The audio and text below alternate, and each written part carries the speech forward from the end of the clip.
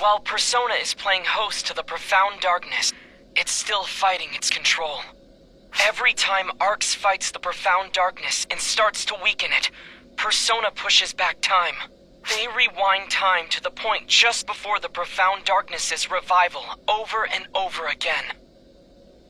We can't just leave them like that. We have to save them, right? Persona is the profound darkness's core. They still live on. Something you know better than anyone. Saving them won't be possible unless we sever their tie to the profound darkness. And even if we do save them, the profound darkness will seek out a new host body. It could make matters even worse. Our best bet is to erase the profound darkness altogether. We've just never had a way to do that. Until now, that is. Exactly! Hitsugi's Ame no Murakumo is the key. The cleansing katana that purges evil. It saved Al and Mother when they were Dark Falls for a time. No reason this should be any different. Just do the same as before. With their help, I've managed to analyze the Ame no Murakumo's abilities and replicate them. Your tie with Persona. Your weapon. Here it is.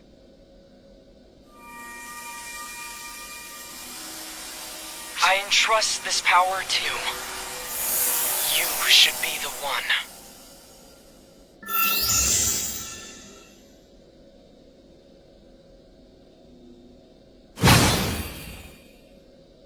The operation is straightforward enough. Cut through the profound darkness's core. If you can sever Persona from the profound darkness, the two of you can wake Persona up together. Absolutely. I got so very much to say, right? Of course.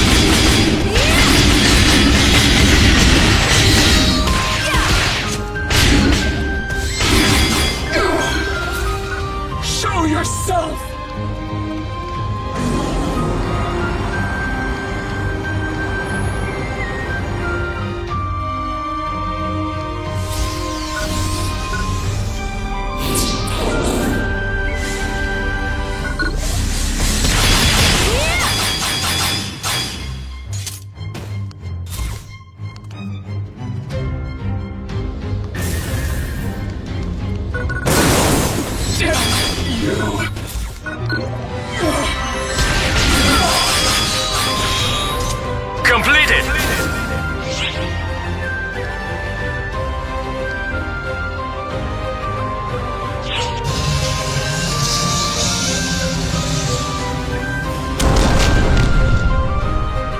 I'm getting readings from Persona. You take it from here.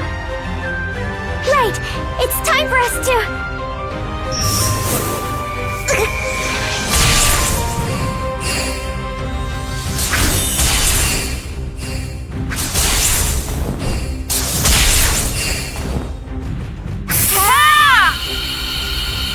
Reach them!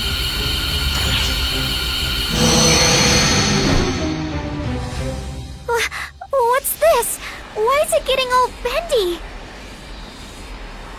Space-time interference? Where is it trying to jump? And why?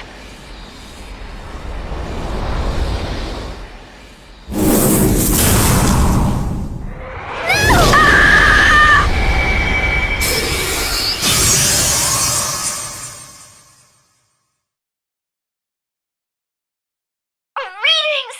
Gone! down, Sierra. There's nothing to trace. No signs in the area. We've completely lost them. Oh no!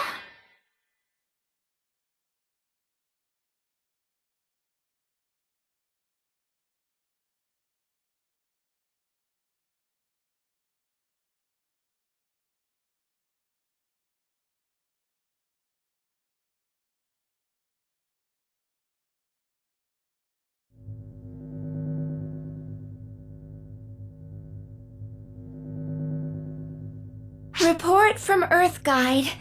No sign of our friend on Earth either, they say.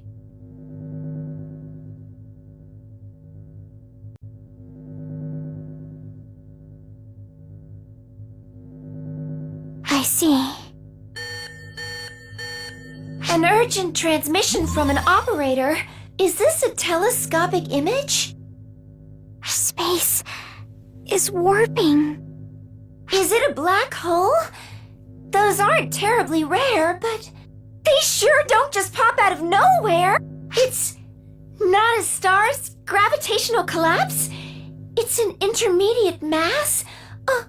Observed values are coming back negative. Its expansion velocity is crazy. If it keeps expanding at its current pace, it'll consume the whole universe. This black hole defies all logic. What's going on here? Does it have something to do with their disappearance? It's hard to rule it out based on the timing.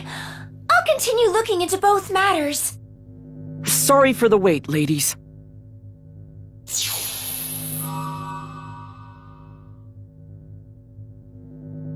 I see you've been apprised about the black hole. That'll save me some time. I've got 2 pieces of news. First, the good news. We've located a reading. Really? Then we have to save them! Not so fast, Matoy. Next, the bad news.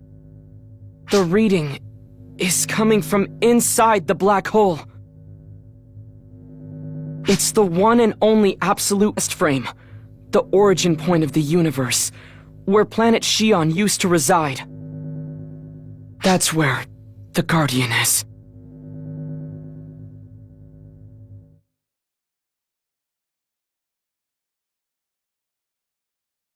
Chapter 0. The Stranger.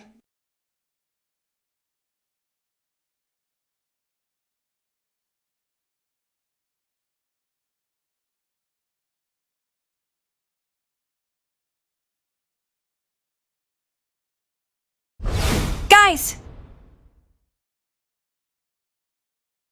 This place, I feel like I've been here before. Huh?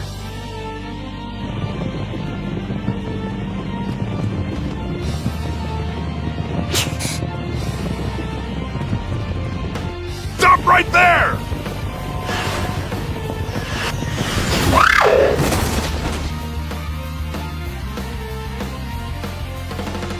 You're a slippery one. But this game of tag is over. The deal's dead or alive! Waste her!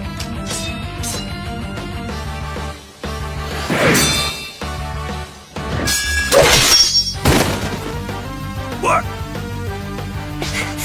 Don't take me lightly. I'm prepared to fight!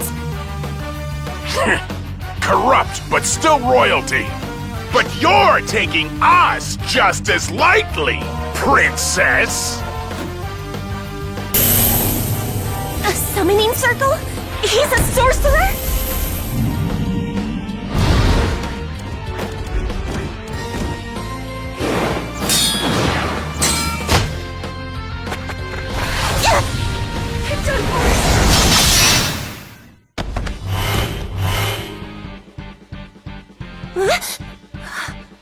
Who are you?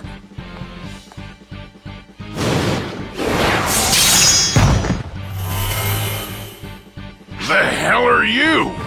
Then again, who cares? Mess with us and you're both dead meat! More ephemera? Steel yourself, stranger! Man, I just love this stuff! Can't get enough of it! Get a move on, summons! Stop them like the pests they are! Slaying our foes is the only way we can get out of this now. May I please request your aid? Yes.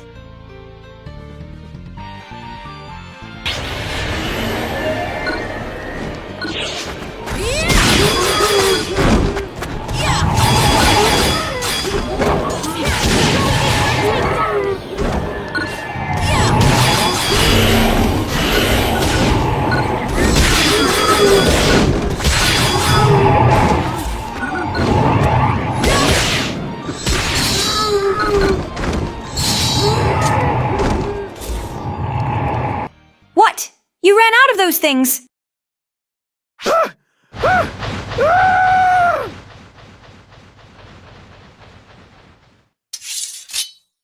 Please, allow me to thank you again for your aid. I was in such a hurry to meet my brother, I failed to take heed of search parties. May I ask your name? My name is Aebelle Runemind. I owe you my life. Why were they chasing you? I do not exaggerate. I am being hunted by the ruler of this realm. Please, introduce yourself. My name is... That's quite enough of that, Lost Record. Well, now it is time to go ahead and flip back home. Huh? Is something wrong? Vanished. Goodness, who was that?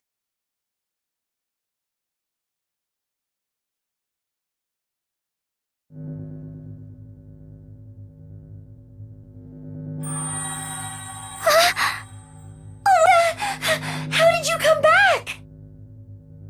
More to the point, are you okay? Does it hurt anywhere? Oh gosh. Gone in a flash, back in a flash. I'm glad you're safe. Could you fill us in on what happened? I have no idea where to start. You're barking up the wrong tree.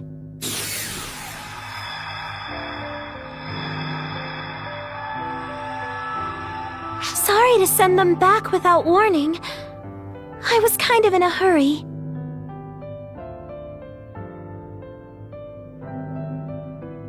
How did you get in here? How? Well, I just went, "Phoop," and here I am. Oh dear, did I barge in on a private conversation? I should know to knock before entering a room. Silly me, I've just been alone for so long, common sense doesn't even occur to me. I'm not getting any teleport readings. She's not Arcs. From these readings, she's a body comprised entirely of photons?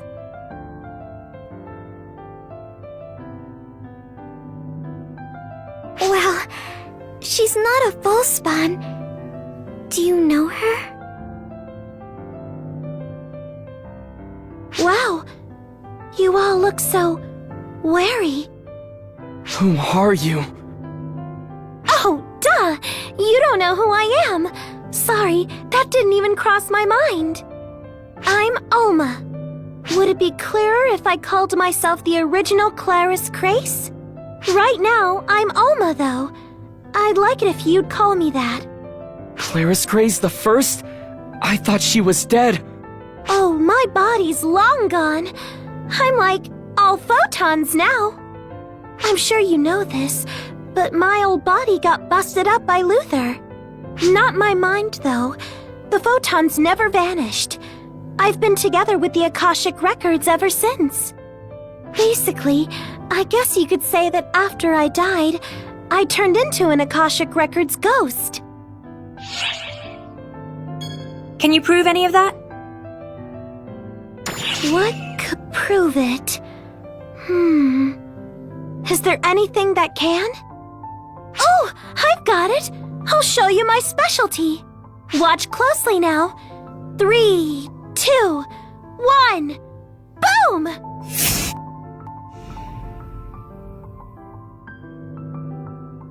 What? But how?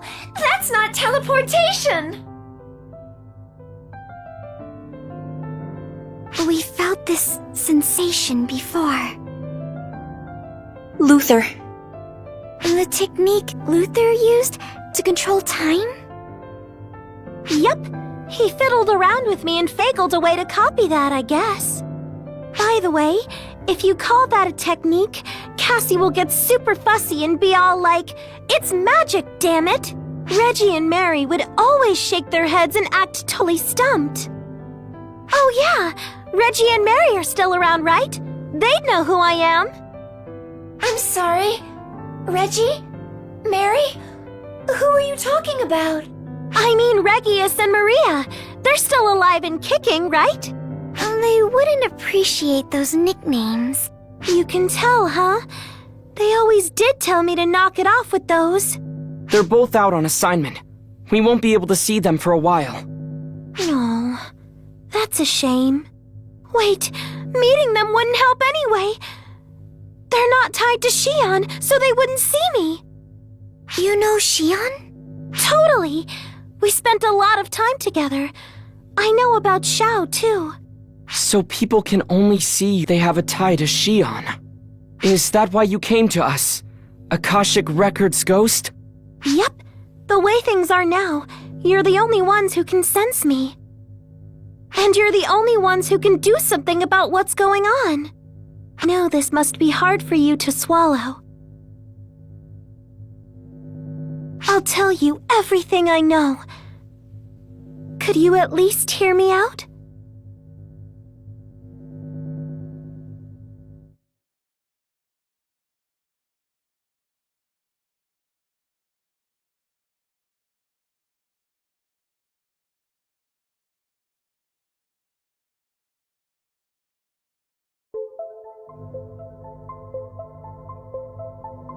Photons are like an element tied to the Akashic Records.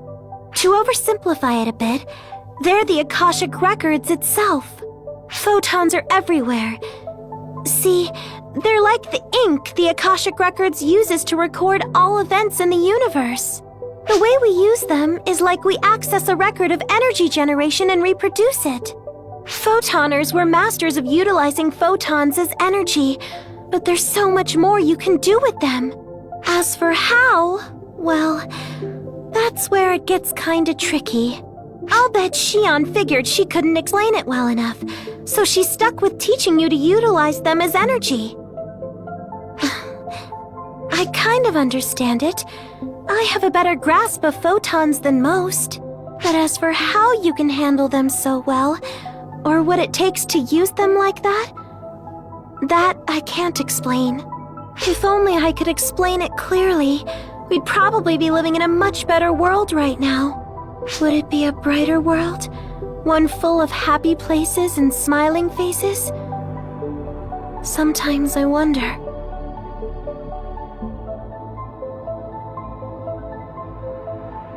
The first Clarice Craze, from the legendary trio of heroes who came before me. I wouldn't call us legendary. For one thing, we were active like 40, 50 years ago tops. All I was good at was tricks and cheats. The second is way, way better than me at actual arc stuff. That, and technically, I'm not actually Clarice Craze. You're not? It's kind of confusing to explain, but Clarice Craze is the name of the collection of photons that used to be inside of me. Huh? What? That's not helping, is it? Okay, how about this? I had a split personality. Split personality? So, I used to be super weak and bedridden a lot, right? I'd always talk to the photons inside me, 'cause, hey, not like I had anything better to do. Then, what do you know? They took on a personality of their own. Boy, did that ever throw me for a loop at first. And if you think it threw me off, you should have seen the people around me. She had a real mouth on her. And when it came to combat, it was a pain to move around. I always let her do all the heavy lifting. She was always a real go-getter. Eventually, that earned her the name Clarice Craze. I guess that's why Reggie and Mary don't call me Clarice Craze. I don't mind either way, but I think it'd be better for them if you call me Alma when I'm me. Yes, ma'am. Consider it done. By the way, could you please not call me ma'am? Sure. Right. So, Alma, what has come of the first Clary's craze inside of you? She left this body here to me and, vanished. What do you mean, left it to you? Maybe I didn't phrase that right. I guess you could say that when I lost my corporeal body, she became a new vessel for me. So basically, it's like, my body's Clara's craze, and my mind is Alma. So, Clary's craze protected you, Alma? Calling it protecting is kind of a disservice to her, I think. I mean, the last thing she said to me was, "Now we're even." Maybe that means I'm also Clara's craze in a sense. Maybe I should get used to being called that after all.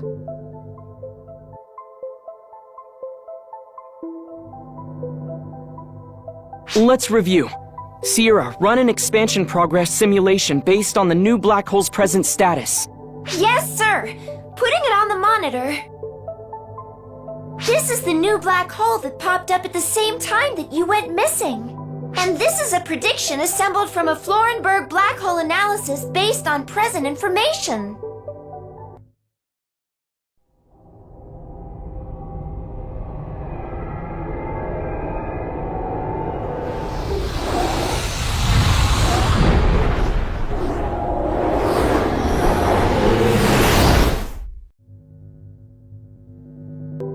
Everything's getting swallowed. The world will turn all black. Conventional black holes do not expand at this velocity. Something's clearly up here. Alma, tell me something. You called yourself a ghost of the Akashic Records. This return was undoubtedly due to your power. The readings were inside the black hole. So it stands to reason that you were in there. And you came from there. Tell me, what's in there? Where does that black hole lead? I think you know the answer to that, Xiao.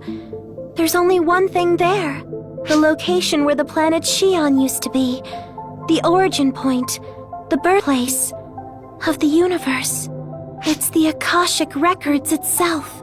And you got lost on that world. Let's call it Omega for convenience's sake. The world of Omega is the Akashic Records made manifest. Maybe it would be easier to say it's what the Akashic Records dreams of. Records made manifest? Does that mean that the string of events on Earth, that ether has something to do with this? Probably. Photons are tied to the Akashic Records. I bet photons fused with aether that became altered on Earth, and that's why they got all crazy. But I thought the Akashic Records were Xi'an, and she's gone now. Well, you're a little off. Xi'an is Xi'an. The Akashic Records are the Akashic Records. It's true that with Xi'an gone, there's no one left who can access the Akashic Records. But the Akashic Records are still there. It's just that there's nobody left to see them. The universe is still being recorded. So basically, the Akashic Records are a library, and Xi'an's a librarian? Oh, good one! A perfect comparison, I'd say. The library still stands, even if there's nobody around to manage it. Nobody was supposed to be able to access the Akashic Records to begin with. But the Akashic Records have manifested themselves as a single world, Omega. The profound darkness jumped to this visible manifestation of the Akashic Records and fused with it, thus leading to the creation of a potentially universe-consuming black hole, I take it. Dreams are what we see when our brains are organizing our memories. It's the same for the Akashic Records. I think the Akashic Records are dreaming while sifting through its memories of the whole universe. That dream has taken shape. Well, actually, it's a little more complicated than that. The thing is, malice has entered the dream. If we don't do something, everything's gonna be engulfed in darkness. The past, the future, all creation as we know it. That's why I came here. I'm gone now, but I still want to see the future that all of you and Shion worked to weave.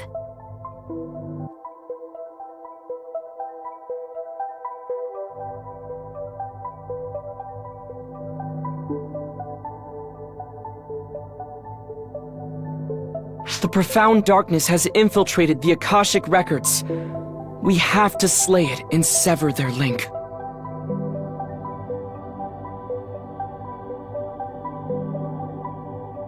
It's straightforward enough work.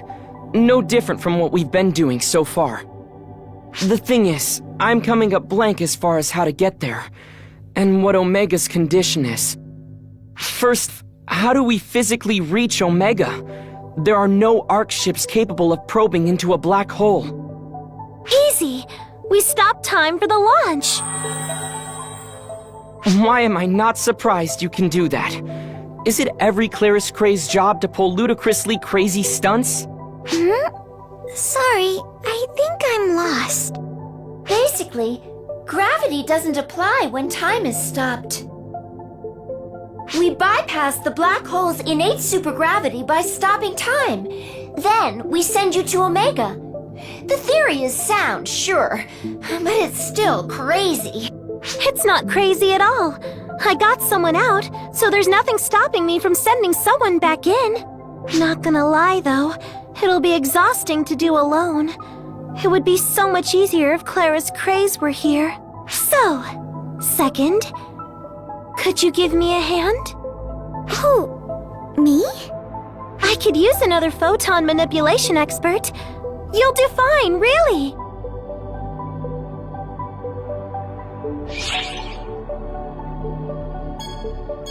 It's all you, my toy.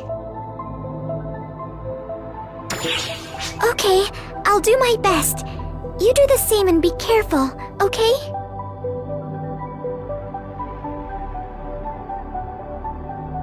Sierra, you should head to Omega 2. I'll take over ship management for the time being. I'm not proud of it, but combat is not my thing. Okay, I'll try to give you a form that will allow you to focus more on navigation. How about that, Sierra? Exactly what form it will be might depend on what kind of mood Omega's in, though. I don't know about this. This isn't how I imagined my first field assignment was gonna go. I've got your back. Oh, okay. I look forward to working with you. Here's how this is gonna work. We'll approach the time-stopped black hole in the gateway ship. It'll be easier to send you over a shorter distance, so once you're ready, commandeer the gateway ship, okay?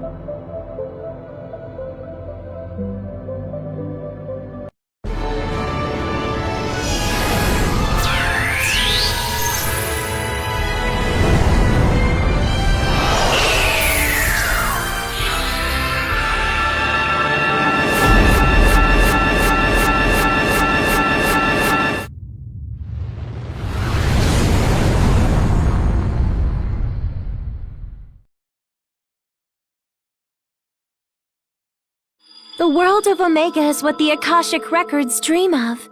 It's a jumbled up mishmash of all the records in the universe. The civilization and culture of Omega comes from random planets and eras logged in the Akashic records. It's a waking dream spawned from the collective memories of an entire universe, so you're bound to run into all sorts of crazy stuff. I know I'm the one who asked you to go, but stay on your toes, okay? And take care of things.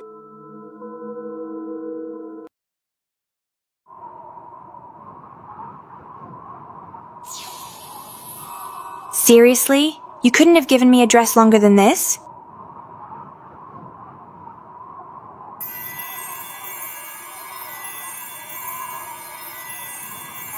Here! Over here! Sierra? Surprised? I was surprised myself. I was speechless.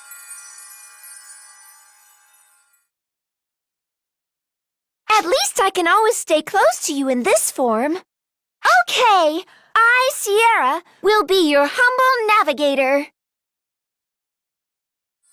Let's start by finding a place with lots of life sign readings. Yeah, this place is so liminal.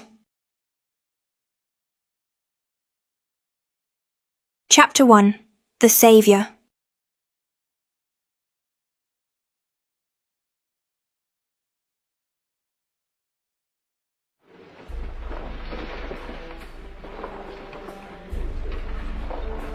This is a pretty imposing place. What do they do here? You there! What are you doing? You don't look familiar. Are you one of the king's minions? Your strange garb is unquestionably suspicious. Identify yourselves! Wait. My name is Aebelle Runemind, and this is my navigator, Sierra. We come in peace. The little one speaks. What is this creature? What? I figured I'd look right at home like this. Oh, jeez. What do we do now? Huh? Isn't that... What's all the commotion? Lady Harriet! My apologies for causing a stir. We found some suspicious figures skulking around. We were just about to apprehend them. Suspicious figures? It's you! Lady Harriet, no! Stay back. They're dangerous. Bullshit. How are they dangerous? They are my guests. Your guests. Even if that were true, this is hardly the time. Varuna, I am most grateful for your consideration as my adjutant. However, I will be fine. Please allow me to handle this. Yes, ma'am. Just call if you're in any trouble at all. I'll be right there. Thank you, Varuna. Come, this way!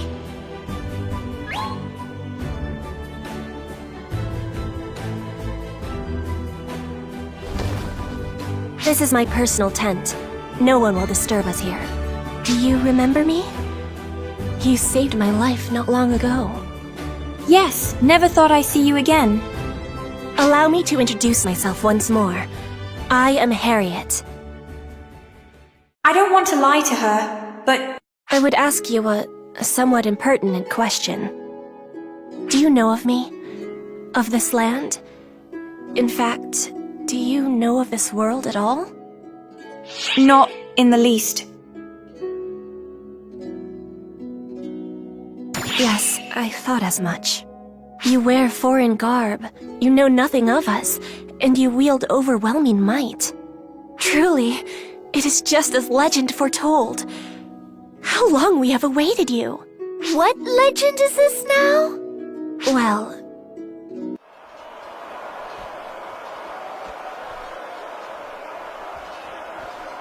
Hey, that rumbling and stuff outside can't be thing good, it? Lady Harriet! You may enter. Sorcerers have arrived at the Royal Army camp. They appear to be preparing for a summoning. They're going to summon a castrum demonica here, aren't they? Strike the enemy camp before the ritual is complete! Varuna, muster all troops! Lady Harriet, that would be dangerous. I think we should retreat. If we keep retreating, they'll corner us at our stronghold sooner or later. We would be finished. And I can hardly flee alone while everyone else is fighting. Lady Harriet. We'll launch a pinpoint blitz. Varuna, notify the troops immediately. My apologies. I must take the field. I will give you a full overview later, should I return alive.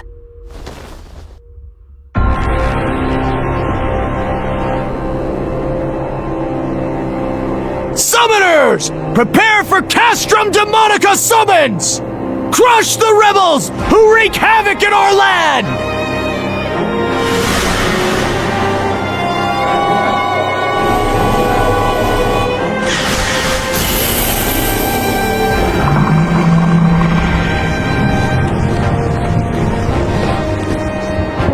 Stop the Castrum Demonica summons!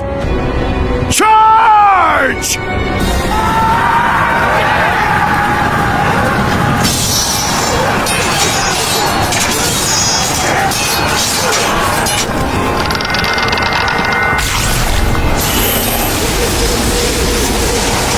Blast! There are just too many monsters, but we're this close! Oh man! Keep pushing! We're through! This is it! What? And Arx Demonica.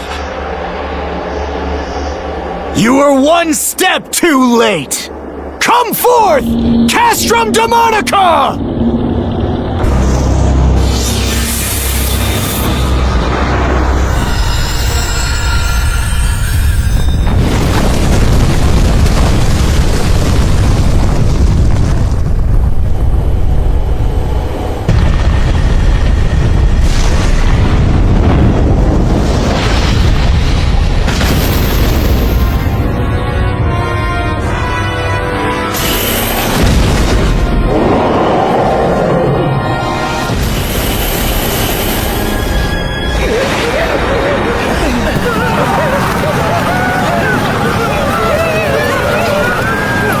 Stand strong! Stand!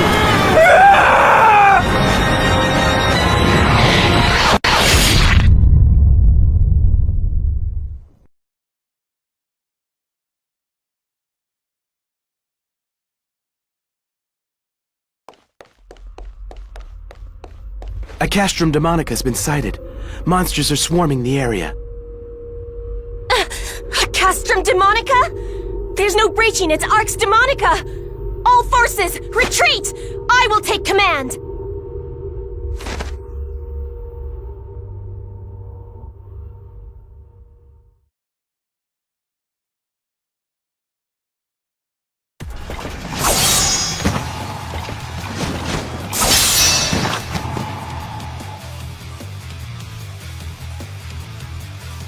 All forces have retreated. Lady Harriet, you should do the same. No! I yet have a role to play! Lady Harriet, you wouldn't. Let the secrets of the Buster be made manifest!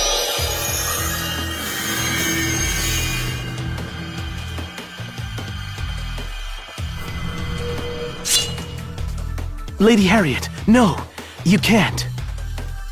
You know that no one has ever been able to control the Buster Tower before. Yet control it I must! It is the only way to destroy the Castrum Demonica's Arx Demonica! Please, heed my call. Banish the encroaching darkness.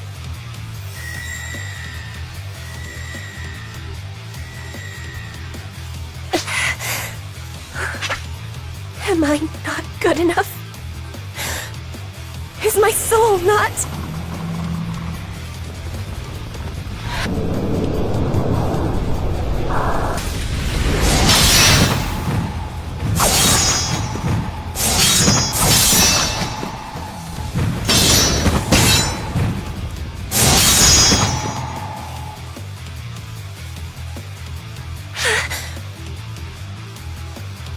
Boy, talk about a close shave. You... Why are you here? I can't just ignore you. Yeah, exactly. We can't just ignore someone in need. A member of Arx? No. A guardian would never abandon someone. A guardian? Thank you. Well, maybe don't thank us just yet. Not even a guardian can go non-stop against an endless stream of enemies. The enemy forces seem to be driving Harriet's troops back. We have to breach that barrier and do something about that kooky castle. But that barrier is airtight. Breaking through is gonna be hard. Can we hold out long enough?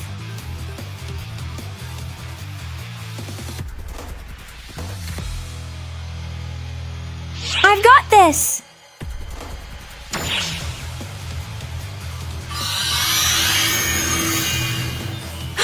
The Buster Tower just stabilized! What is it, Harriet? There may be a way for us to break through the barrier after all. Allow me to place my faith in your might, the might of the Guardian.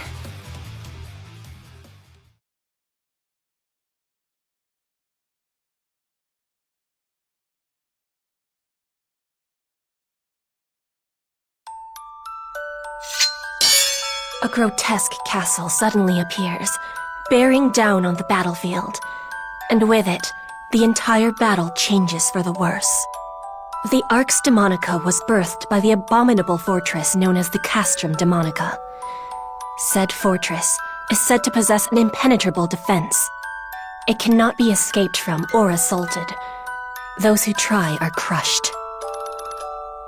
More horrible than the castrum itself are the monstrosities that issue from its maw, mercilessly pillaging and murdering. Clearly, there remains no choice but to flee. At least, that was how it should have been. Just then, a visitor appears from another world. The arrival of a savior bearing the light of hope, who cuts through the wicked foes, assailing the princess. And the savior's strength will be etched into the annals of history forevermore.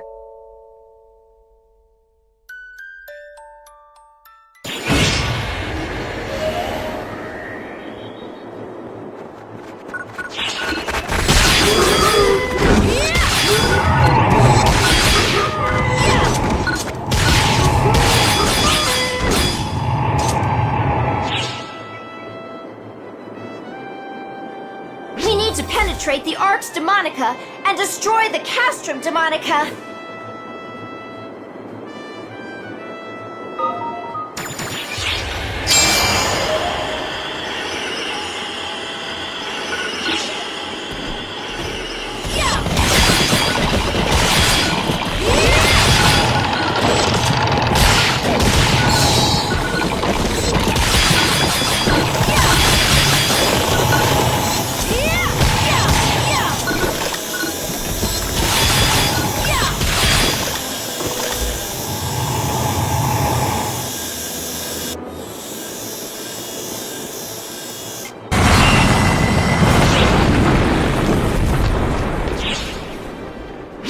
Forces have been put down. Now's our chance to summon the Buster Ribs and destroy the Arx Demonica.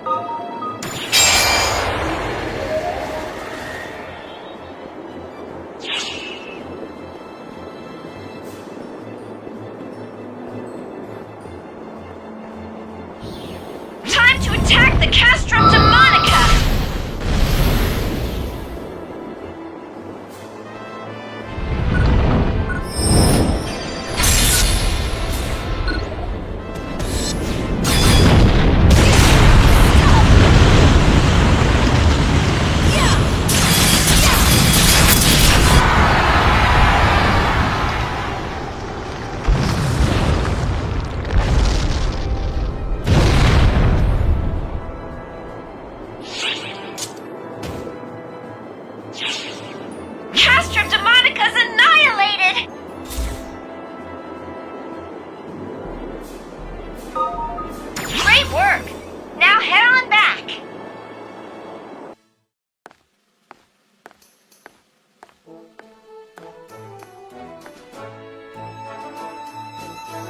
On behalf of my people, thank you for your gracious assistance.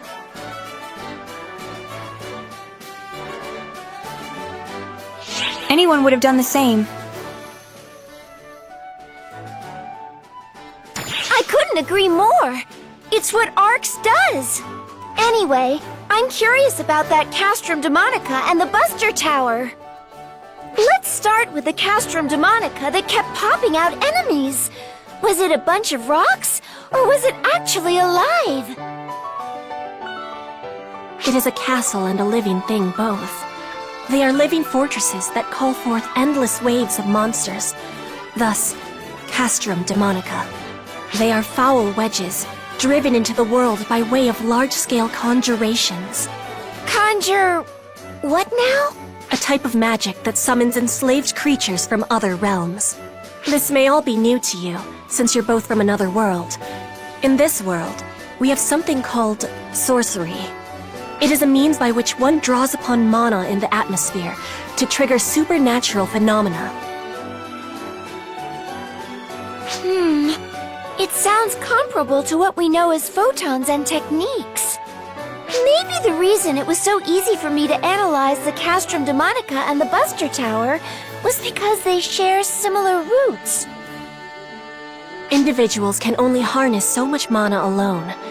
A person's sorcery prowess was generally limited to a fairly ordinary degree. That is, until these ephemera came along.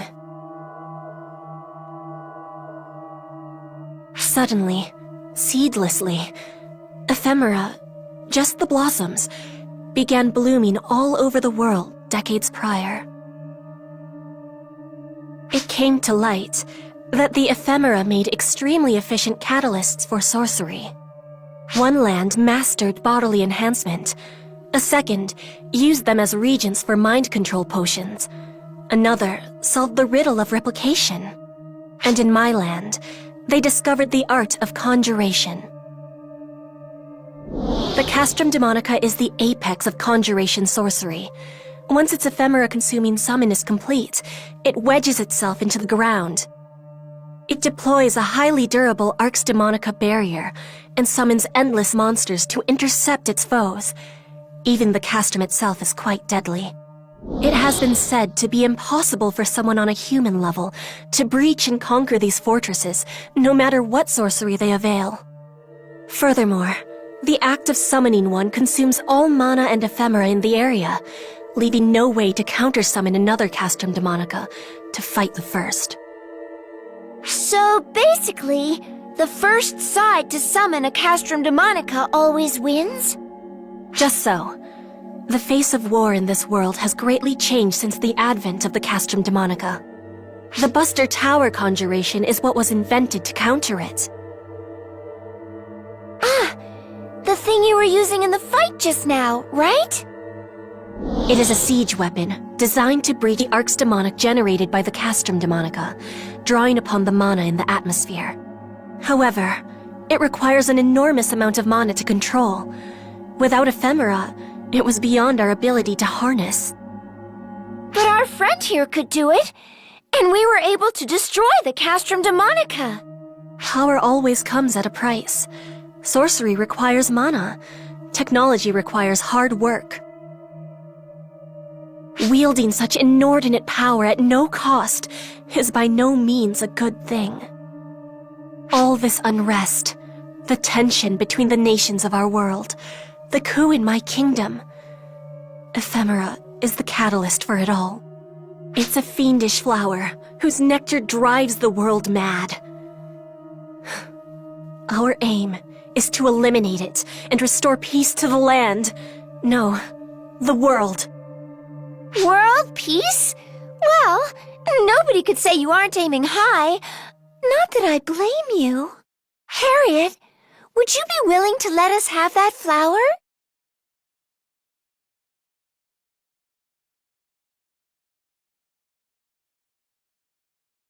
Channel your power into it. Channel photons, like you're holding a weapon. I completely forgot that I'm a photoner.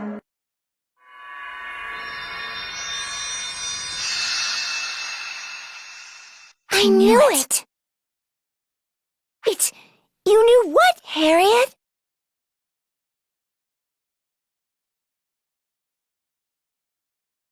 It is the legend I mentioned previously.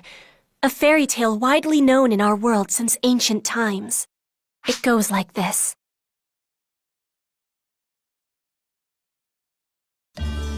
When the realm is enshrouded in darkness, lament not, for a hero shall spring forth from otherworldly luminance, spirit guide in tow.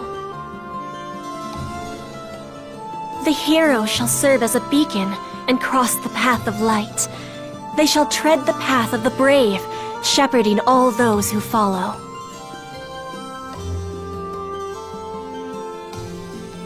In turn, those who take up arms shall guide wayward souls lost to darkness. Perilous is the path they tread, yet righteousness will prevail. Fear not our Savior, for by their hand shall light shine on blackest night, banishing the darkness forevermore.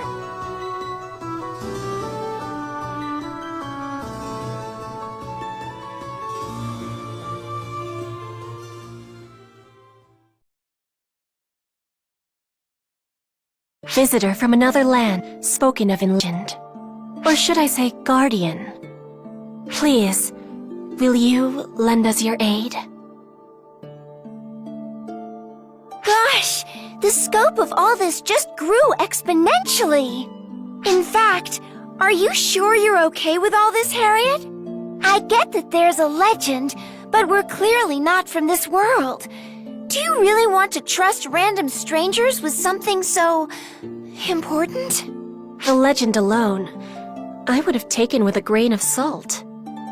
But you have aided me in my time of need. And twice now you've come to my rescue. That is enough for me to trust you. More than enough. To fly to someone's aid without hesitation in a realm where you tread blindly, it's no small feat. I would trust you, with or without the legend. That ephemera flower just now, it disintegrated in reaction to photons. That's an F-factor mass. As members of ARCS, we consider those a problem. Besides, how can we say no when you're asking so nicely? Thank you so much! Well, we've gathered plenty of intel. How about we pop back to the ARC ship to deliver a report real quick?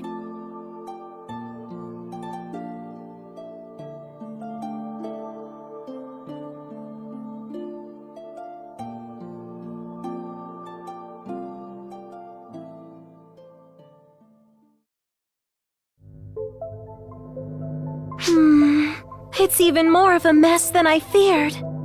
You're right about that. All this talk of sorcery and summonings, it's all over the place. Crazy doesn't begin to describe it. For what it's worth, I don't think our world's history has any bearing on Omega. None of their attire or equipment is in my databanks. There's a lot to process here, and it is rather jumbled, but we've gleaned two vital pieces of knowledge from this right off the bat. First, it's possible to return from Omega. Second, it's possible to send you into Omega. The Akashic records are a mishmash of multiple time axes. That's why Omega's history is such a jumble. But that also works to our advantage. You're the only one who can visit the world on the other side. But a parallel version of you from another time axis should help you out. I'll trust your judgment as far as what to do on site. Helping this Harriet girl should help you learn more about Omega. It's a solid choice for a guardian as well, of course. So for the time being, our goal is to help Harriet out and destroy the Castrum Demonicas plaguing the countryside. We gotta run a full analysis of the Buster Tower that, if we can emulate those, we might be able to produce our own facsimiles. Let's knock 'em dead out there!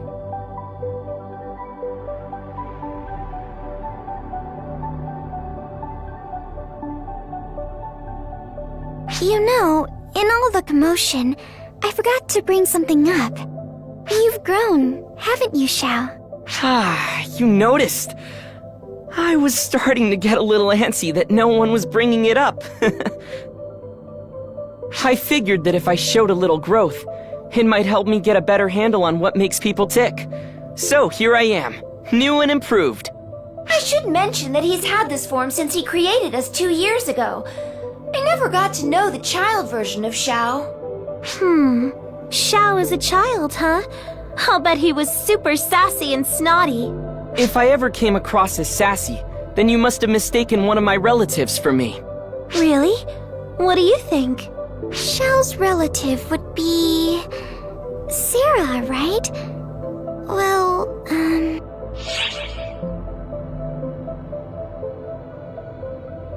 No, you're just sassy. Ah, you're a straight shooter. I won't deny what you say. My mind was constructed based on Sarah, so her personality has rubbed off on me considerably. When I come off as sassy or super laid back, that's all Sarah. But the fact that you admit to her influence means you like her, don't you? No comment. You can draw your own conclusions. Well, I guess the best thing about growing up is that now I get to pat Sarah's head. Sarah hates it, so naturally, I eat it up.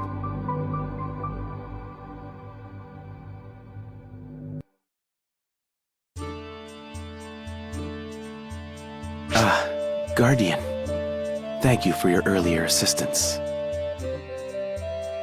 I'm most grateful to you for saving Lady Harriet. It was the obvious thing to do. Even something so obvious was beyond my power to do. That frustrates me. The only reason I couldn't assist Lady Harriet back there was because I was too feeble. I'm supposed to be Lady Harriet's adjutant. If only I were as strong as you, Guardian, she might be more willing to lean on me. Hey, you're not thinking of using ephemera, are you? From what we've learned, ephemera's awfully tempting, and we've heard very little about its side effects so far. Is everyone really okay with not using ephemera at all in light of that? No matter how fiercely we lament our weakness, none of us would dare to use ephemera. There could be no greater betrayal of Lady Harriet's wishes. Ephemera twists the world, and it would be folly to say that no one questions that claim. But Lady Harriet strives for all our sakes. That much is undeniable. When she instigated this uprising to strike down Prime Minister Lutz, a man obsessed with personal gain, she did so purely for the people. She devotes herself tirelessly to the cause of righteousness, no matter how much harm it does to her mind and body. No. All of us have found a purpose for ourselves in supporting Lady Harriet in her quest. Guardian, I am truly grateful to you for rescuing her. But I am her adjutant. I'll be the one to protect her. Now, if you'll excuse me. Talk about transparent! He's head over heels for Harriet! That was pretty educational, too. Everyone's more enthused about Harriet than about eliminating ephemera, from what he's saying. He's so dashing and handsome, though. He must have grown up from an upstanding family, with cultured siblings and all that.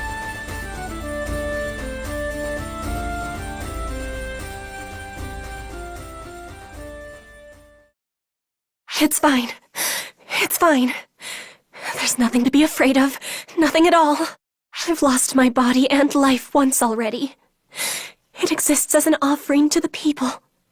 It exists to be with them. So don't be afraid, Harriet. It's fine. Everything's... Oh dear, I'm so sorry. You caught me at a most embarrassing moment, didn't you? Are you scared? I am, yes. I would be lying if I claimed otherwise. But it is a fear I must never forget.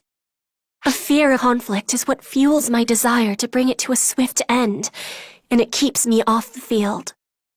Thus, I must always keep that fear close to my heart, so that I do not act recklessly.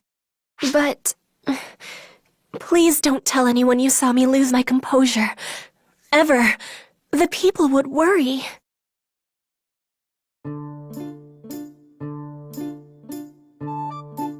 Say, you've mostly spoken about your own land so far. There are others in this world too, right? Yes, that's right. This continent is divided into 4 cardinal nations. This is the southern nation. Here lies the domain of Cuento, a land of nature and magic. I am the second child of the late king of Cuento. So, you're a princess? In the sense that I am royalty, yes. You are welcome to see me as one. But it is precisely because I am royalty that I must, on occasion, take up arms and fight. Prime Minister Lutz was drunk on the power and prosperity brought about by ephemera when he launched his coup. Because of that, my father lost his life, and we were banished from the kingdom. Now Lutz calls himself king, and he forces the people to bear greater burdens than ever in the name of augmenting his forces.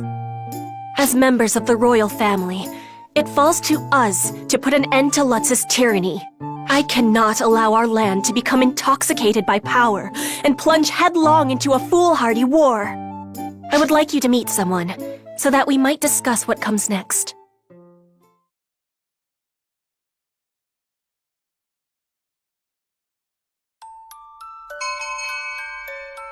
I would like you to meet someone.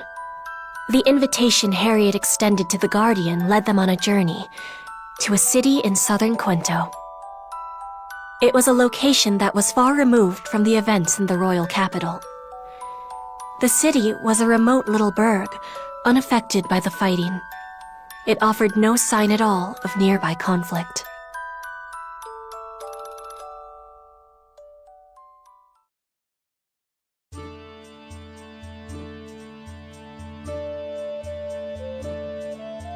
Ah, Lady Harriet! Welcome back! We were all so frightened when we heard you'd come under attack. I'm so glad you're safe. Oh, you must be tired, Lady Harriet. I'll prepare rooms for you, Mr. Varuna, and your entourage. It pains me to have worried you. But rest assured, there is no need to be concerned. These people have kept me quite safe. I must show my guests in. Please, as you were. Don't mind me.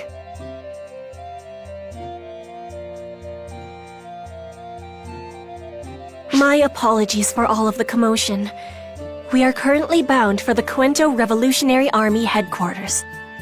There's an awful lot of people here for a revolutionary army. They are all people who could not bear the tyranny of the current pretender, Prime Minister Lutz. Prime Minister Lutz's highest priorities are the collection of ephemera and the summoning of Castrum Demonicus using it. Castrum Demonicus are summoned without regard to where people live. One after another, it's becoming increasingly erratic.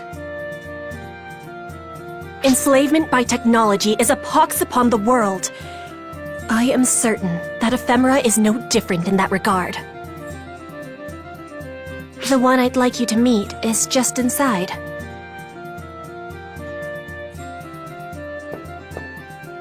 Coming in!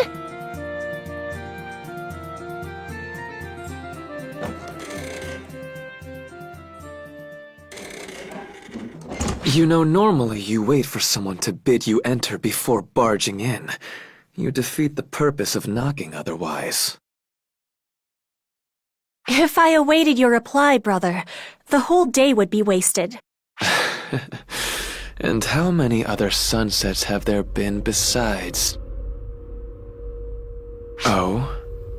Did you bring guests? Does that mean our time of reckoning is finally at hand? What are you doing here? It can't be! Luther!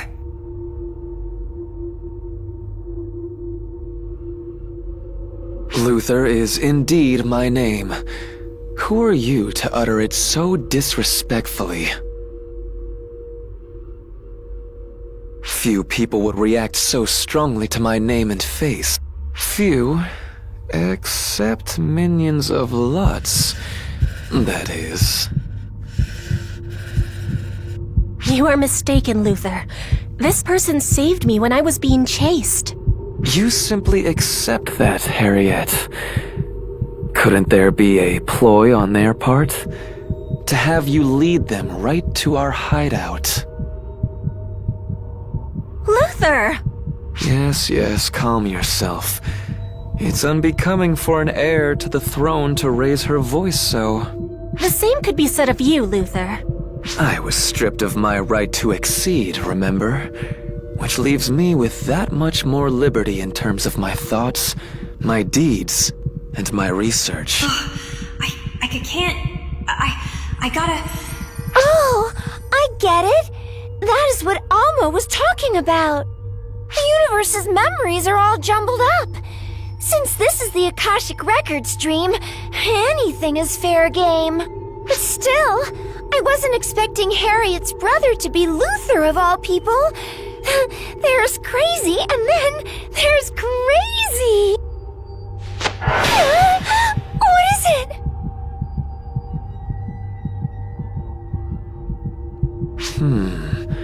A fairy, just as the legend foretold. As for you, of course, you must be the otherworldly visitor spoken of in the selfsame legend. You can tell that? I stand at the forefront of sorcery research. One look at your mana flow makes it clear you're not of this world. Besides, this is a land where summoning is a reality. I was the one to discover their mechanism. It would be irrational indeed if I refused to believe in the existence of other worlds. I must say, though, I'm impressed that you speak our language in that form and fly through the air.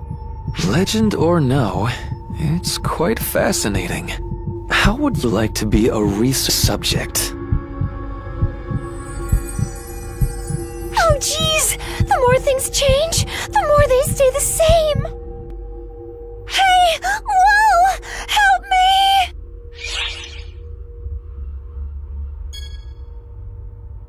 We're not getting anywhere like this. Point. Let's get back on topic then. Allow me to delve into the origin of war and the state of our nation.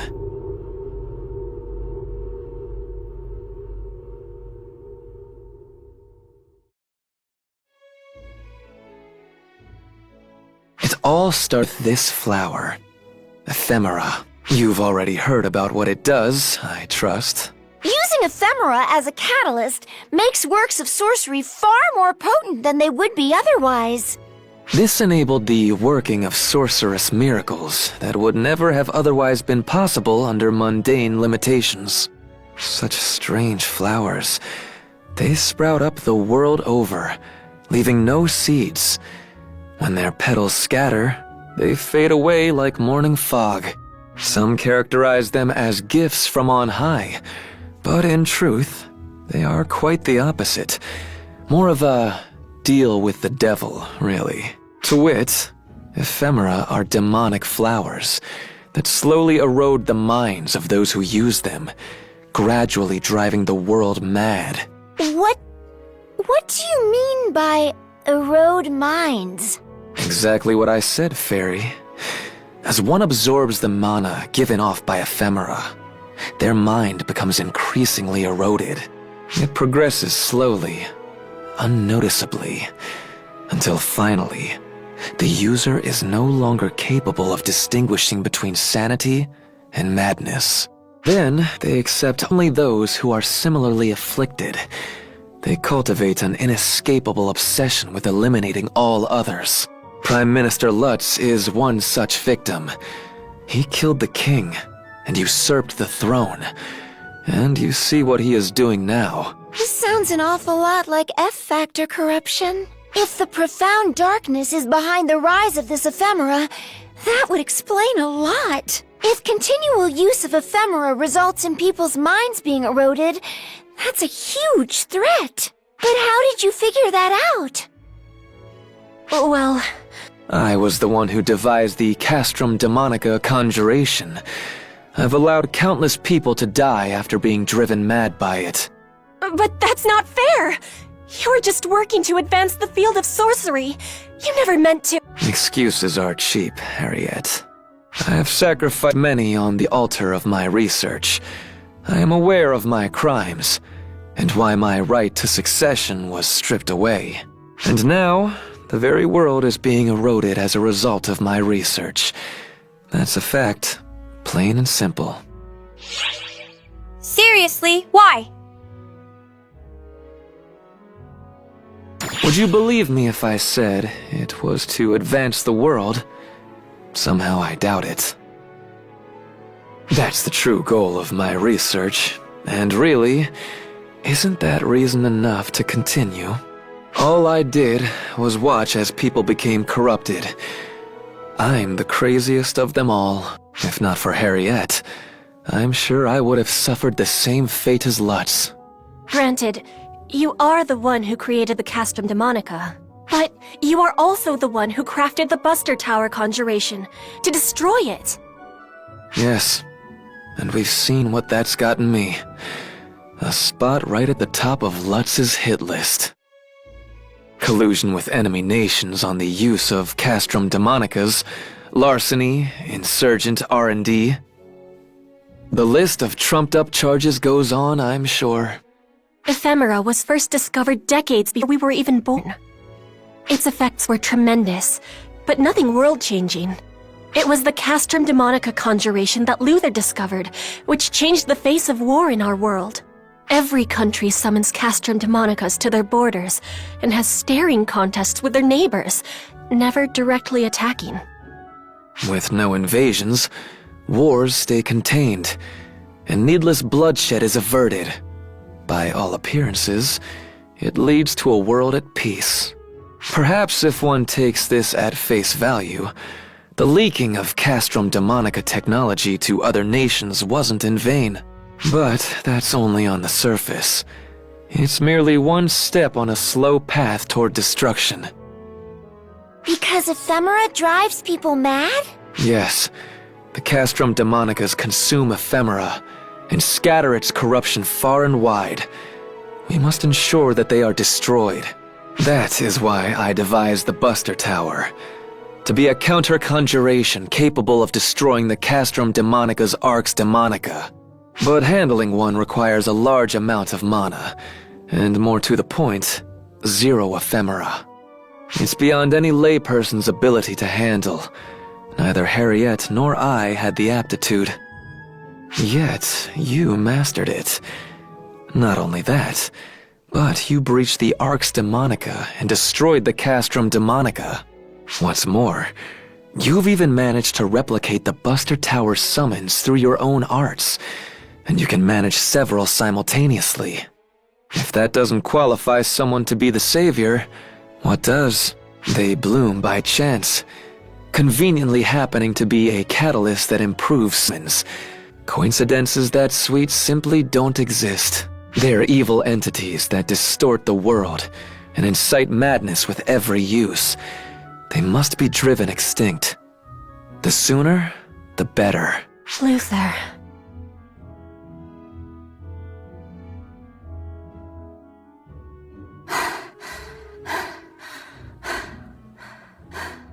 I admit that him having Luther's face still throws me off, but he's being perfectly sensible about this. Ephemera, the flower that distorts the world, the flower that your photons disintegrate. We've tested it before, and these are crystallized F-factors. For all intents and purposes, they're part of the profound darkness. If it's the ephemera that caused the profound darkness to grow more active in this world, then we can't allow them to exist. It's sounding more and more like working with Harriet is the right call. I still can't believe we encountered Luther that way. Calling it the Akashic Records dream is a good way to put it. It's even more chaotic than I imagined. Dreams are always kind of random. I bet it's only going to get more nutty from here. Alma, is it just me? Or are you eating this whole thing up? Sorry. I'm not, honest. I actually feel pressed to do something about it. It's just been so long since I've spoken with other people that I can't help but make the most of it. You said you were with the Akashic Records, right? What were you doing after Shion was gone? Nothing. I was just together with the Akashic Records. I was alone, watching the records of the universe file themselves away. I was content with that. But I guess when I start talking, it makes me want more. Interpersonal connection is really important. Alma? You can always chat with me. I mean, when you have the time. Really, Sierra? I thought you were super busy. A little's not gonna kill me. Being a sounding board is part of my job description. Right? Perhaps you're right.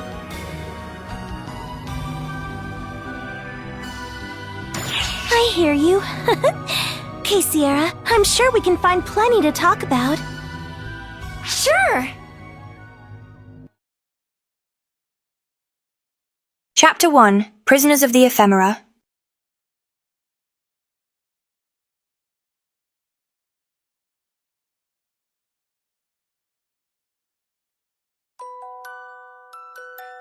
Princess Harriet lives, and is now working side by side with the savior of legend. Rumors of their cooperation have spread throughout the realm like wildfire.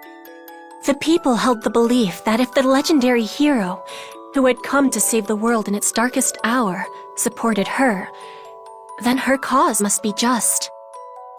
The Revolutionary Army's numbers swelled, but rarely did the slightest hint of a smile grace the faces of their leaders, Harriet and Luther.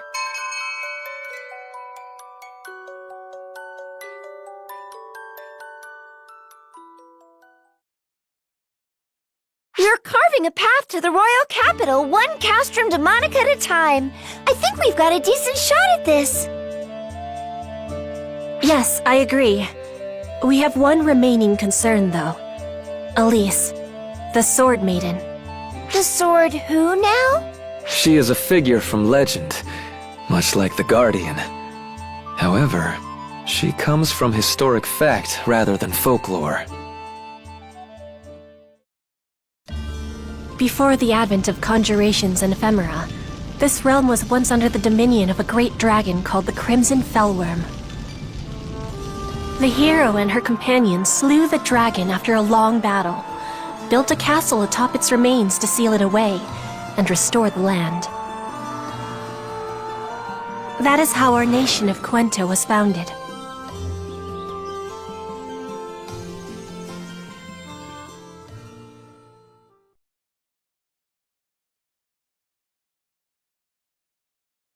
Wow!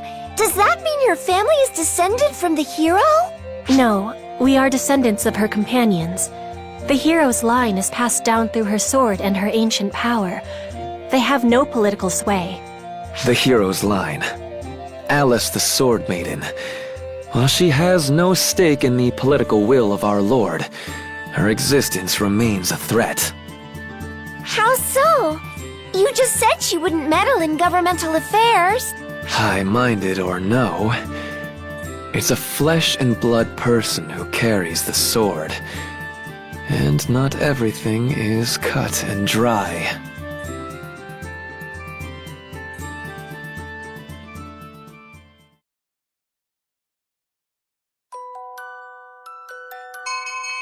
Cuento Castle, the throne room.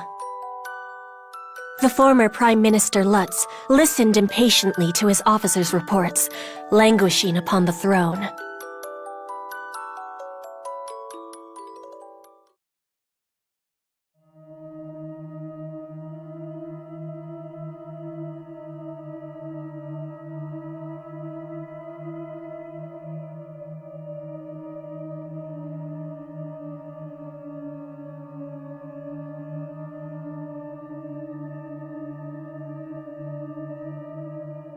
How do you explain this state of affairs? I believe I ordered you to suppress the rebel army. Luther and Harriet yet live, and not only that, but our castrum demonicas are being destroyed the realm over. What is the meaning of this? The castrum demonica is indestructible, but only so long as its arx demonica remains standing, sire. Should a means be devised of breaking the barrier, destruction is not out of the question. Excuses! I demand action!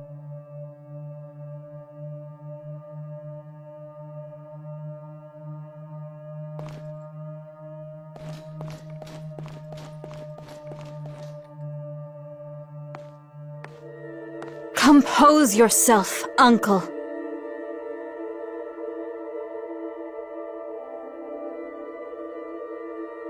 How can you expect me to be composed when our castrum demonicas are falling left and right? Princess Harriet's side has the power to destroy castrum demonicas, and they travel with the entity known as the Guardian. They are also backed by the royal bloodline. You control the kingdom, objectively speaking, but theirs is the side with just cause. Just whose side are you on, Alice? I merely state the objective truth as Sword Maiden. I believe that a parley would be in the best interest of our nation and its people. Never! The royal line tried to doom the land. There can be no peace with them! Uncle, did the former king truly seek to doom the land? How can you even ask? Castrum Demonicas and Ephemera are absolutely vital to our land's continued survival in the world. To publicly renounce them would doom us all. Our nation would fall and be erased from history. The legend and sword you've protected would be gone with it. Isn't that right, Alice the Sword Maiden? Yes.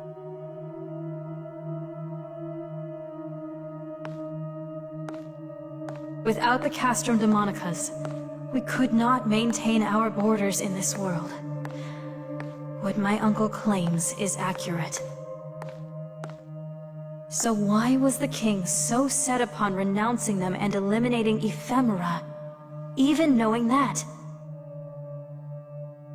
I'll have to ask them in person.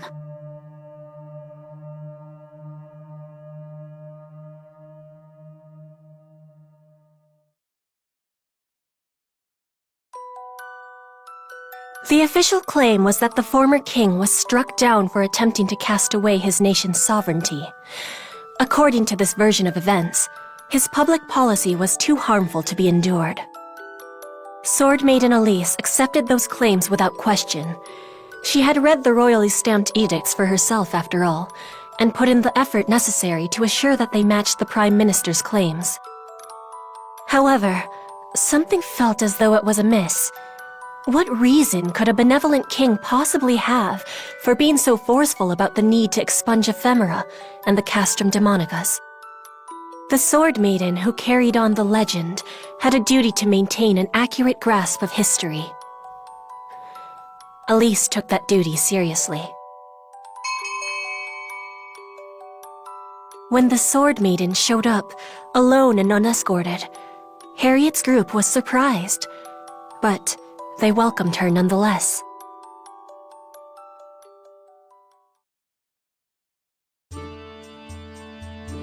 I thank you for your gracious reception. It is an honor to be visited by Elise, the Sword Maiden. Please, there is no need to bow. My line carries on a sword and legend, and we have no political affiliation. But Lutz is your uncle. Surely you hold sympathy for one related to you by blood. By that logic, my bond to the two of you is thicker than blood. We can all trace our lineage back to the legend, after all.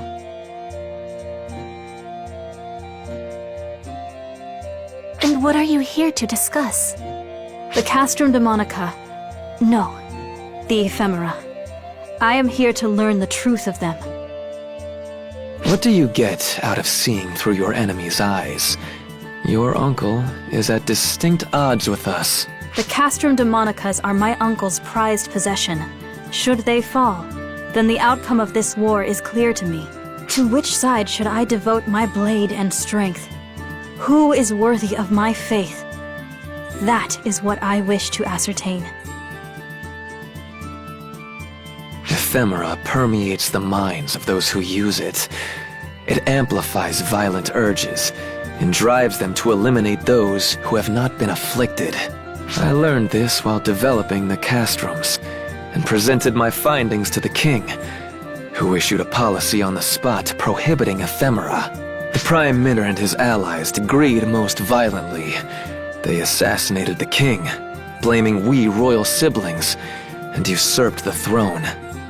Am I to believe that in the absence of evidence? You must have seen the evidence for yourself by now. Aren't you Prime Minister Lutz's niece? Are you suggesting that my uncle has already succumbed to this ephemera phenomenon? The Prime Minister we knew was a kind-hearted man who always put the nation and its people first. Father had absolute faith in him. Lutz also took point personally in preparing Castrum Demonicas in the interest of national defense. He summoned more of them than anyone. Which, in turn, has exposed him to the negative effects of ephemera. He builds castrum demonicas across the land for the good of the nation and its people. We, the royals, destroy them for the good of the world. The irony is not lost on me, I assure you. Luther. That's the long and short of our pitch, as it were. What you believe is up to you. But something tells me the decision has been made for you already. What do you... Lady Harriet, reporting. We have a massive conjuration reading on the plains in front of our camp. It's a castrum demonica summons. What? But there are no military forces stationed around here! I imagined he assembled some forces while you were making contact with us to exploit the Sword Maiden. Nay, one's own niece as a pawn. You truly have lost yourself to madness, Lutz. Uncle!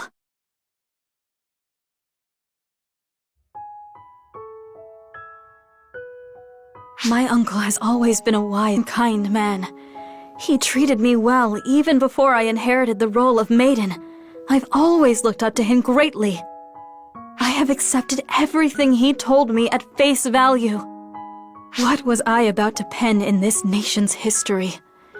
In the continuation of our nation's founding legend? Lady Elise. The sword and strength I inherit exist to slay the Crimson Fellworm. They must not be used to other ends. Perhaps those teachings have simply been an excuse for me to avert my eyes from reality. Lady Harriet, Mr. Luther, and you, legendary savior, guardian. Let us work together to stop my uncle. If parley isn't possible, then we must at least curtail any further madness. Do you understand what your words entail, Sword Maiden? I am resolute. My uncle took the life of the king. Then I expect you to see this through to the end, O legendary warrior. And if what we do turns out to be wrong, then by all means, turn your might and blade upon us. You needn't so much as speak the words.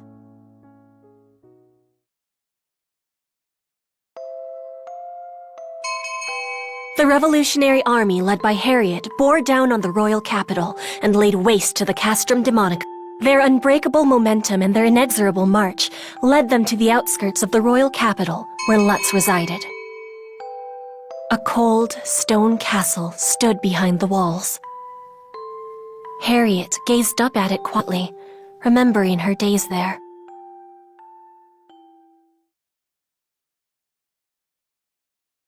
Gwento Royal Castle. It brings back so many memories. And Lutz is there now. Reports we're getting claim that he's condemned the followers who have remained with him to forced conjuration labor. He's a fool of a king. He's let the castrum demonicas and the ephemera blind him to his own methods and purpose. Salvation for him will be difficult indeed. Never did I expect to lay eyes upon someone even more condemned than I. Let us go. We must put an end to this.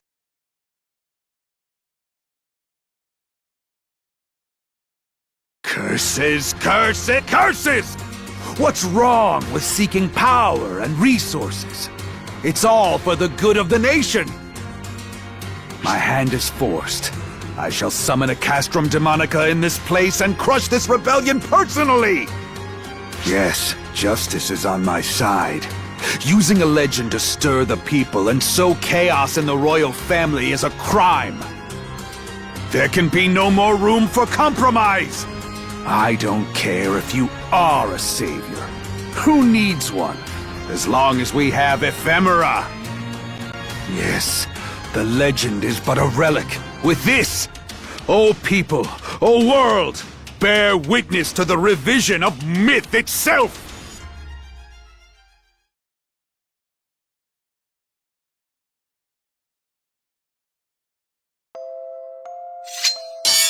Lutz managed to summon a castrum demonica to protect the royal capital.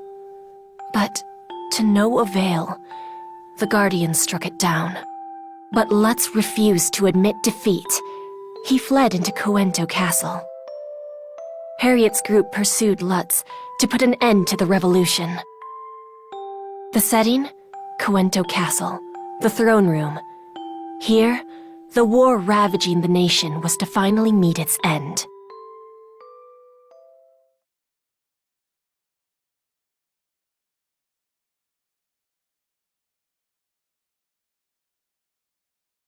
This cannot be. It can't. It can't. It can't! This can't possibly be right! The Castrum Demonica, the power of Ephemera, defeated at the hands of man?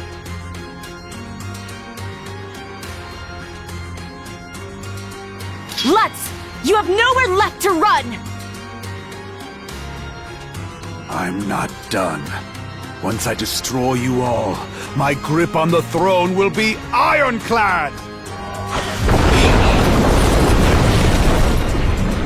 Such destructive power! Is this too the power of Ephemera? Even as a mere catalyst, this is what it's capable of. Now you see why our nations are all so interested in studying it. This is no time to gloat!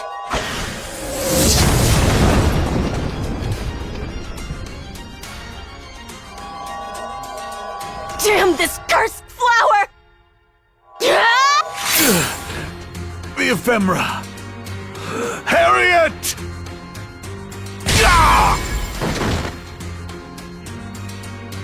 Let's not get violent with my sisters now,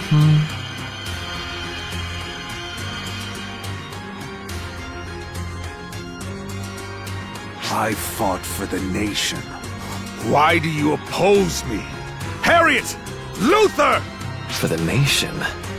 Now there's a poor jest. In what way have your deeds served the people? The nation and its people have no desire for war! That is why the savior of legend, the Guardian, sided with us!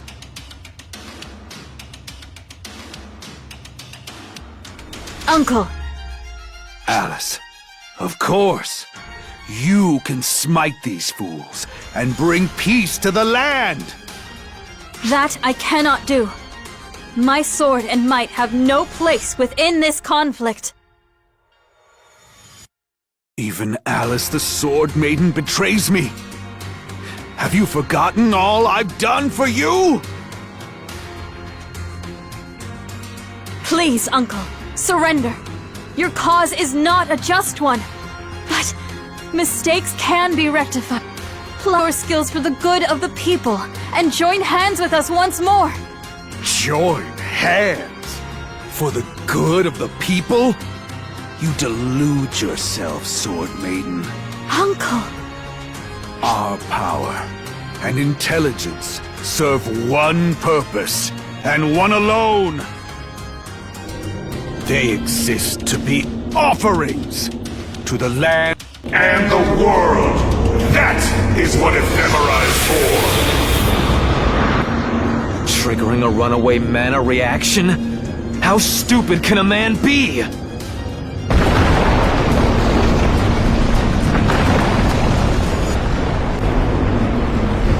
You'll all join me in death. The world must be destroyed. All of history must be destroyed!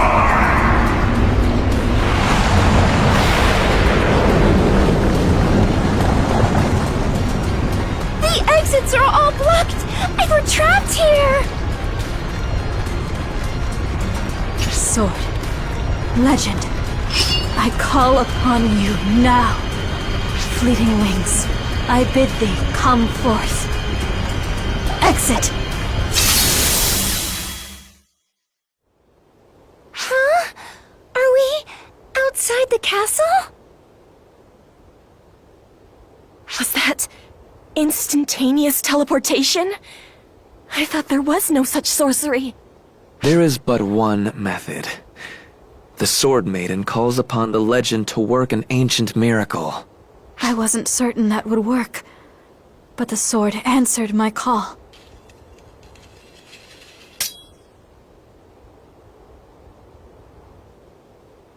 Did you notice that? I didn't pick up any warning anything. Not even Ark's technology could pull off an instant no-prep teleportation. Maybe it's something along the same lines as the magic that Alma uses. The castle! His delusions of grandeur were his downfall. The throne Lutz so desperately craved will be his tomb.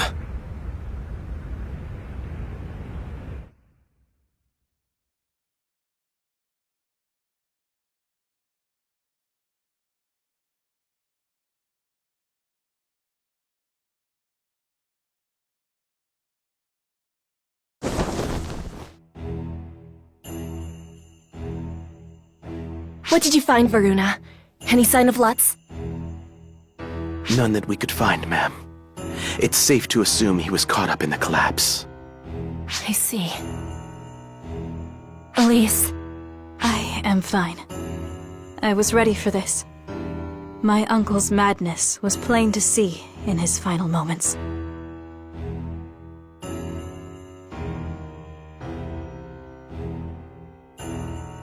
Perhaps he was a smokescreen. Huh? It seemed to me as though he was being controlled by a far greater will. What will would that be, Luther? I can't be certain just yet, but the Savior wouldn't appear for a mere dispute over the throne. This problem spans beyond our nation. Disaster looms over the whole world. Wouldn't you agree, Guardian?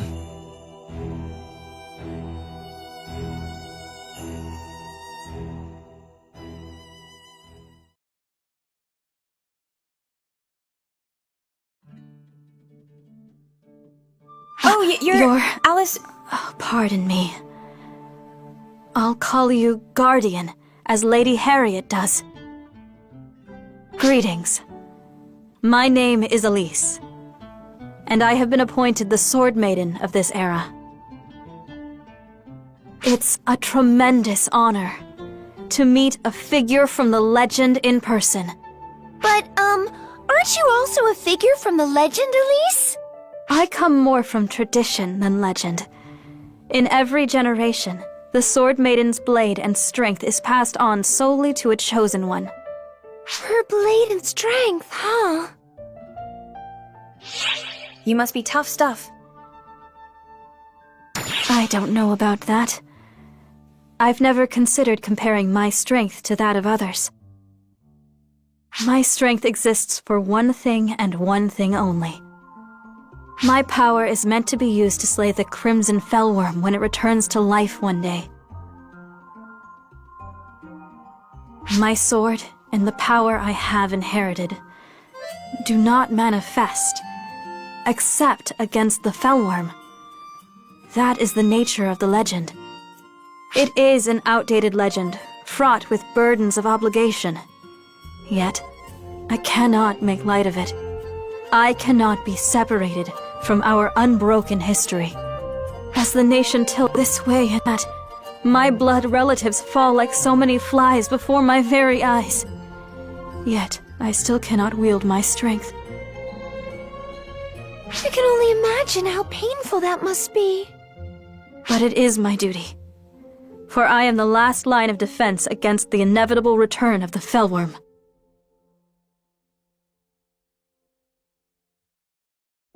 No matter how painful or miserable it may be at times, I have never once resented it. That's how beings of legend operate, isn't it, Guardian?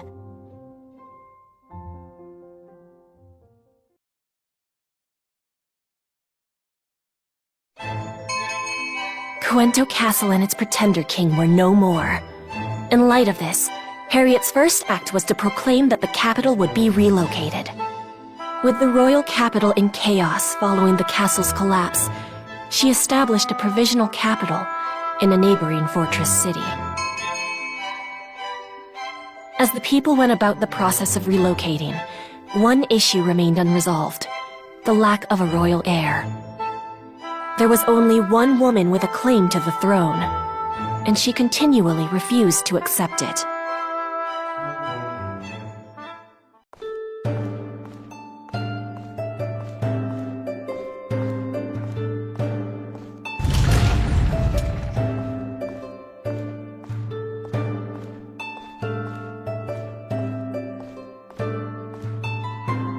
Harriet, you look... It's too soon for me to take the throne. Please, Luther, take my place. No, this is your job. For one thing, my claim to the throne was stripped away. A fact that is very much public knowledge. To deny the people an heir would be to disappoint them in their hour of need. Harriet, it is your duty to bear the weight of the crown. Must I? Really? It'll be okay. That is most reassuring to hear from you, Guardian. But... Harriet's pretty young. Don't you think it's a little too soon to give her that kind of responsibility? There is no such thing as too soon or too late in matters of royal succession. Suitability is all that matters. Ys Artia to the east has a young child as their head of state and national symbol. Epic to the west has a divine queen who acceded to the throne at 17. No older than you. Age is irrelevant. What matters is whether the would-be ruler has the resolve to devote themselves to their country. I have no such resolve. That's why I erred so grievously in my self-righteous research, and why I was stripped of my claim to the throne. But you, Harriet, you have that resolve, my sister. Luther. Guardian. Very well. In the name of my royal line, I, Harriet Renata Reina Cuento, do hereby humbly accede to the throne. Guardian, I beseech you, illuminate our way and support us in our hour of need. Ah, Lady Harriet, should you be walking around this humble place? Mind your manners. I think you meant to say, Your Majesty? Oh, yeah, that's right. Lady Harriet is our ruler now. What did I just say? I'm still just barely getting on my feet as a ruler, so feel free to keep calling me Harriet. Lady Harriet! Harriet! What's a ruler? Well, a ruler is somebody who represents everybody in the land. Are they big and important? No, they're not big or important. They're the same as everybody else, just a little higher profile. Oh, are you a show-off, Lady Harriet? Well, yes, I am a show-off. I'd be embarrassed to do it all by myself, so I hope you'll all be there to support me. Totally! Yeah! Yeah! Lady Harriet! Lady Harriet! Lady Harriet! Lady Harriet! All these people flocking to her. They must really love her. I wouldn't quite call it love. Prime Minister Lutz, that is, the former king, burdened the people considerably to maintain our national prestige. The people are excited to be liberated from those burdens, and they have high hopes for the next regime, as I see it. That and I've often snuck out into town since I was a young girl, so people tend to know my face. They know my character as a politician. It is a relief to them. That is why they support me, and why I must live up to their expectations. This is the first step towards restoring our kingdom. Making the people happy is a king's most basic duty. And while I work to earn the trust people place in me, I have more duties besides. Luther and I still have a goal: to seal away ephemera for good.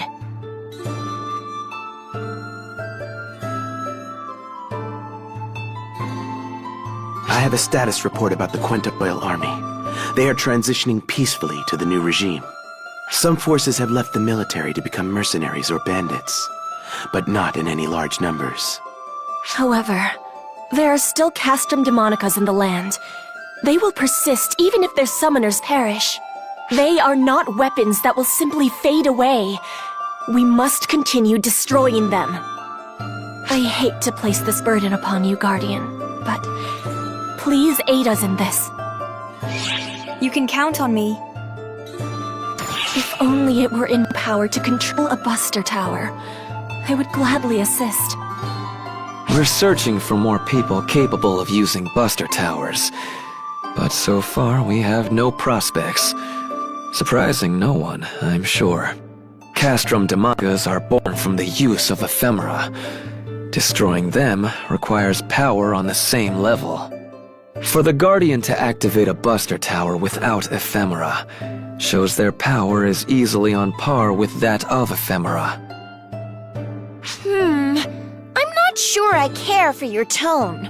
I meant nothing by it. I was simply stating the truth. If the truth bothers you, perhaps there's something weighing on your conscience. You love deflecting, don't you? How about a simple thank you for once? I think the fact that I don't even remotely question your background would show gratitude aplenty. Is that not enough for you? Oh, forget it. In addition, we've been investigating Lutz's followers to gauge their intentions. But so far, we haven't come up with many red flags. In fact, most of them seem grateful you've ascended to the throne, Lady Harriet. My uncle held things to his own personal standards, and often made unreasonable demands. He was already getting backlash as it was. Does that mean everyone's going to be happy with Harriet's revolution? No, I doubt things will go so smoothly. In a struggle for the throne, one must follow the victor. At least, on the surface. Cuento isn't a monolithic entity. There are others besides Lutz who extolled the virtues of ephemera. I'm sure such people will pay lip service to our ideals, while secretly awaiting an opportunity to strike and overthrow the royal family. Which is why we must never let ourselves be seen as vulnerable. Thank you for your report. Keep up the good work.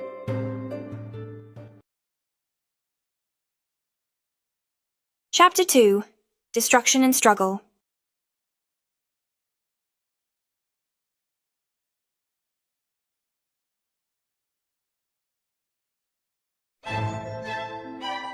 With Harriet taking on the role of ruler of the magical kingdom of Cuento, the land was once again on the road to peace. But Harriet's objective was more than simply sitting upon the throne. The newly reborn Cuento was mobilizing with the intent of eradicating ephemera, the insidious flower eroding the world.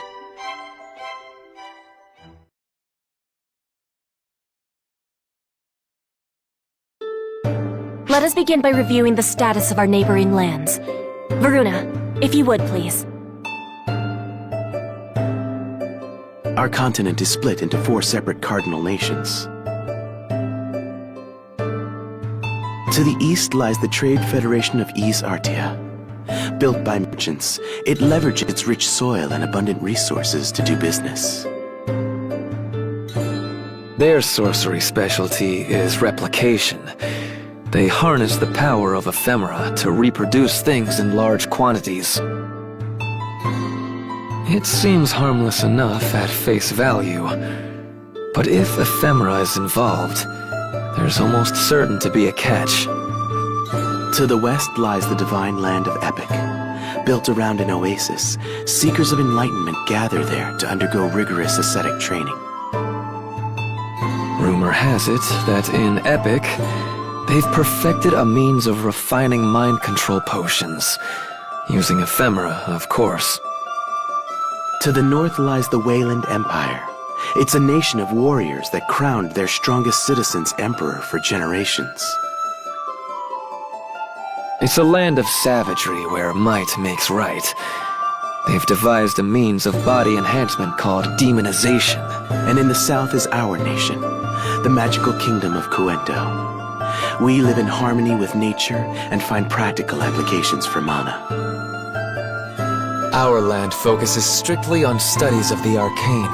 The Castrum Demonica I developed started out as Quinto's specialty. Of course, someone leaked the art of summoning castrums to other lands, so now all nations field them in battle. The Castrum Demonicas within Cuento are on their way out, thanks to the efforts of our esteemed guardian.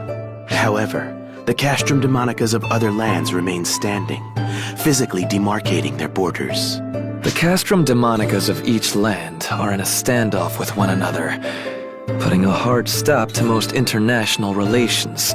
Ergo, we have no way of knowing what the reality is on the ground of any other nation.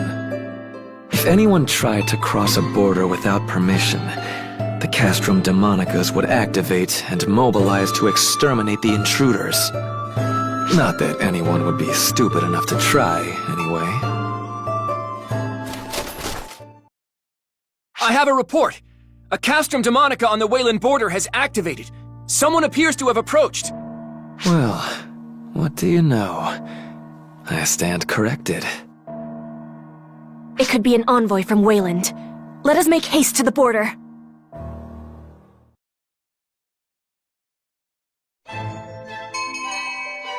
The Guardian and their entourage received a report of a castrum demonica activation and made for a Cuento-Wayland border. At that point in time, only a single figure stood against the castrum demonica on the border. One figure alone, a solitary warrior who fought ceaselessly, waiting for the clock to strike the appointed hour.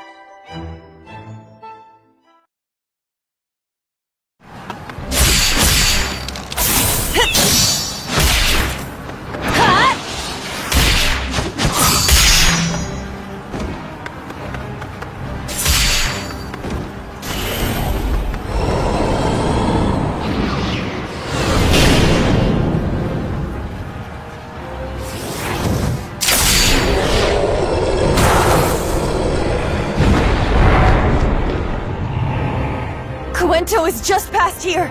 I can't give up now!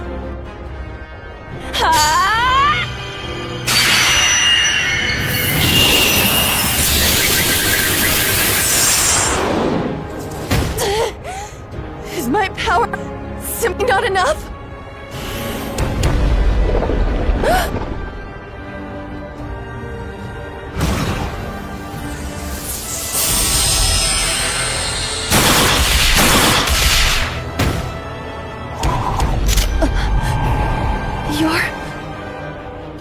We can talk later.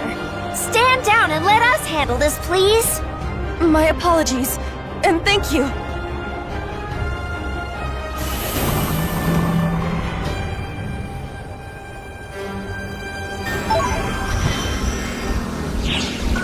Enemy forces attacking! Defend the Buster Towers!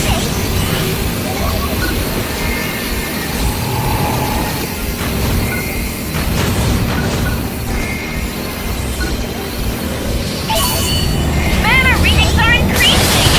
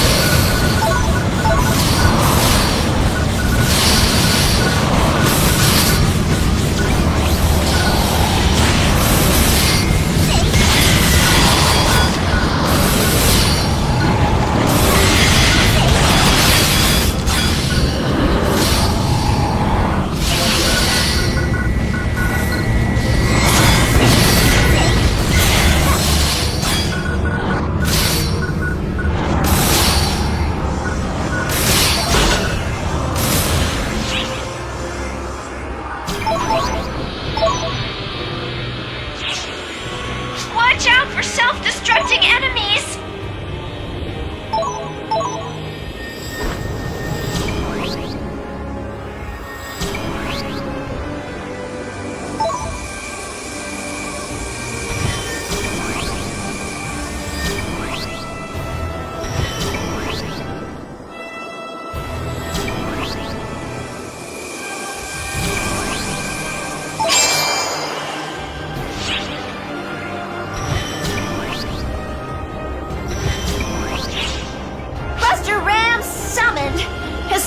to destroy the Arx Demonica!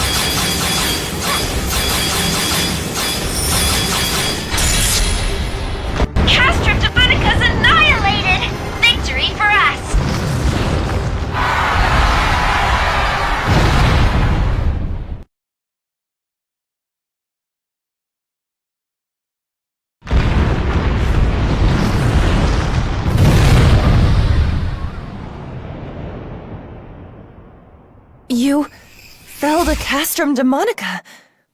You must be the legendary savior. Pardon me. The Guardian. You know of them? The name of the Guardian, Savior of Cuento, is not unknown in Wayland. Allow me to thank you again. I am Malfonsina. Malfonsina! Does my name have some significance? Sorry, it's also my friend's name. Really? If you say so. She seems to be telling the truth. I guess we can puzzle over that later. And what would drive a citizen of Wayland to such folly as standing alone against a Castrum Demonica to come here? I have come to Cuento in search of the Guardian, the Savior Hero. Please, deliver Wayland from the doom that it courts.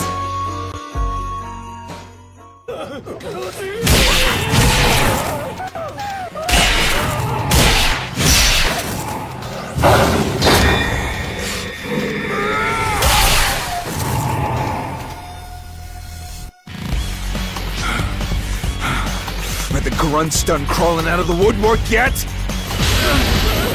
There's more! If they get past us! The children! It's no use! They just keep coming! We gotta retreat before they eat us! Screw retreating! Remember what's behind us, you bunch of pansies! You're right. We were already doomed, so don't start fighting for your lives now. Let's at least take some of them with us!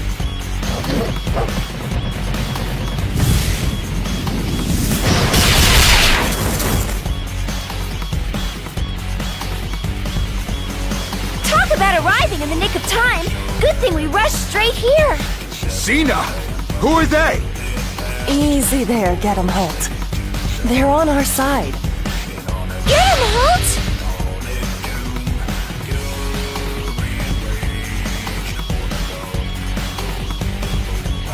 Does something about his name bother you? Oh, nope, not at all. Don't mind me. We can work it out later. For now, let's do something about this.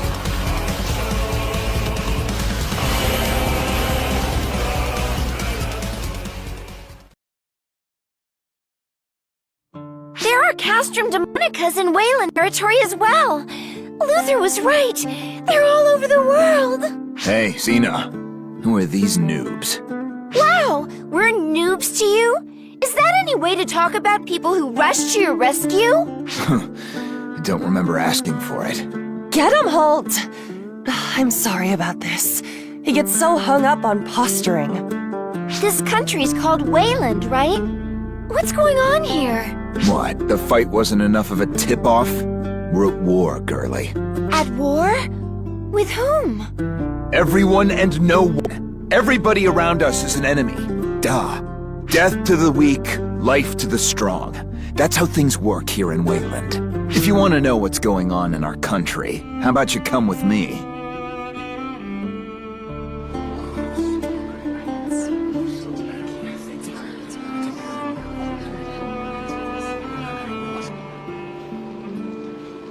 Is this a village? I wouldn't even call it that. It's just a gathering point for survivors. Hey, Gabhole! Thanks for earlier! Whatever. You were pissing yourself earlier. Do me a favor and drop dead. We'll have fewer mouths to feed that way. You're a real smooth talker, Get 'em, Holt! Like you just heard, we ain't even got enough rations to get through tomorrow. It's this bad all over Wayland. Hey, get him, Holt! Can't believe you're still alive! And I can't believe you're still mouthing off, brat. Would it kill you to show me some gratitude for protecting your ass? I never asked for your protection anyway! Now who does this remind you of? Hey, don't give me that look! I was just pointing out a fact. Malfonsina, my dad isn't back. He went out with everybody else.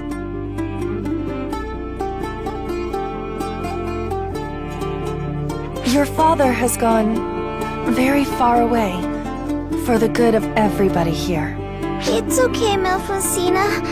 I know how this works. He's not coming back, is he? I'm sorry. Hey, don't cry. I'm in the same boat. Look, I'll grow big and super strong and slay the Emperor.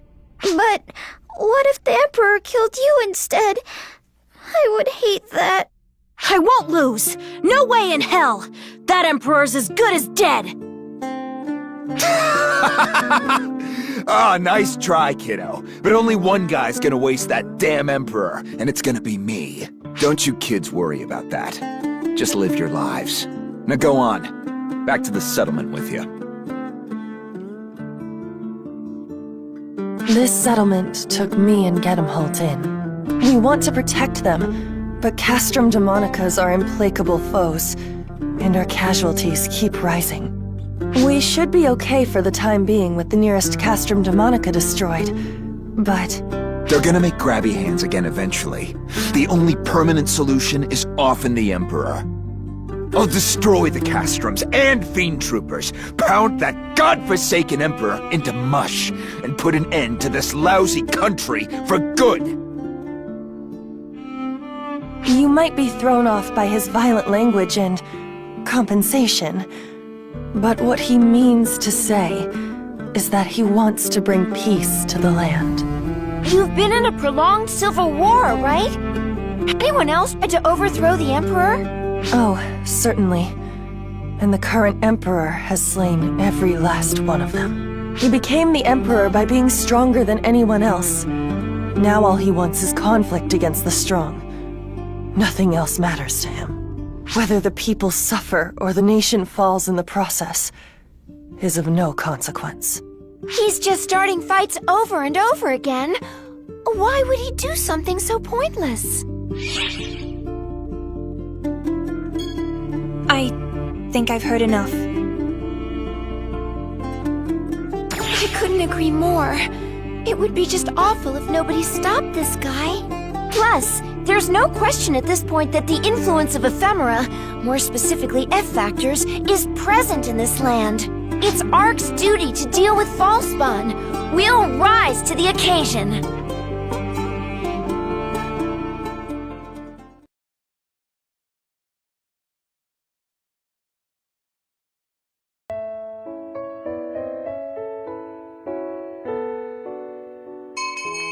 Meanwhile, in the Wayland Empire's imperial capital, Emperor Schreger and his brother, Elmir, stood by quietly, listening to tidings from the field of Castrum Demonica's corruption.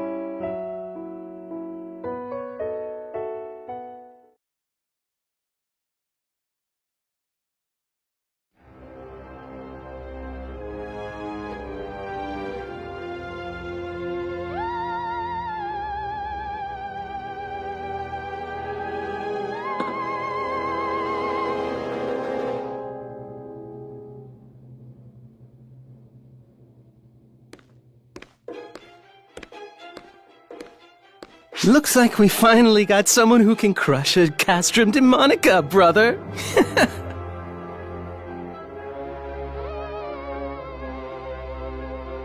Spreading rumors has paid off. Now the ignorant masses will rally under a nice, friendly banner. There's been a lull in Castrum Demonica and Fiend Trooper skirmishes as of late anyway. I hope this serves to get your blood flowing. How strong is this so-called Guardian? Now, dear brother. You can't just wolf them down right off the bat.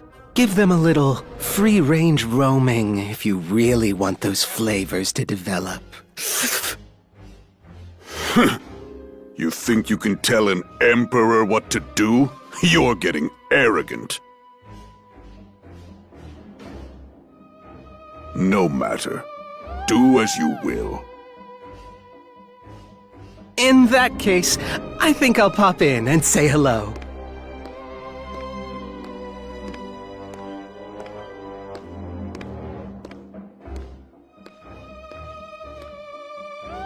Guardian, just how powerful are you? I eagerly await the thrill of our inevitable clash. May war spread far and wide. The land, the people, ephemera. Everything in this world is an offering to us.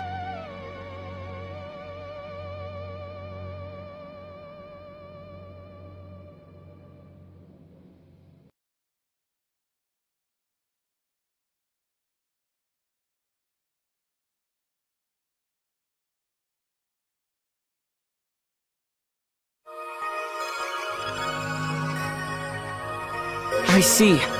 It's apparent that investigating that world is going to take quite a bit of time. First Luther, now Home.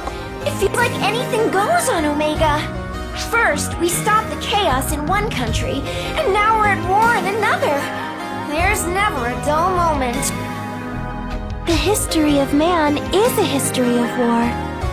Even the history of Arcs has been a long battle against the Ballspawn. You call this relatively peaceful, but war continues to rage. Is it the same for all worlds? This stuff happens all over. Maybe that's why it's following the same pattern in Omega. Shell, what's happening on this side? The black hole is continuing to expand, and it's begun to engulf neighboring galaxies. Its expansion velocity is highly abnormal. It's hard to be optimistic about this situation. Ballspawn readings in the city area. They just showed up out of nowhere. Scramble all ARCS personnel. This shouldn't happen. Dispatch them for suppression, but have them exercise extreme caution. We have to help them!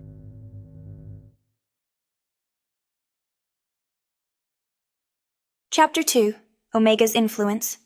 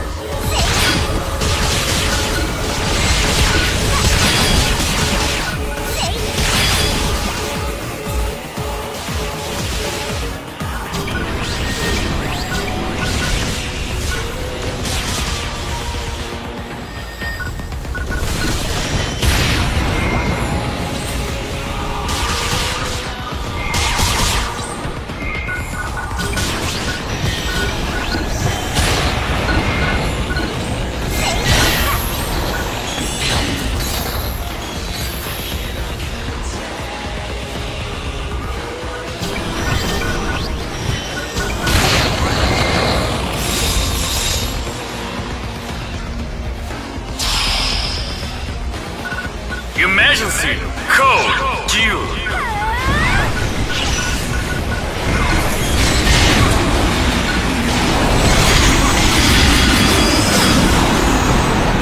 Completed!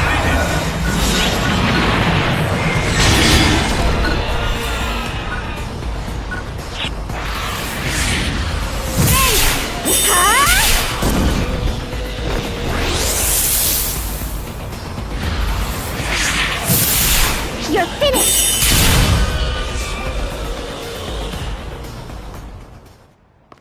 Is that the last of them? Is it just me? Or were the enemies today stronger than usual?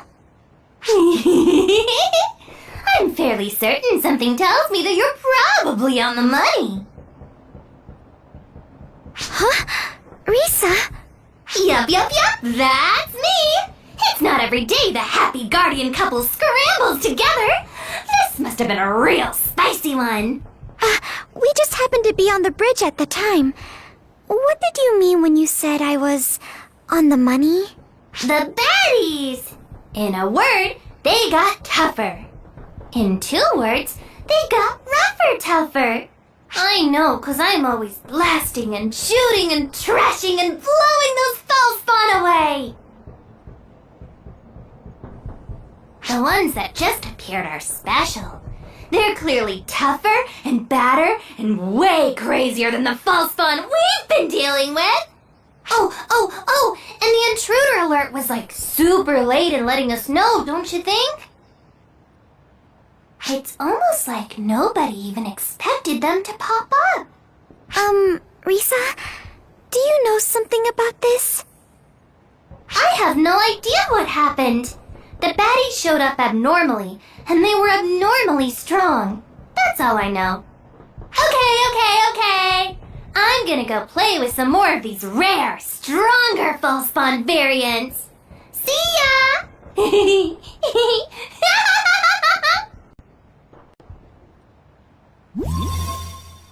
Looks like the situation's under control. Would you mind coming back to the bridge?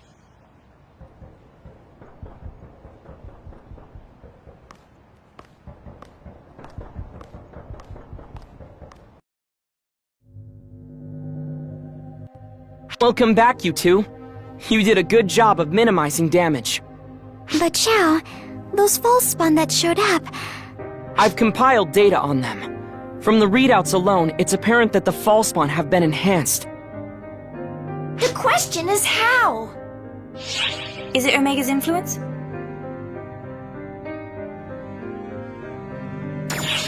It's hard to say for sure, but that's the best conjecture we've got as it stands.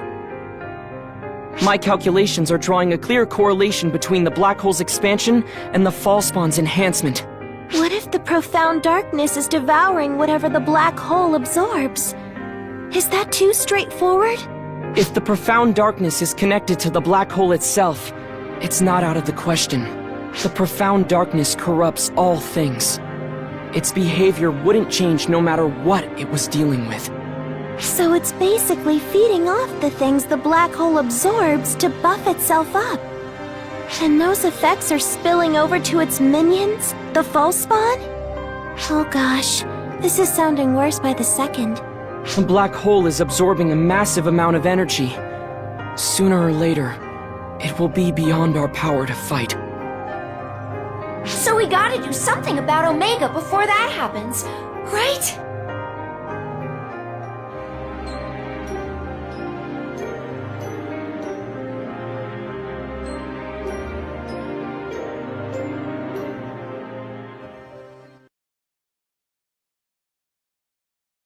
Chapter 2: Elder's Rebellion.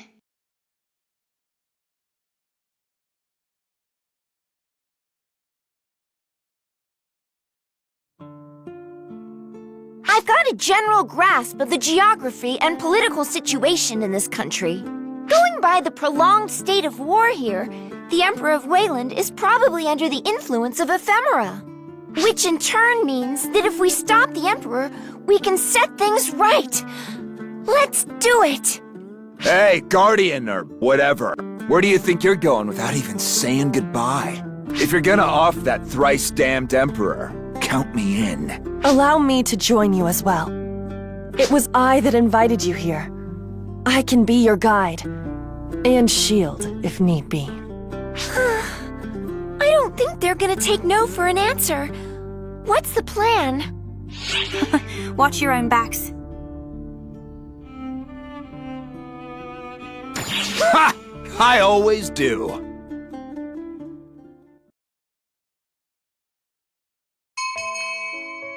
Gedamholt and Melfincina were Waylandians in this land, journeying alongside the Guardian.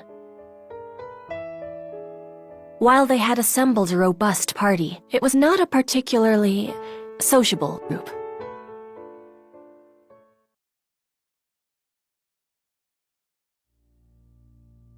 Hey, Gedamholt! We're resting right now. Would you like to talk about anything? Piss off. I've got nothing to talk about. Now come on, Gedamholt. Sorry, acting standoffish and crude comes as naturally to him as breathing air. Oh, that wasn't how I saw it at all. I must say, you two get along pretty well. What kind of relationship do you have? Well, Sina and I are both Fiend Trooper test subjects. You're... what now? Just as Coento used ephemera to devise the Castrum Demonica summit, Wayland has its own brand of sorcery. It's called demonization. It's a form of sorcery that enhances the body by infusing it with mana. I'm sure it won't surprise you to know that only a tiny fraction of the population, those most gifted at sorcery, were capable of doing it. But the situation has changed with the discovery of ephemera. With a little help from ephemera, suddenly anything was fair game, as long as anyone had any aptitude for sorcery whatsoever.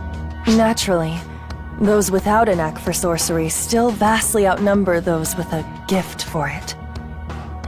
That's when the Fiend Trooper project was launched by Imperial decree.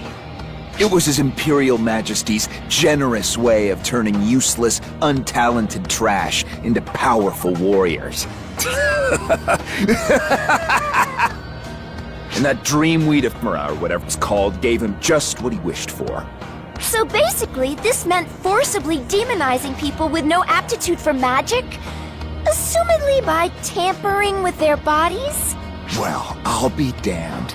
The little squirt knows how to play connect the dots. You got experience with this stuff or something?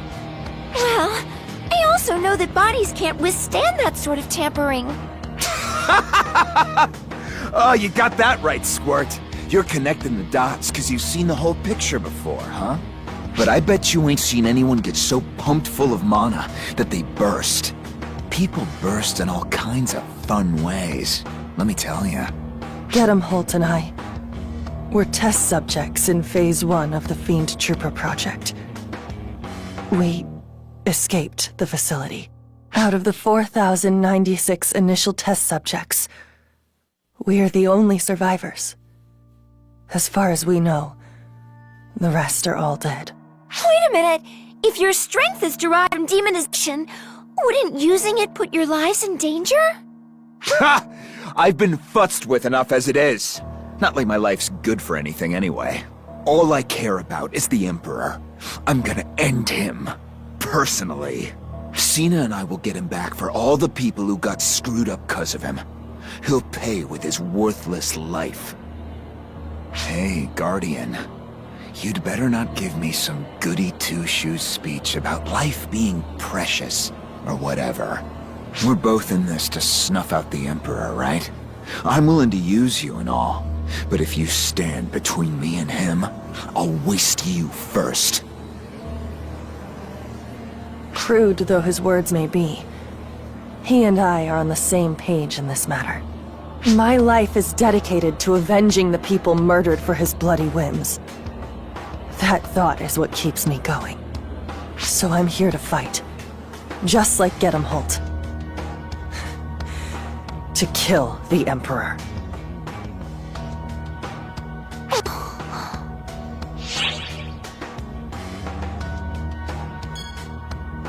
Something wrong?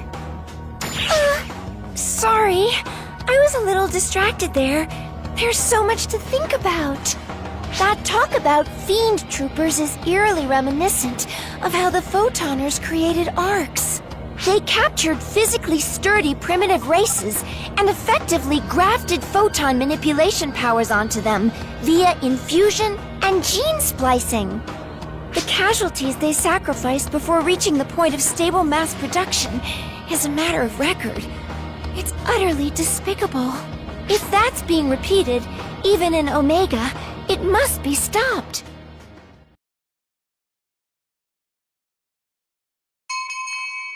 The Guardian, Gedamholt, and Melfancina made their way toward the Imperial capital, demolishing Castrum Demonicas along their way. The Castrum Demonica was originally Cuento technology, but they were laid out across Wayland with as much precision as in Cuento. Given how deeply ingrained the Castrum Demonicas were, the Guardian and company began to question the true nature of their history.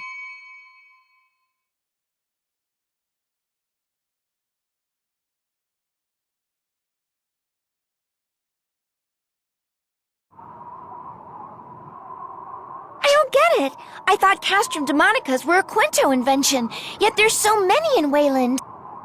That's because once the technology was leaked, the Emperor decreed that they be summoned in all regions. Sounds like the Emperor of Wayland is pretty familiar with sorcery and stuff.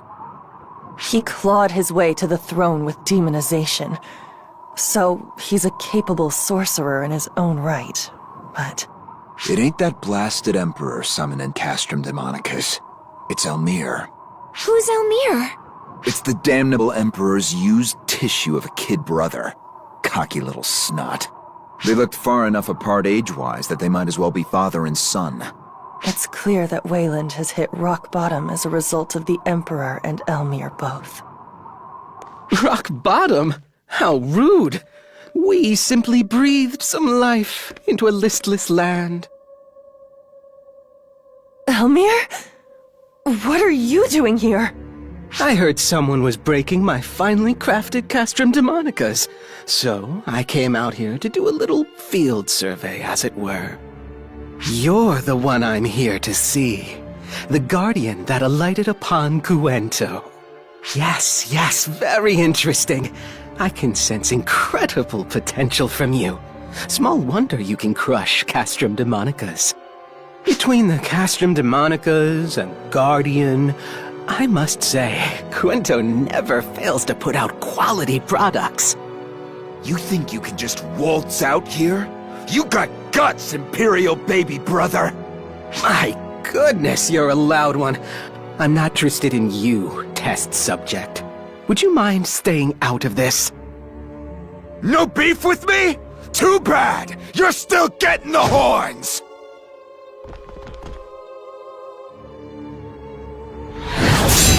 What?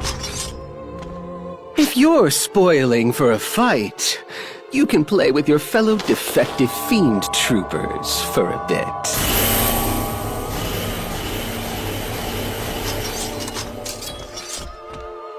No. It can't be them. They should be dead. You catch on quickly. I suppose that's why you're a test subject. Call them Castrum Demonica Fiend Trooper hybrids, if you will.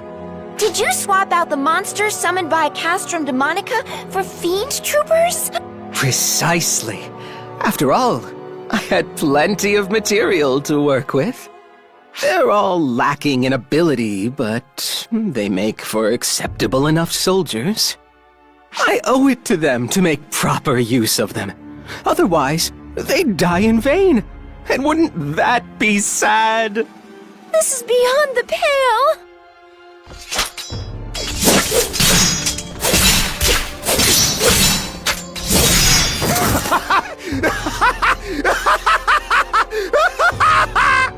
Shut your filthy mouth, you little shit stain! You think you can mess with us? I'm gonna murder you and that bastard Emperor! My, how spirited. Go ahead. Trample the corpses of your friends to reach us.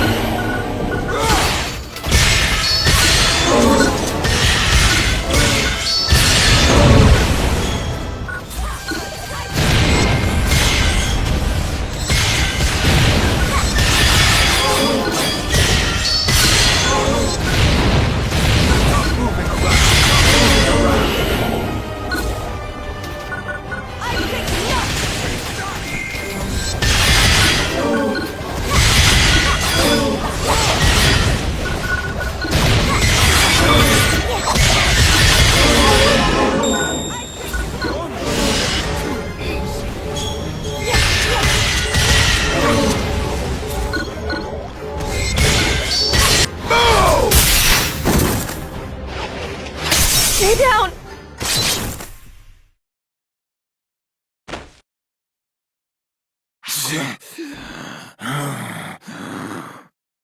All enemy readings are gone. And so is Elmir.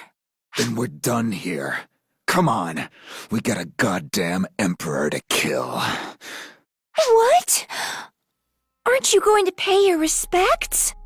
I ain't got time to waste on... Get him, Holt!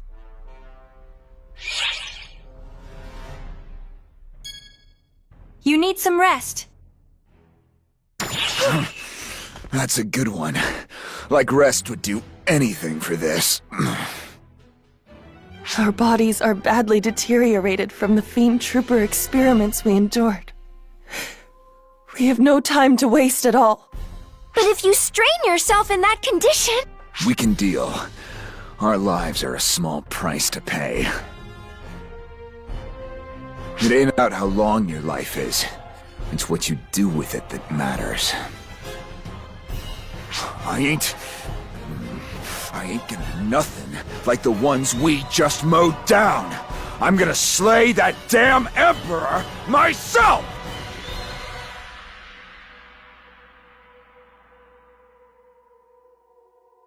While the sentiment is appreciated, I'm with Gedem Holt on this. That, and... we wouldn't even know who we were mourning. I wouldn't want to associate them with... this. They're both beside themselves with anger. Even I can tell. We can't allow this cruelty to go unchecked. We have to put a stop to it.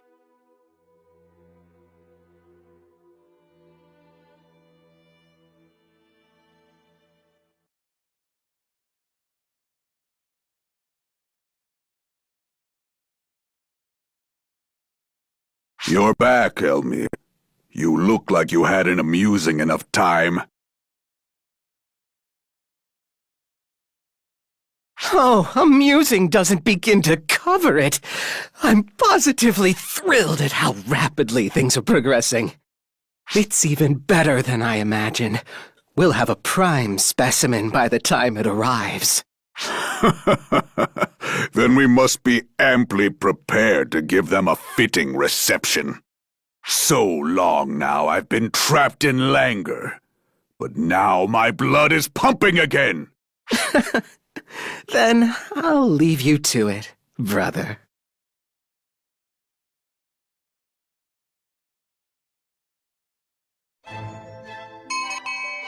The Castrum Demonicas were summoned the realm over and loaded with a superhuman vanguard. The Guardians group pressed onward, refusing to be cowed by the vanguard's howls of resentment. When they reached the Imperial capital, they found it cloaked in eerie stillness, almost as though it was devoid of all life. It was fitting indeed that the only one to reside there was the Emperor himself. Schreger, Emperor of Wayland, awaited the coming of his nemesis, alone in the silence.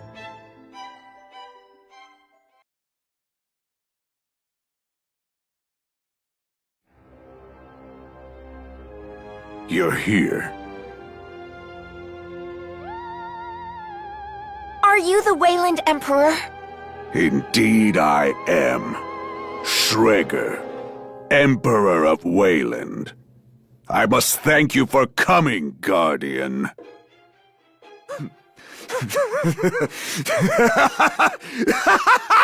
Oh, we finally meet you, you cursed Emperor! You will pay dearly for toying not only with people's lives, but with a whole nation! Toying with a nation? I'm Emperor. It's my nation. To toy with as I please. If you don't like it, strike me down. That's what I empowered you for. Isn't that right, test subjects? What's the point of giving someone power through modifications they don't even want? Without power, one's fate is to perish. Might makes right in this world. Period. The weak can only submit to this reality. Surely you've lived long enough to grasp that. Right, Guardian? You didn't get this strong without trampling countless corpses underfoot. Whether man or beast, there is no morality in slaughter. All fall the same. Might makes right. That's the one universal truth of the world. Which is why Wayland has long focused on evolving its people with strength transcendent. Now it comes to a head. We have but to push this war across the world and seize even greater might. No further discussion is necessary. Strike me down with your justice. If you think you can!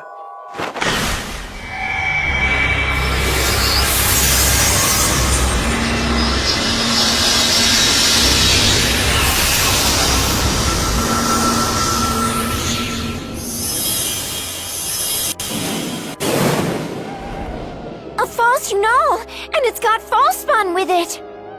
Is it the ephemera? No, the details are too accurate for this to be a coincidence. Now there's no question that ephemera is part of the profound darkness. Ah, hell yeah! That's what I'm talking about! So much for any moral ambiguity. Slay the monster, and we win. Monster eats us, and we lose. That's good enough for me! Schreger, Emperor of Wayland, I will use the last of my life to end yours!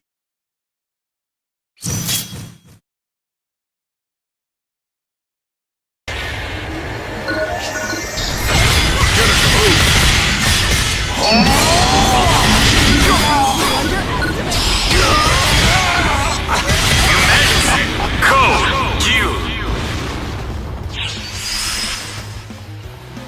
Completed.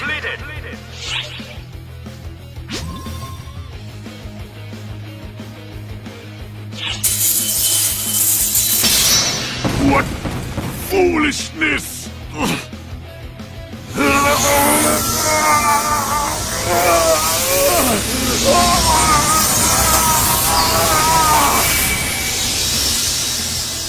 My power's been dispersed? No. Has it been consumed? Now I see, Guardian. Your power is strange indeed. But that That makes it all the more worthwhile to take!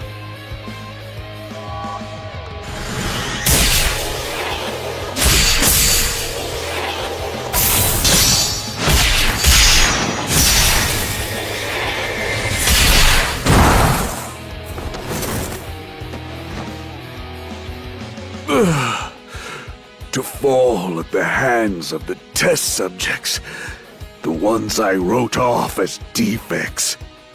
This is truly a most amusing twist. Get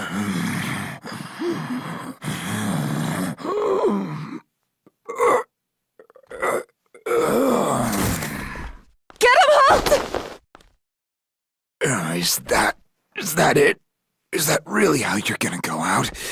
With a whimper? Are you content with that? You miserable despot! With being cut down by someone stronger than you? Is that really all you wanted? Let's go. Get him, Halt. The Emperor may be dead, but our battle is far from over.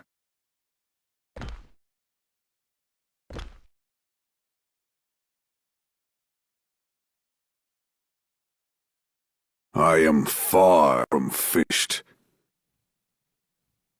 I will leave a wedge in this world. Get him up!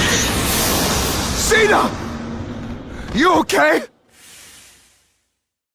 Yes, I'm just fine. This body's quite responsive, actually. What the...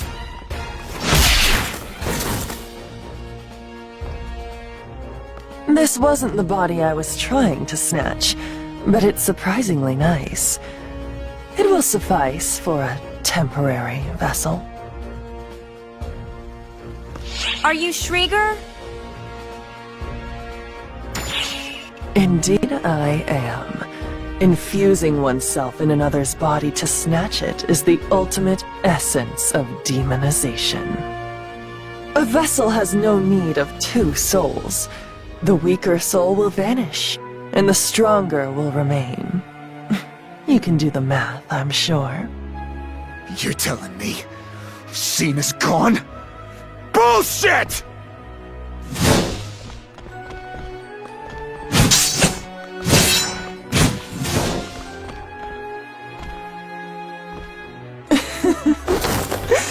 You move well for someone mortally wounded. But I can tell you have minutes at most left. Damn it! Did you have feelings for this body? Content yourself in death, knowing that you amused me to the last. Shit! This body ain't yours to...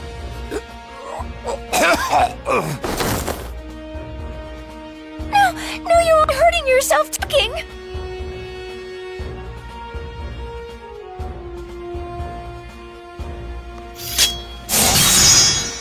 Leave this failure to die and let's enjoy a fight again. Shall we, Guardian? We'll find far different from my previous battered body.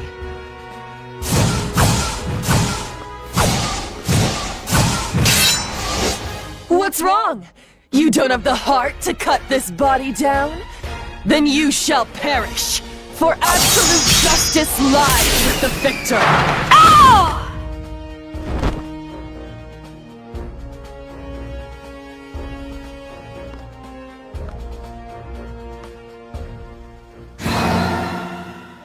What the... My body's not obeying me! Cena!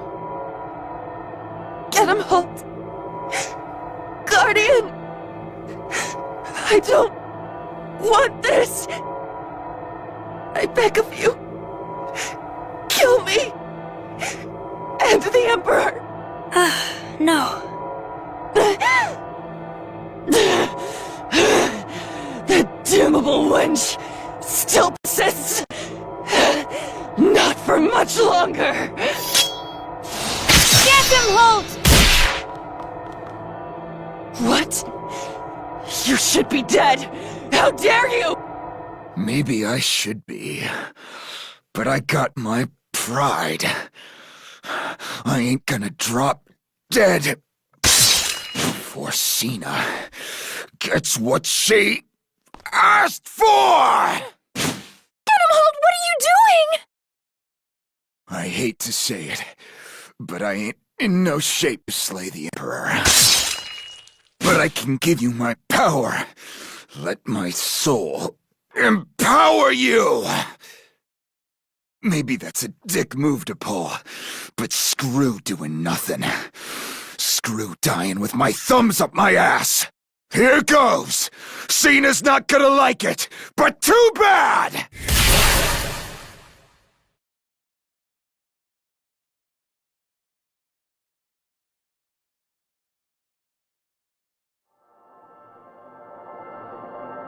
Man, first Elder eats me, now I'm friggin' Guardian food? Oh, ain't karma a bitch. I always got the impression you smelled like me, ever since I first ran into you on Nefarious. Turns out it was 'cause you assimilated me. I ain't even gonna question it at this point. It's all just random Akashic Records crap anyway. No point in trying to puzzle it out. Go on, take it. You could use Elder's power right about now.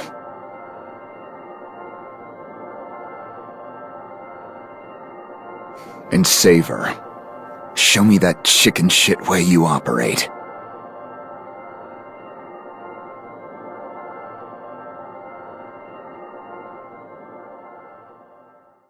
Get him, Holt's photons just went into you?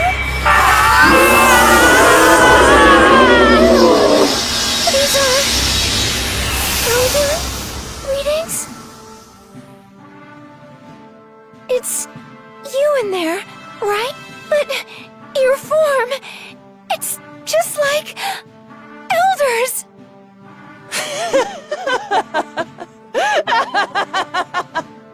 You've attained power to rival mine?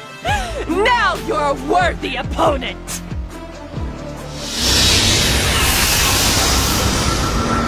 Guardian, it all comes down to a one-on-one duel between us.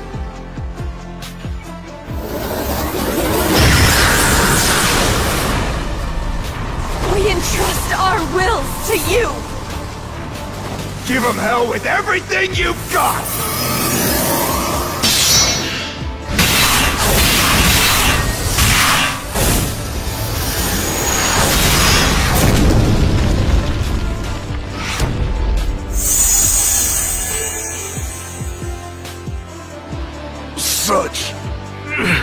Such overwhelming might, Guardian. No, you had a hand in it as well. Test subjects. You fought well. I accept defeat.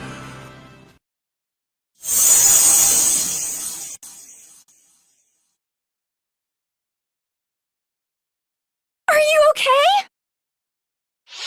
Any idea what that was? No idea at all. The readings were identical to those of Dark False Elder, but... Oh, right! Malfonsina!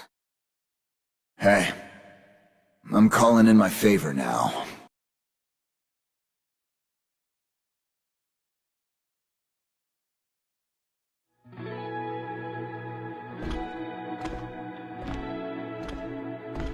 Hey, Cena. We look like a regular pair of dumbasses, huh? We sure do, Holt. Instead of shielding you, I let myself get used against you. I must have looked real stupid. Well, it's done with now. This meddler made sure of that. Yes, I saw. The Guardian always delivers, I suppose. Thank you. Truly. It's been a long road. You're damn right about that. I'm kinda tired. Nobody will mind if I take a little rest, will they? They don't get to whine when they rest first. Then I think I'm gonna rest. Sure. I'll see you around. Get 'em halt. See you around, Sina.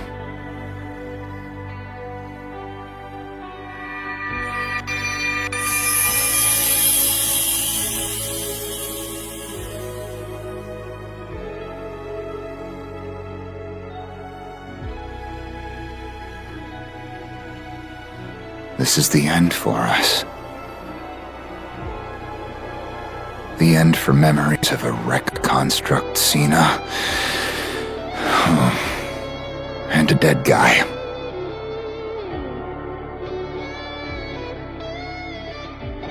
But it ain't your final chapter. You got a crap ton of stuff left to do.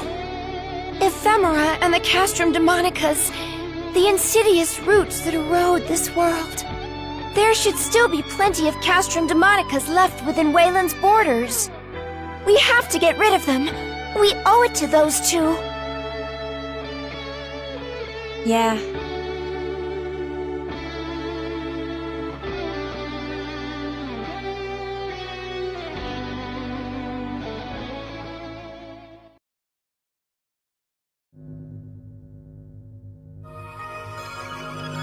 I reviewed your physical exam data.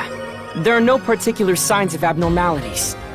I nearly panicked when I heard you took on Elder's form, but the numbers are surprisingly stable. Since this, let's call it fall formation, uses F factors, it's actually reassuring. So, if we could just analyze how it works and apply it broadly... What's puzzling to me is how you got that ability to start with. I know what you mean. Let's focus on the situation in Omega and leave the power study for further analysis later. What I'm getting out of your report is that you basically rolled up and bowled over the Castrum Demonicus and the Emperor. Kind of a flippant way of putting it. Isn't that, like, a huge deal? Am I off base here?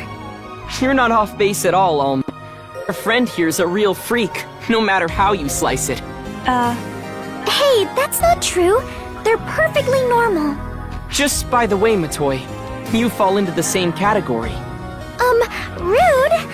Anyway, what would they say about Alma then? Hey, I'm no good at fighting. Claris Crace was way better at it than me. What do you call sealing Elder in a planet if not freakish? Was that Claris Craze doing? Actually, that one was me. We kept beating him and he just kept coming back. We had to lock him down somehow. That whole setup was something I just came up with spur of the moment. Good thing it worked out, huh? Well, the verdict is in. All three of you are freaks. Back to the matter at hand. What's going on with the black hole? Around the same time we got report, the hole's expansion velocity started abating. Yep, it felt easier getting you two out this time too. You're producing results, both numerically and intuitively speaking. Great! Then we just gotta keep it up in Omega. It's good you're both in high spirits. Just don't push yourselves too hard. Are you worried about something? It's not that I'm worried. It's more that I'm concerned about something. When I'm manipulating photons with Alma's assistance, I get this feeling. It's a strange feeling. It's not like any of you, or like Volspawn. It's like I have a strange degree of control.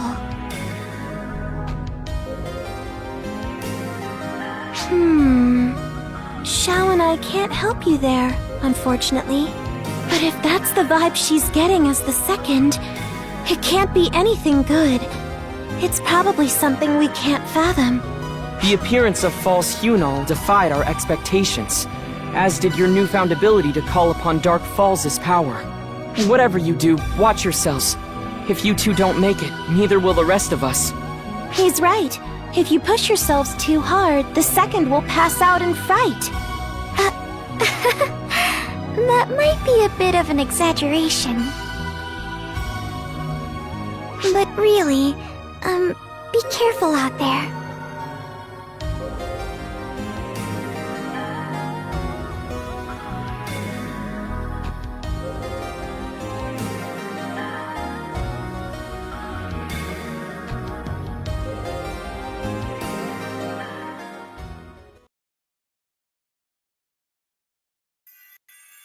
Hey, look at that!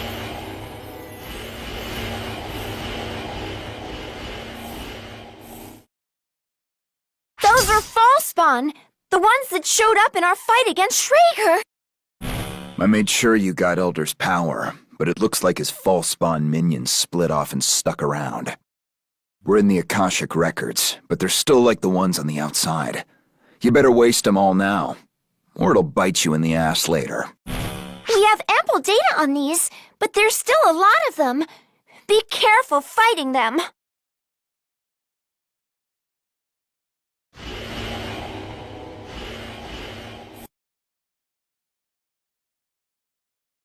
Spawn coming from Castrum Demonica's. Ephemera or no, this is really demanding our full attention now. Oh my, I was wondering who broke the Castrum Demonica. Of course it was you two.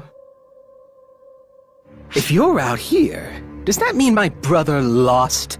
Oh, that was quicker than expected. It's you! Oh, relax.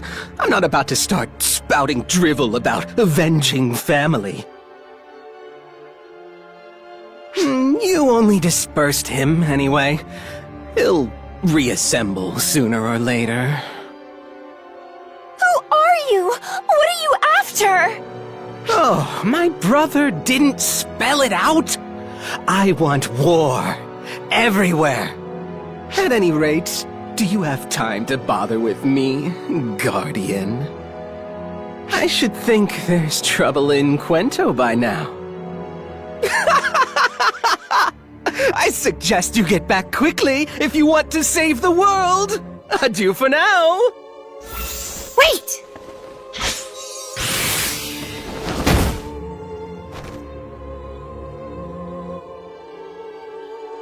I hate when the enemy is right, but this is concerning. We'd better get back to Harriet and the others.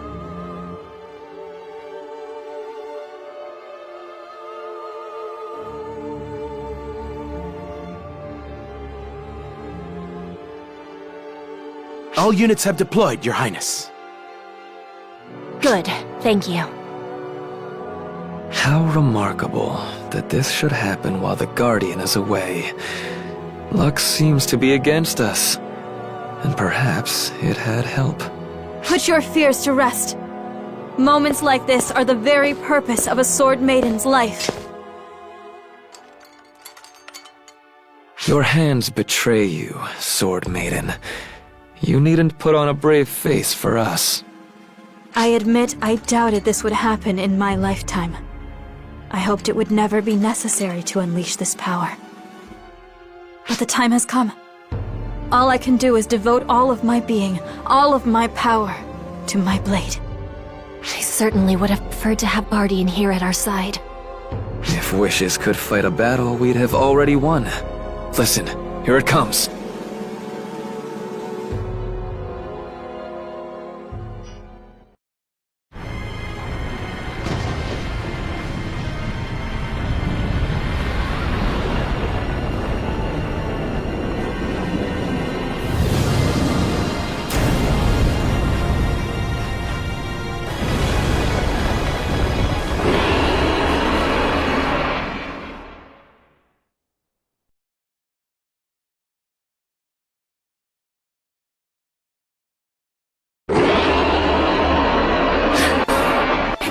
Crimson Fellworm.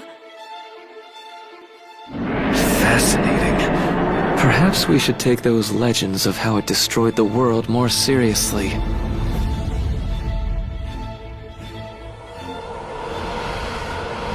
Phosphorescence! It's going to breathe fire! Raise a barrier! No need.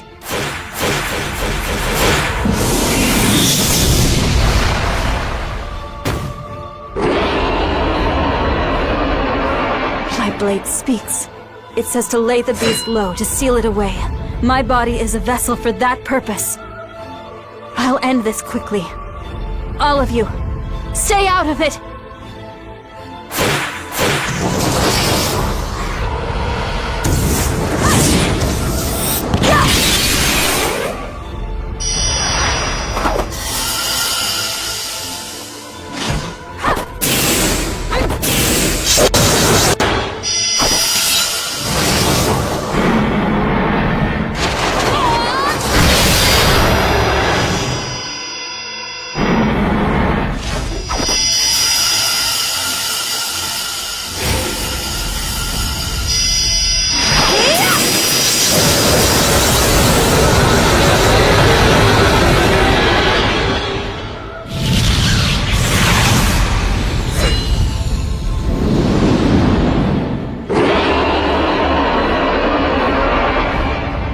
Crimson Fellworm versus the Sword Maiden. Both are simply extraordinary. All of you, keep that barrier up! The Maiden may be handling things, but we can't let the Fellworm get away! Is something the matter, Harriet? I don't know why, but when I look at that Fellworm, I'm filled with dread. Does it now? I see.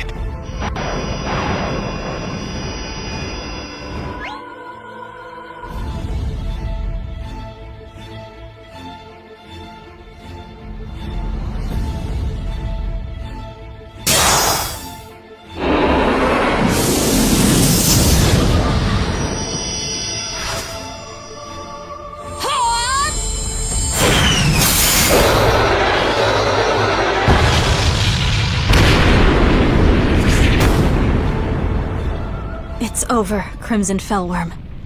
This is no place for you. Go now and sleep quietly, deep beneath the earth.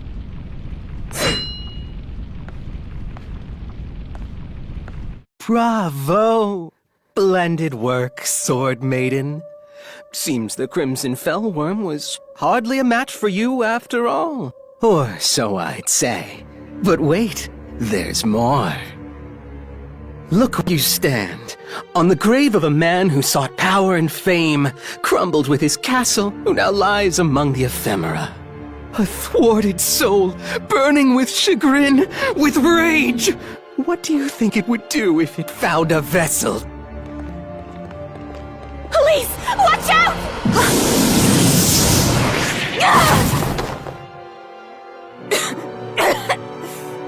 My blade's seal. It's not working. There's some other power here.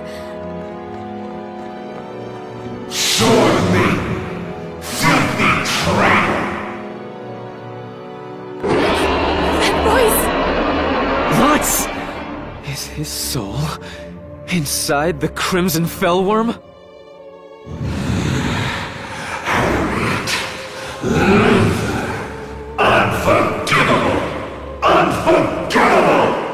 All who dare defy me, taste my power and die!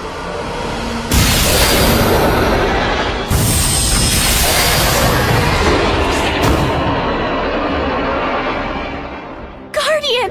Thank goodness! You've come back for us! Guardian, I'll burn you away with all the others! Is that the Crimson Fellworm? But what's this orb? Well spotted, Fairy. Lutz's soul is in the beast now. All thanks to the ephemera's power.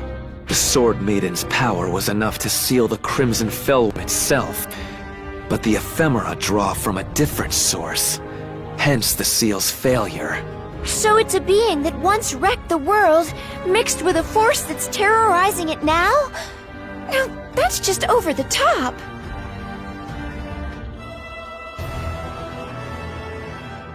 But if Elise can't seal it away, what are we supposed to do?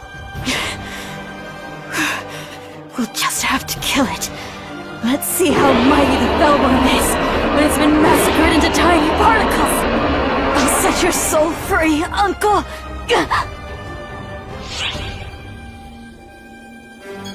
Let me take care of this. No. I have to seal it away. I can't watch my uncle suffer like this. Listen, Guardian. You too, Sword Maiden. There happens to be a way we can strip it of the Ephemera's power. One way and one only. Luther, you don't mean... Guardian, take the Fellworm out of action. Sword Maiden, you prepare the seal and provide cover. After that, I'll take care of the rest. What is it you're planning on doing? Something only an expert on ephemera could do.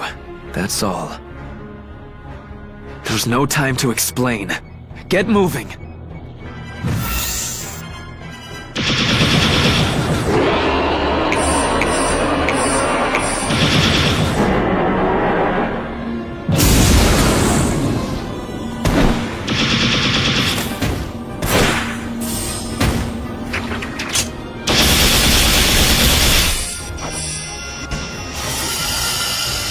Guardian, fall back! My blade, be thou chains of sunlight! Ward off calamity and bind this skulking evil!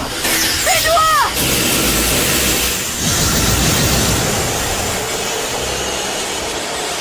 It's not working! Some other power is resisting the bind! So, trying to heal damaged flesh through summoning and implant a soul. What a miserable joke. I'm the one who invented that technique. You're using research I already scrapped.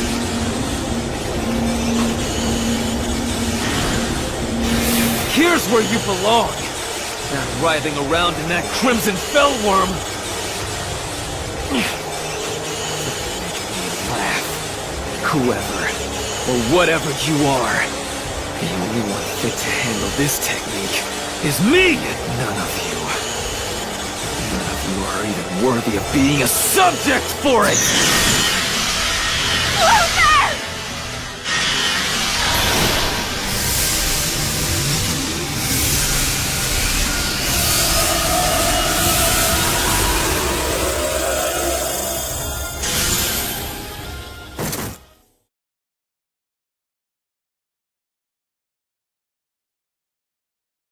Will the seal hold?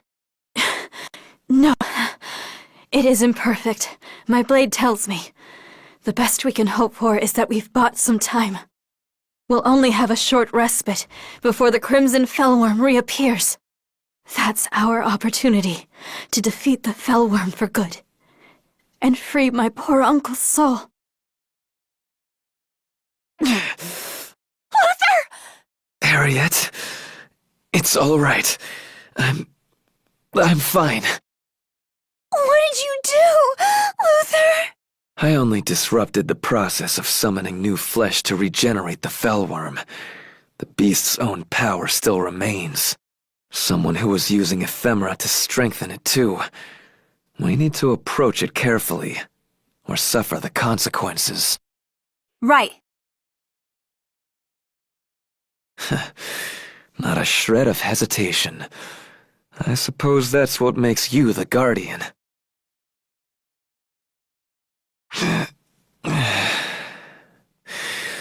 I'm exhausted. Let me rest for a spell.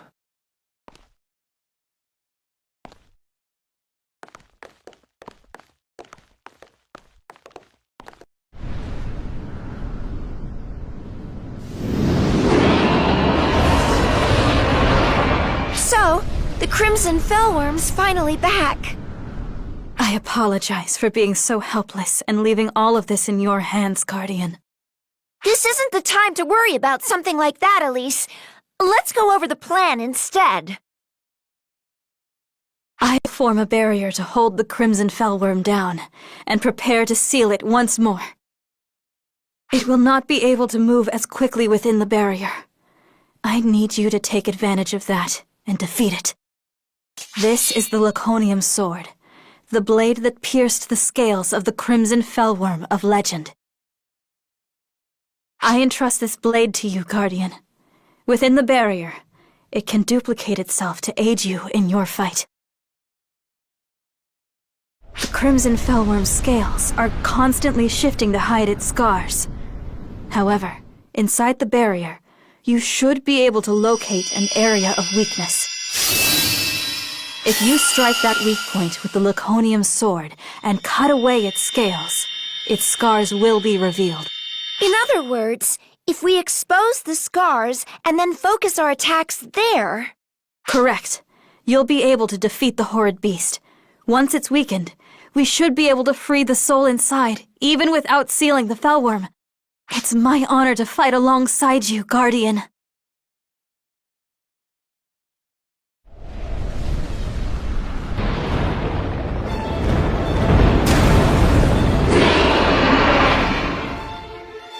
We've got opposition from supernaturals.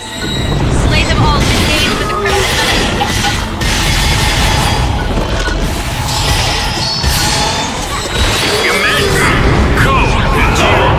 To me!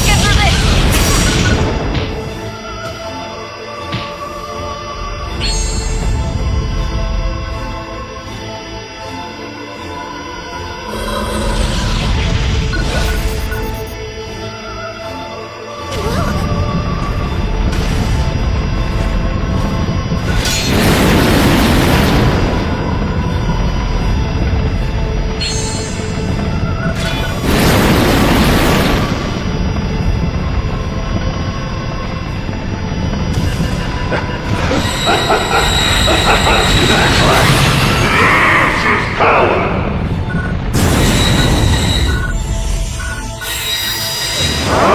Finish the crimson that is off!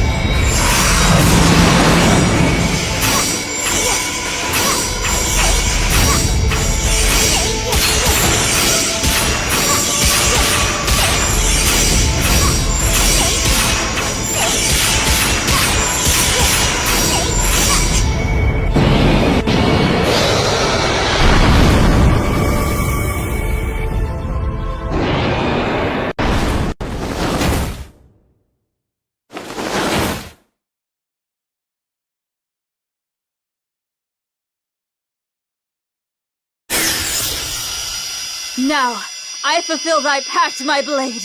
Crimson Fellworm, sleep in the depths of the ground forever!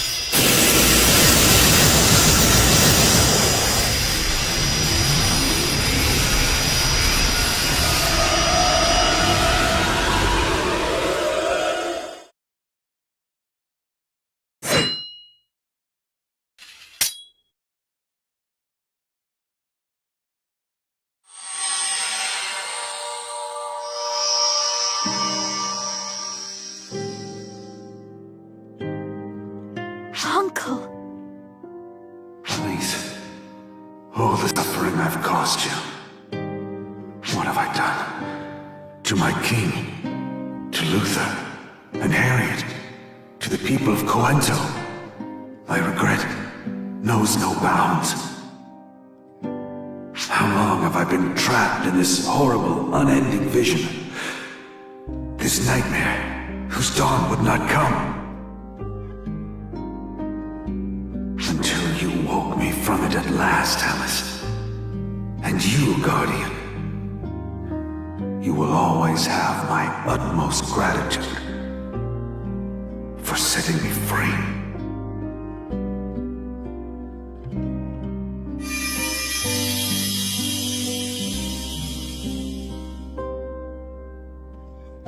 A never-ending nightmare! Was Lutz being manipulated by someone? At this point, I've not the faintest idea. But at least my uncle's soul is finally free from the Crimson Fellworm. He can be at peace at last. I cannot thank you enough for finally ending his torment. However, the Crimson Fellworm has not been banished completely. My blade confirms this. If it was revived with the power of the ephemera, then as long as that power exists, it could be revived again at any time. I will continue to stand watch here. I imagine it's the best way I can take responsibility for what has happened. Elise, please don't push yourself. I know. My power alone amounts to little after all. And more importantly, I know I have a shoulder to lean on. In you, Guardian.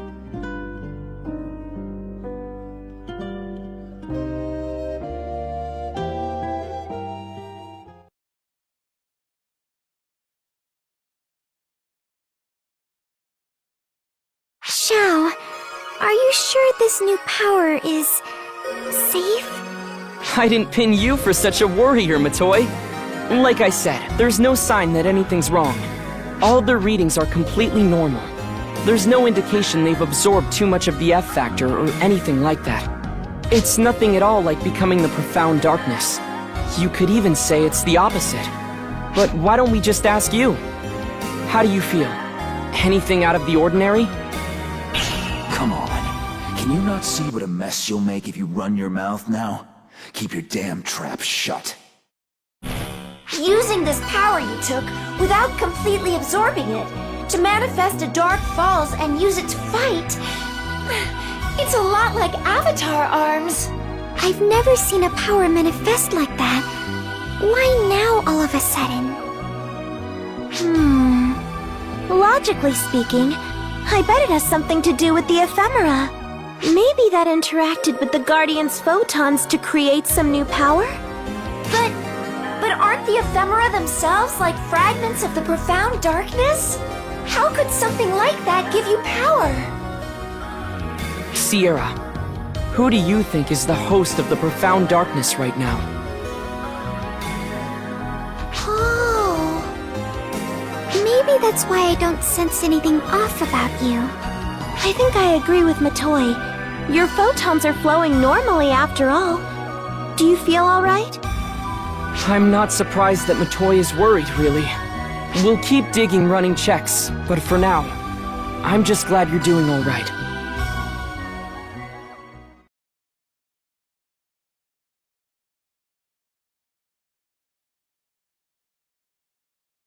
After a bitter struggle, the Guardian had wrested Wayland from the bloody grasp of Emperor Schreger.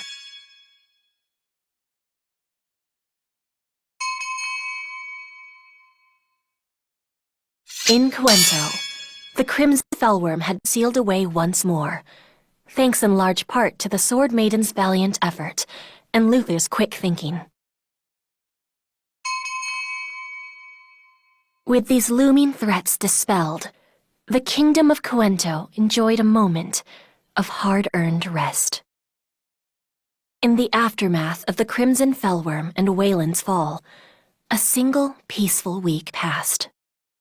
Harriet took her place as Coento's new monarch.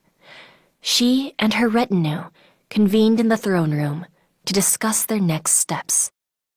One among them seemed distracted.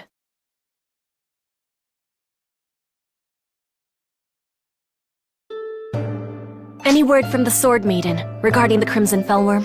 Our army is keeping watch as well. They've reported no problems as of yet. The Sword Maiden herself reports that the seal looks likely to hold for the time being. As for Wayland, true peace seems a long way off. The land is still rife with Castrum Demonicus, but the intermittent conflicts along our border with Wayland have settled down at least. Then let's keep preparing to send them food and resources. Helping the people of Wayland back to their feet should be our top priority. Our own land is far from rich in such resources, my lady. Be that as it may, if we bungle this first approach to them, the consequences will be ours to bear forever. If we scorn them for being from another country, it could spark riots. We must avoid that at all costs. What drivel, Harriet. Don't waste your time pandering to the riffraff of other lands. Luther, do you know what you're saying? Words of reason, my dear sister. Do you know what will throttle all inklings of resistance? A few executions. Show them blood, and they'll fall in line. Then, we send word that if they stand down, their lives will be spared. No one would dare ignore us after seeing how we laid low the mighty way. Luther! I'm sorry. Please, forget I said anything. Very well. We don't want to meddle in Wayland's affairs and risk causing a ruckus. We'll ask them to sort out who will rule. Normally, the late Emperor's younger brother Elmir would succeed the throne, but he has vanished. Luther, what's Is something the matter? I'm not feeling well. Please excuse me and carry on, everyone. Something about him doesn't seem right. He's not usually so aggressive, is he? Oh, Luther.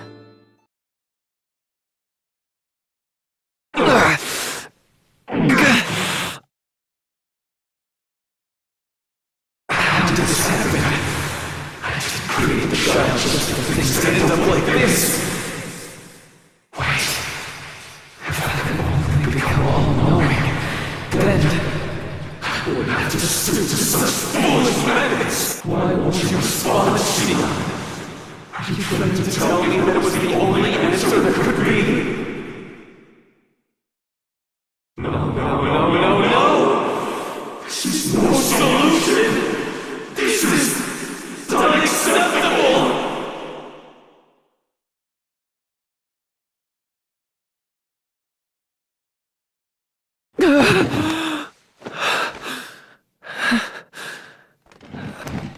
Yes. Yes. My knowledge will know no bounds. And then I'll...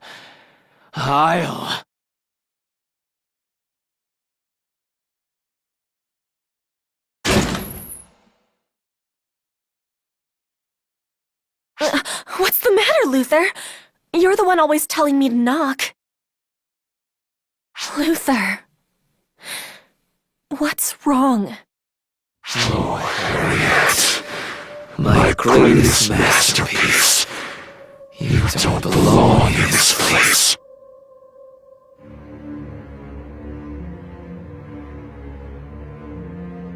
What are you...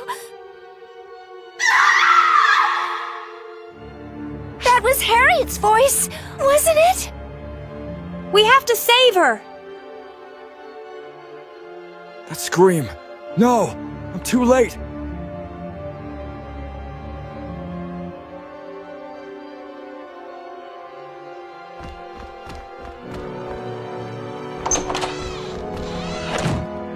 Luther, no!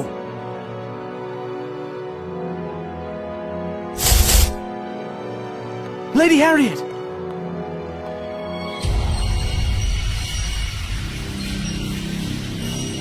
Is that... Master... Luther? I'm picking up Dark Falls readings. Could using the ephemera have awakened it in him? Stop.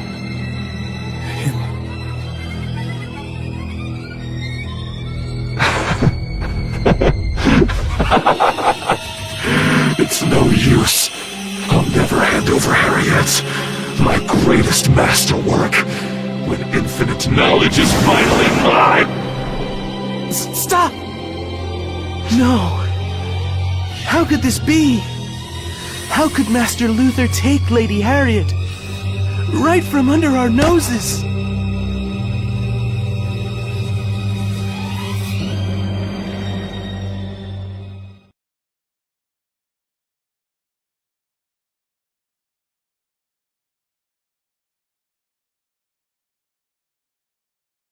Chapter 3. A Fallen Researcher.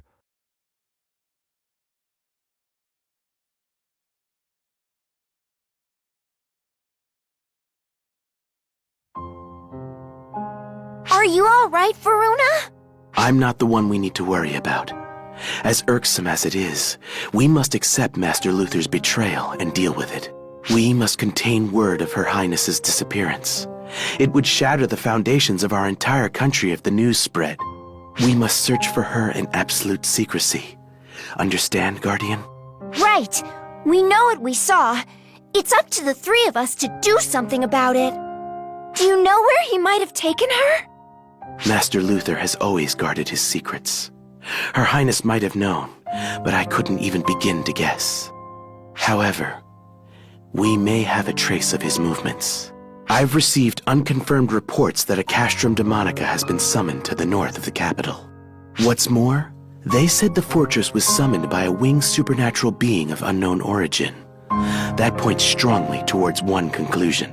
So Luther summoned a castrum demonica as he fled? As Her Highness's adjutant, I must keep the kingdom's official tasks running smoothly so her absence goes unnoticed. Can I count on you, Guardian? I'll save her, promise. I am in your debt.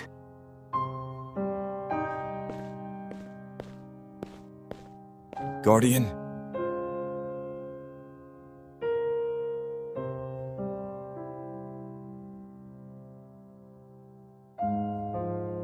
I must go with you. Why can't you leave me alone? Care to elaborate? Oh, sorry. I'm in loss for words. I can't tell him about his other counterpart being my family's murderer.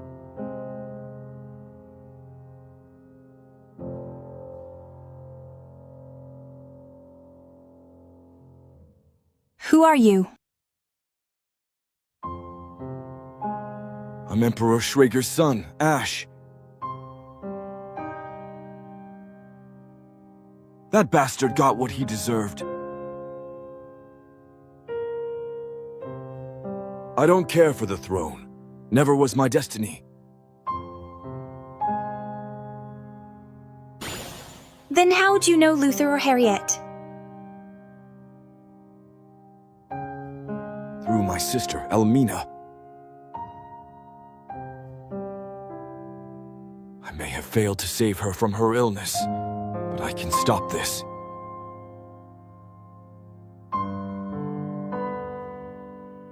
Let us destroy those Castrum Demonicas.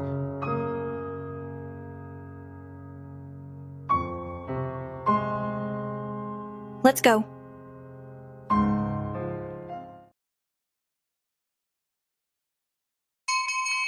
The Guardian hurried to find where Luther had flown off to, with Harriet, his unwilling companion. Each Castrum Demonica that was newly summoned in northern Cuento served as a breadcrumb on the trail. Luther's very use of these demonic fortresses proved he was no longer the same Luther the Guardian had met on Omega.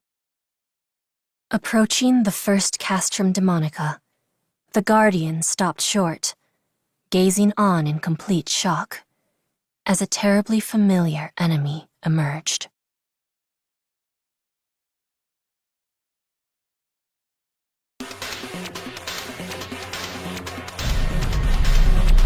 Castrum Demonica confirmed!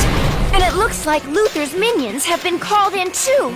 I guess we can stop wondering whether Luther was the one who summoned the castle. We can't just leave these things be! And there might be some trace of Luther here! Time to get our hands dirty! Right.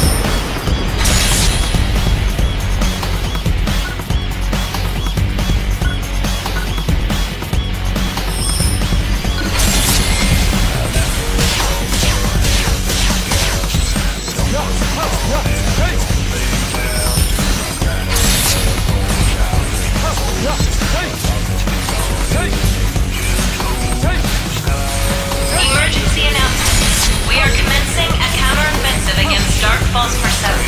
All arcs up.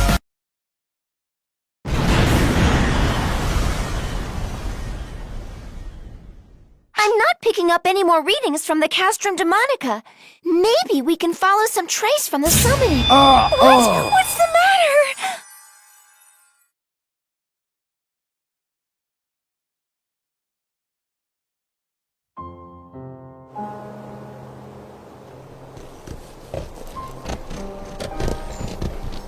Luther? Why won't you tell me where we're going? You'll see. But I'm supposed to be studying courtly etiquette today, so... You're quite the dedicated student, aren't you? Don't worry, it's just one day off. It'll hardly make a difference. But I made a promise with Mother that I'd keep studying. Every day! What kind of daughter would I be if I couldn't keep that promise? Well, I happen to have my own promise to keep with Mother. And mine involved bringing you here. And on that note, here we are.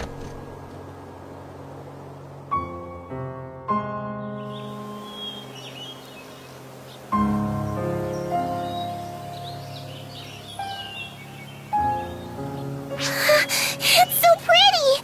I've never seen so many flowers. Mother loved it here. She asked me to bring you to see it. Even your selfish brother couldn't spurn a deathbed request like that. I can see why she loved it. I can imagine her coming here. Royalty has no business crying. We live by the support of the people and support them in turn. We must not show them weaknesses. Yes, I understand. But look, do you see anyone else? As long as you're here, you don't need to act brave. For now, the only ones here are you and me. And Mother's spirit watching over us. Mother's spirit? She's always there by your side. There's no tale I'm spinning to try and comfort you, Harriet. It's just the truth. Mother! Mother! I miss you so much! I wish you could hold me, stroke my cheek again. Tell me how proud you are of me. Mother!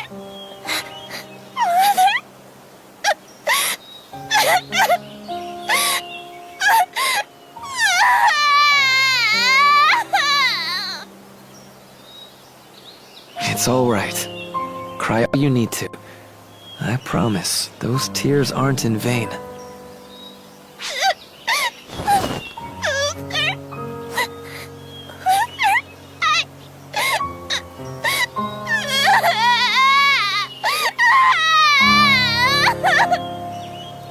No one told me I would have to look after you quite this much. No use complaining, I suppose.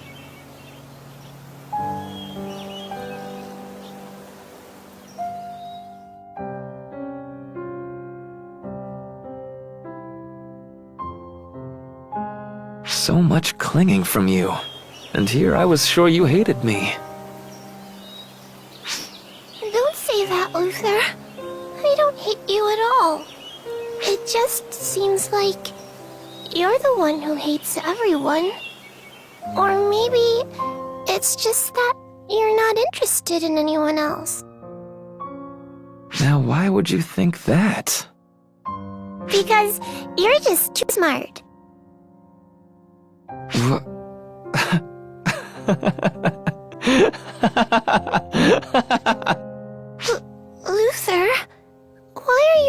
moving.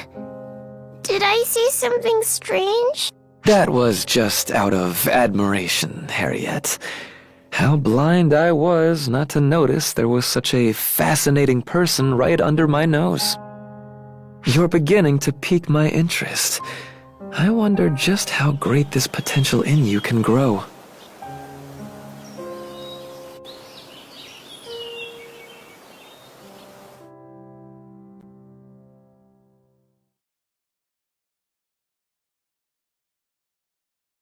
Are you alright? Stay with me!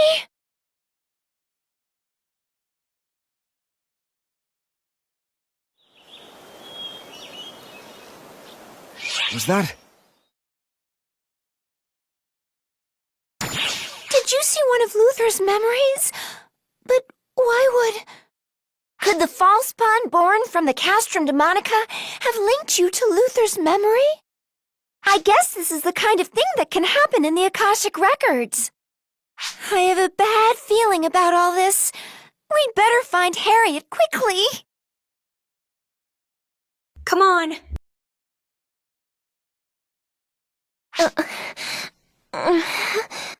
Good morning, Your Majesty. Where are we?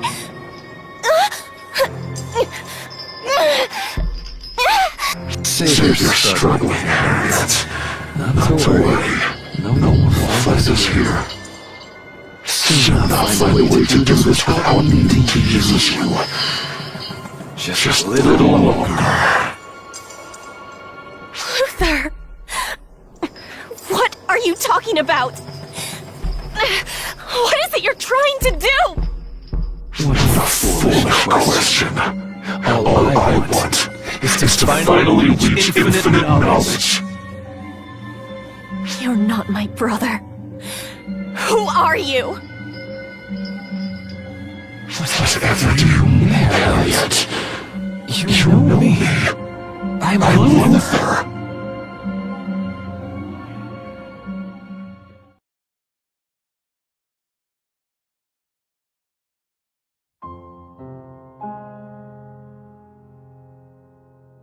Oh, you're Luther's, aren't you? Looks like this is the place.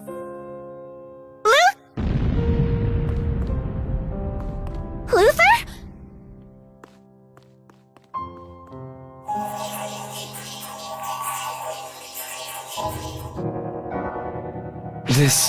This shouldn't work. In theory, it's completely sound. Oh, hello, Harriet. Look at you. Way out here in the hinterlands. Luther, what have you been up to out here? You're not summoning a Castrum Demonica, are you? This looks different. Castrum Demonica? Please. Those things were mere paving stones on the path of my research. And that path leads where? Give me your best guess. Well, it would have to be something even more shocking than the Castrum, I suppose. I want to restore beings that have been lost, to summon them back to their original state. With the ephemera as a catalyst, it should work. It can link us to worlds apart from ours. The rest? Why, it's simply a matter of time. That is, sending that being's spirit and flesh upstream through time to the proper moment.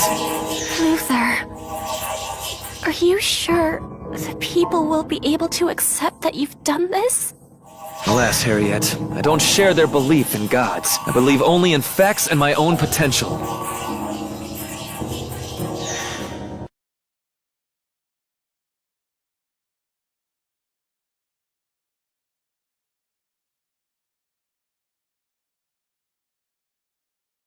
Sending beings upstream in time? Not even Arx has that kind of technology. If he was planning to use ephemera to do it, I'm not surprised Harriet was worried. We'd better hurry. This little fairy body is starting to get goosebumps.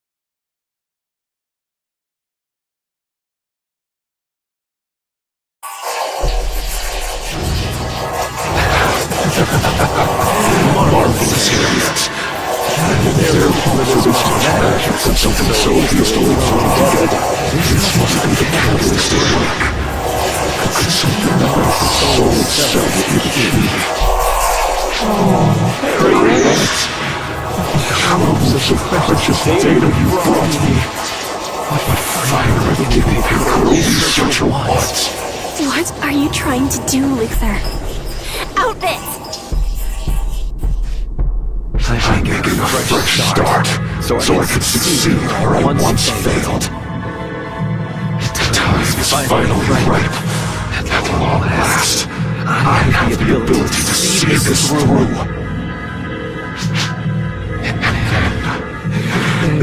At last, it could be mine. Infinite knowledge, omniscience, omniscience.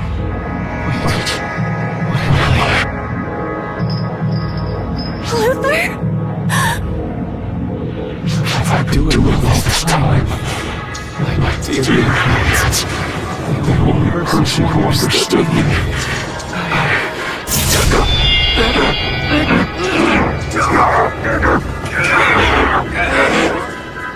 Luther, no!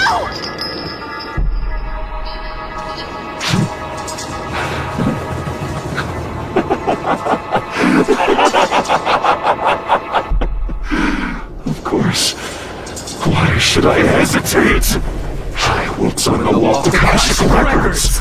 Knowledge of the entire universe will be mine. Now is the time.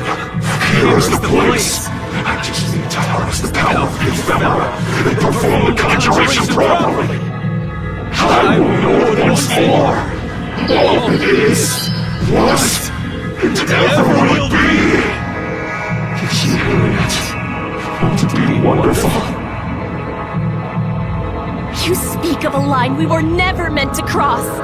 Try as you might, Luther, you'll never succeed. What? Have you already forgotten, Luther?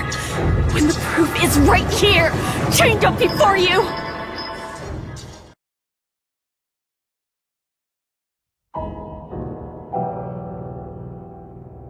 Luther? What did you call me here for? There you are, Harriet. You weren't followed? There'd be hell to pay if Father found this place. Father's furious.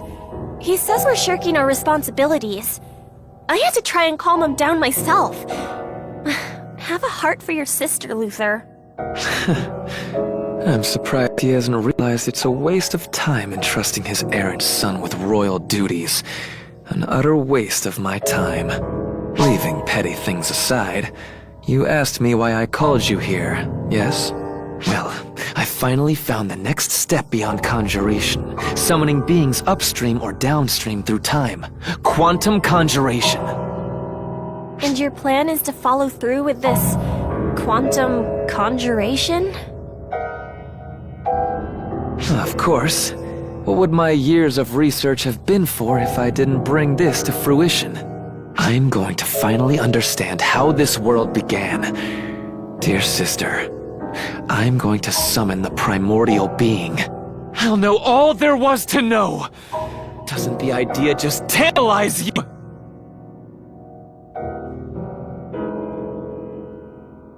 Harriet! Harriet! Damn it, wake up! Stay with me! It's all my fault! I conjured that awful thing! If someone has to die here, it should be me! Please, Harriet, don't die! Not you. Anyone but you! Come back to me!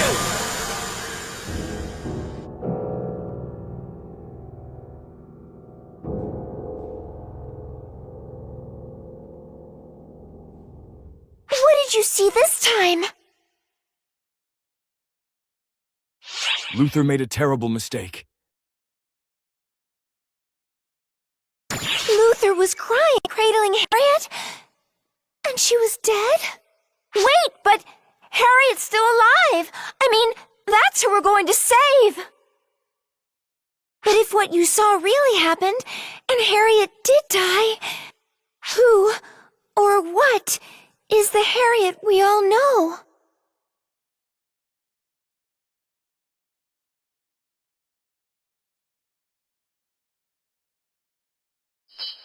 The pieces are all in place. It's time to perform the quantum conjuration on the Akashic records. And Harriet, what a perfect vessel you'll be. Just think, you'll be reborn at last as an almighty being. What's wrong? There's nothing to fear. This isn't death. It's a new beginning. You'll play host for something far greater. Its soul will keep yours company in that body. And with your help, at last, infinite knowledge will be mine! And then what, Luther? If that's who you even are. What do you see when all of that is said and done? Are you questioning a scientist on the value of his work? If my life is the cost of helping save our people, or perhaps even the world, then you can have it. I'll give it gladly. But you seem to have something else in mind, so I think I'll choose to die for something far greater. My entire existence, the reason blood pumps through my veins, is so I can fight for those who cannot fight for themselves. And as the one who brought me here for that very purpose, you should know better, Luther. Brought you here? But that can't be. I saw you. You were right here, Harriet. You were laying right here.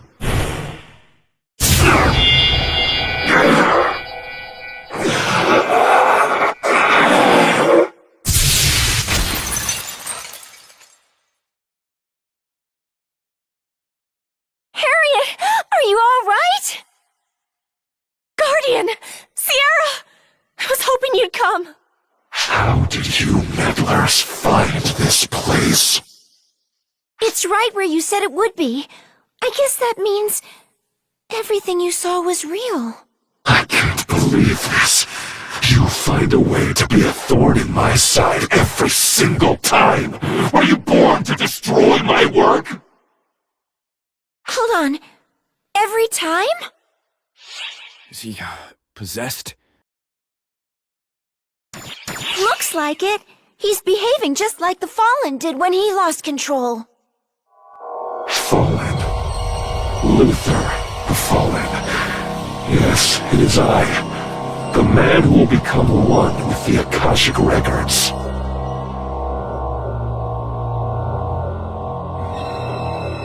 And you Orcs peasant! Trying to thwart me just once didn't satisfy you!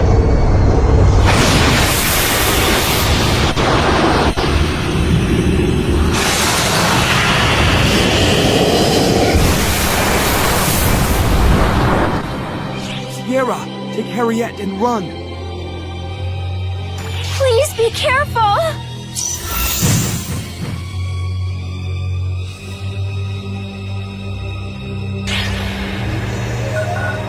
Function substitute. Harmonic annihilation. Emergency code Q.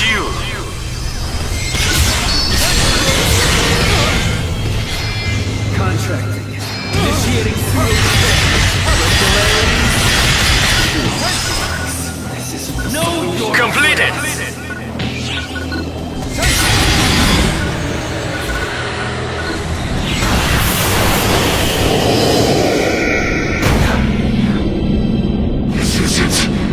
This isn't over. As long as I have the ephemera, I can still do this.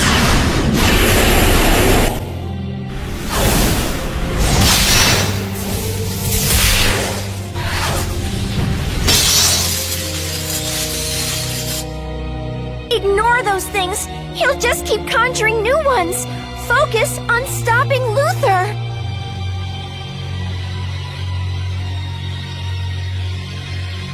Wait, Harriet!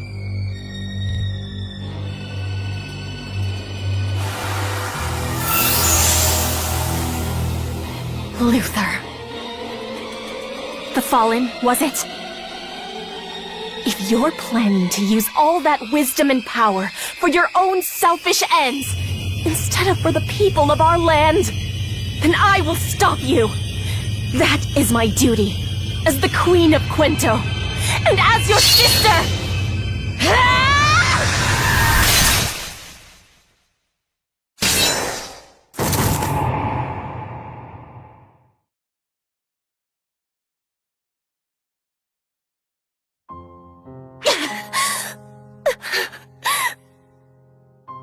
It's all right, Harriet. You have been exceptional. You dealt justice even to me without flinching. If you bear that determination proudly on your sleeve, you'll be able to purge the ephemera. Luther! It's you! Oh, thank goodness. I knew you would finally come back to your senses.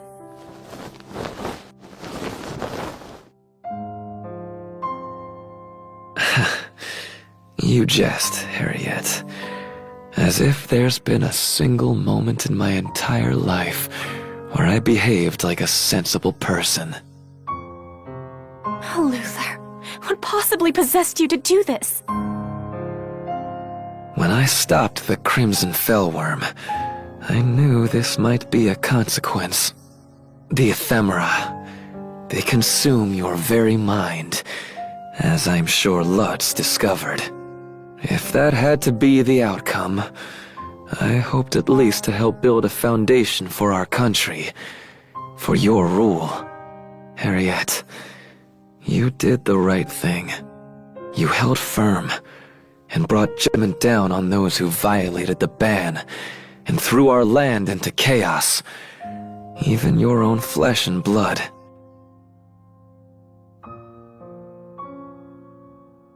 Luther, please.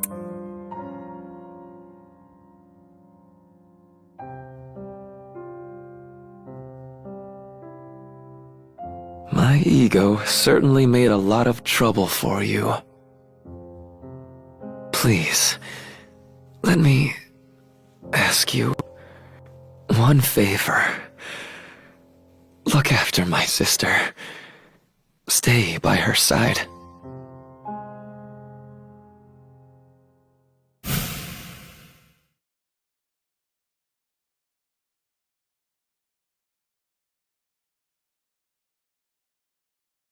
My sister? That's rather a smug way to put it, wouldn't you say?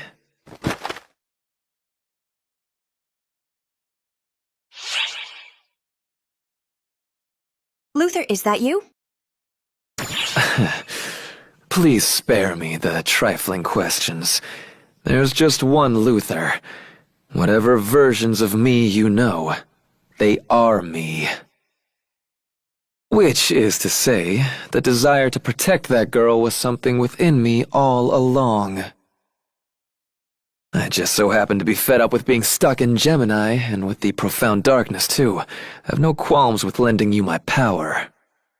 I won't play teacher. Just use it well. Do that, and I imagine you'll glimpse the cruelty of reality, of that ancient despair.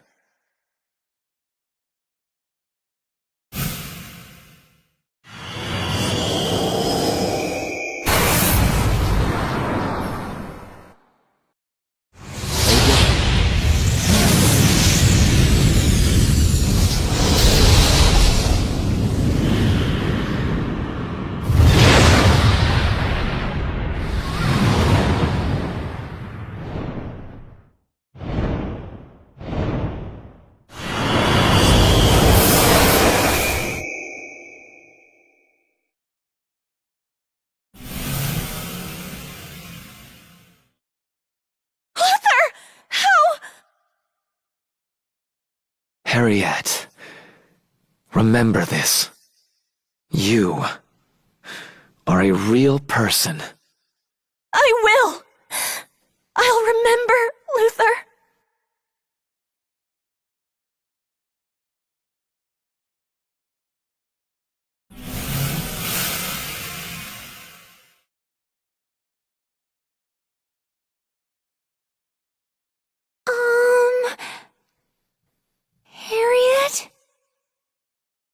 It's all right. I won't cry.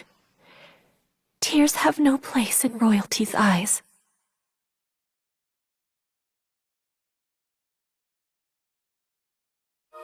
You actually had words with Luther?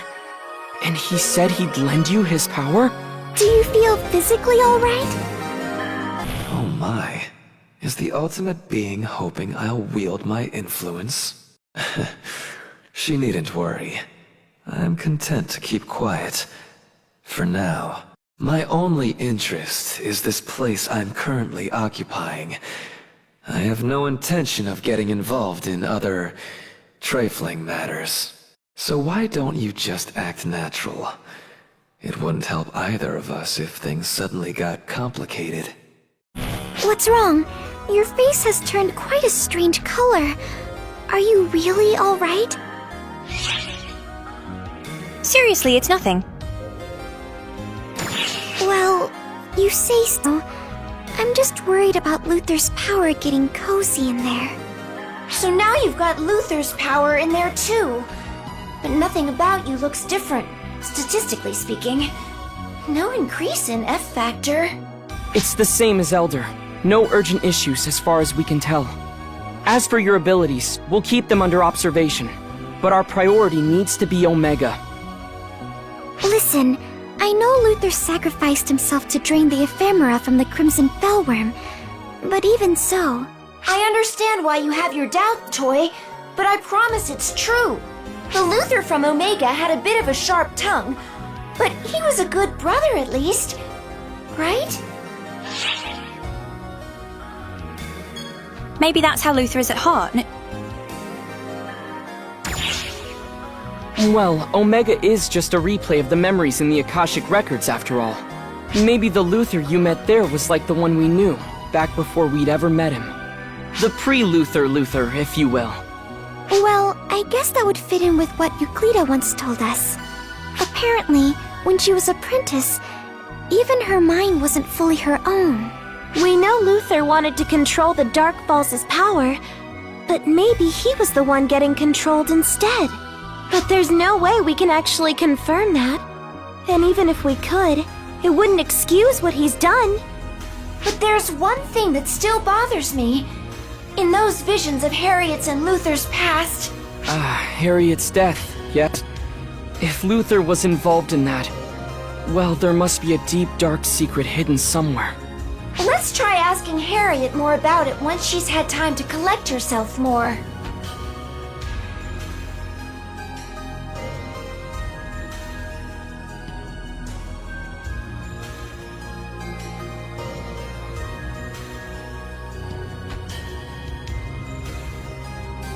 So first Elder appears, then Luther transforms. It's like Omega is tracing our own history. Xiao, are you sure what's happening on Omega is just a muddle of data from the Akashic Records? The events themselves may be fragmentary, but as a whole, they're deeply interconnected. Something's linking all this together. Something most likely connected to the Photoners. Exactly. It's like we're vicariously experiencing someone's memories of the Photoners. Suffice to say, it's creepy. Well, memories are just a type of data. I do think what we're seeing is all data from the Akashic Records. But someone or something could be interfering with it in a way that's producing certain tendencies. What you read or who you see before bed can affect what happens in your dreams, right? Maybe it's like that. So you think we're seeing events related to the profound darkness because it got mixed up in all this? Yeah, hypothetically at least. We don't really have proof one way or the other. Or maybe we're affecting the outcome too, since you and Sierra are getting involved. Well, in any case, we can't afford to just sit back and watch. Keep on looking into things on Omega, you two.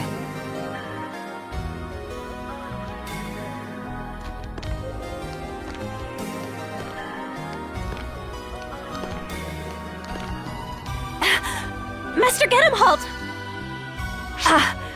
Never mind. Pardon me. It's nothing. It's just... For a moment, you looked like Gedemholt to me. Please, forget I said anything. Hey, not one goddamn word. You hear? I'm sorry, were you about to say something?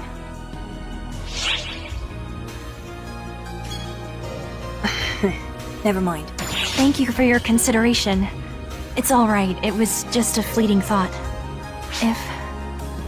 If only I could see Master Gedemholt one more time.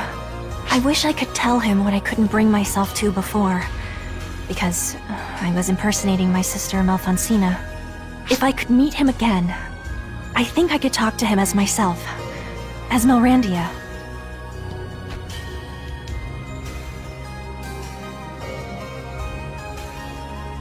No. On second thought, I probably couldn't talk to him again. I'd tense up and go completely quiet if I did see him. Sometimes you know just what to say to someone precisely because you know you'll never see them again. We long for our dreams because they are just that, dreams. I'll let that keep me going as I live in the here and now. I still remember the last words he left me with. I still miss him a bit, but I'll be okay. Oh, pardon me. I'm not sure why I rambled on to you about all that. I guess I was just feeling kind of reflective. Sorry to keep you. I'll be going now.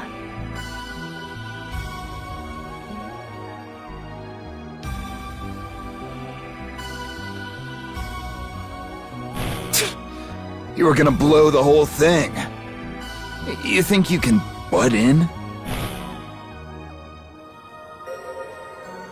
Whoa! Whoa, whoa, whoa, whoa! Ark's legendary guardians? Walking around peacefully? Something's brewing. I can feel it in my bones, Tia! Something big is happening! Or maybe they're just good friends taking a stroll. Oh, hi, Matoy. Sorry to bother you like this. Patty and Tia, working hard as usual, I see. Of course we are! Raw gumption is the engine that drives Patia, Ark's #1 news source, or the fuel source, one of those. Shouldn't information be our engine? Anyway, as Patty pointed out, it's not too often we see you two strolling around the ship. You're usually rushing from one place to another with a sense of urgency. Especially you. I know, right, Tia? Something big is going down. I can just sense it. Calm down, dummy. Don't be silly. Nothing strange is going on. Nope, nothing. Matoy, it's not like you to butt in like that. Well, if there's no trouble down here, maybe something's stirring up on the bridge. Is that it? Why do you ask? Well, in short, I guess it's my curious nature. What Patty means is, she's a gossip queen. We won't expose any sensitive information. Everything is made public here anyway, when the timing is right. So, if you're hiding something, it must be for a very good reason. But as informants, we're just itching to know, is there anything we can do to help? By help, you mean... You two are always overworking yourselves, so we were hoping we could lend a hand somehow. As Arks, we're all in this together, aren't we? We're probably not as dependable as you two, but hey, who's keeping track? Thanks for your concern, you two. Just hearing you say that really lifts my spirits. The pen is mightier than the rest. Come to us whenever you need a break. In moderation, of course. Getting caught up in a conversation with her can be hazardous to your health. Sticks and stones, sis. Sticks and stones. Hey, guys! Sierra. Hello. So, anyway... Whoa! Hold on! This is big! It's so big, I tell you!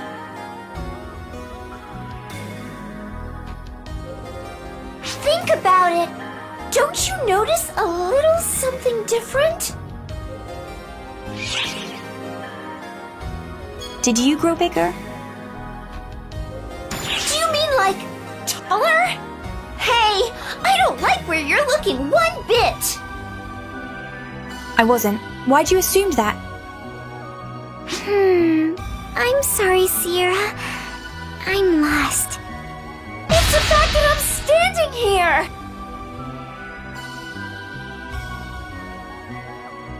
Huh? I'm sorry, Sierra. Still lost.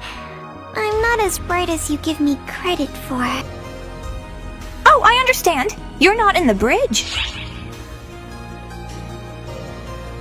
Exactly! Oh yeah. I don't think I've ever seen you away from the bridge before. Yeah, see? There you go. Xiao's here too, so I got permission to go out.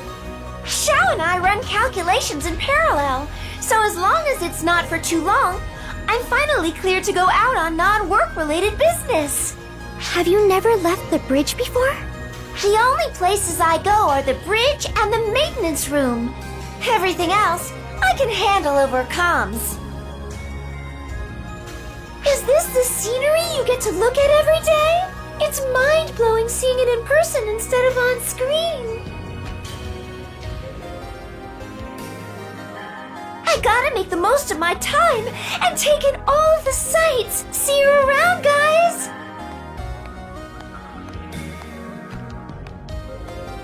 Sierra seemed rather giddy.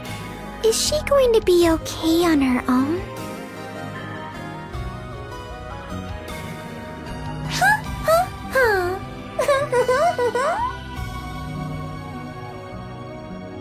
You seem extra bubbly today, Sierra.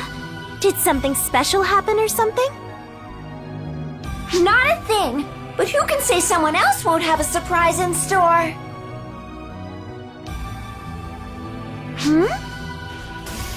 You called for me.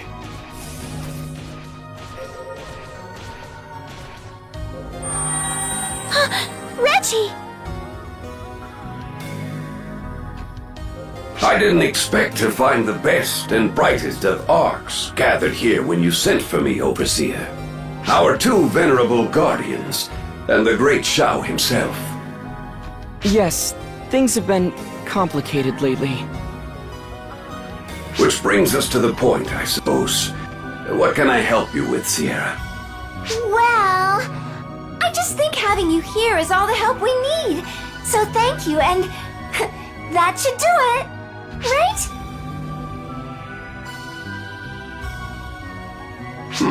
Is that so? Well, I'm pleased to have an excuse to see you again, Guardian. I'm glad to see you in good health. And you, Matoy. Exercising moderation, I hope? Sarah often raises a fuss about your exploits at our command meetings. Yes, I've been trying to have a bit more restraint. And you, Regius? Is everything going all right? Oh, yes. The instructor's life is a fulfilling one. Each day is a gift, quite frankly.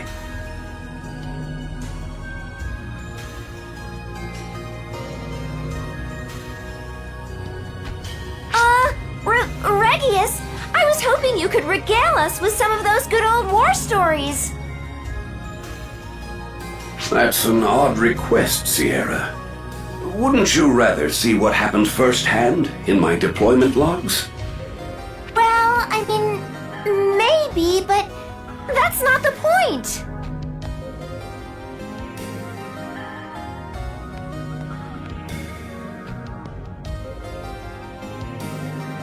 Look, Regius, I know this may be hard to believe, but I want you to know that right over there— Stop it!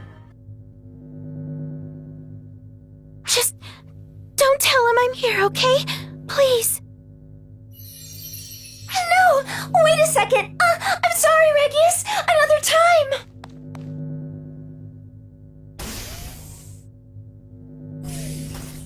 What's all that about, Xiao? I think it has to do with some matters you could have sorted out better. Say, 40 or so years ago?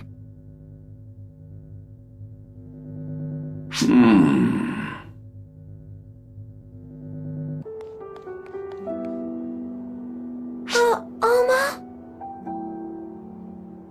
Sorry, Sierra. I know you went to a lot of trouble for me, and I just ruined it. I can't tell you how happy it made me just to be able to see Reggie again. Honestly, it means the world to me that you do that.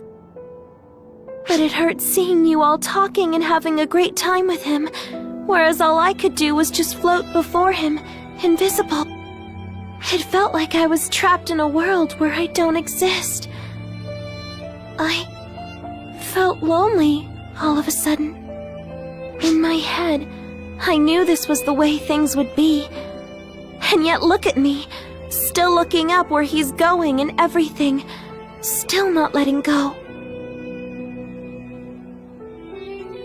Oh, Alma, I'm so sorry. I should have considered how cruel this would be to you. There's nothing cruel about it. I chose this reality, and I'll just have to live with it. You didn't do a single thing wrong, Sierra. Nobody did.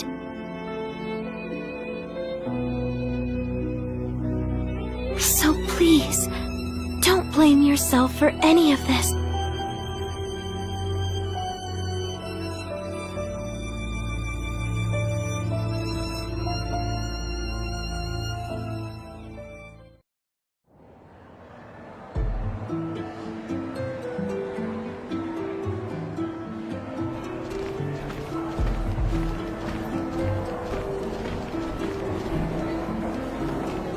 And I hope you'll consider the new Étoile class. Yeah. What she said?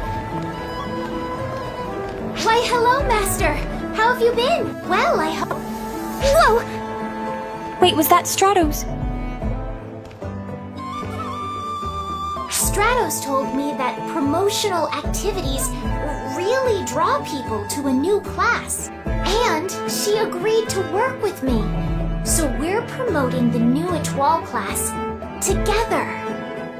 Come on, Stratos. You have to talk if we want to pique anyone's interest. Oh.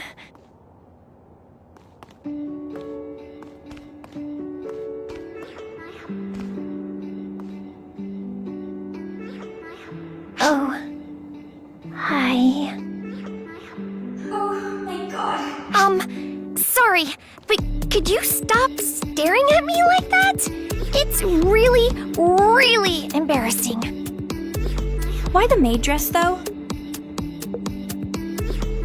Wait, so you're wondering why I'm dressed up like this? Luco insisted that we dress in matching outfits to promote the Étoile class. So I gave in, and here I am. It is so frilly and poofy. I know. This outfit just isn't my kind of thing. It's so embarrassing. Don't be absurd. You look adorable in that. Doesn't she, Master?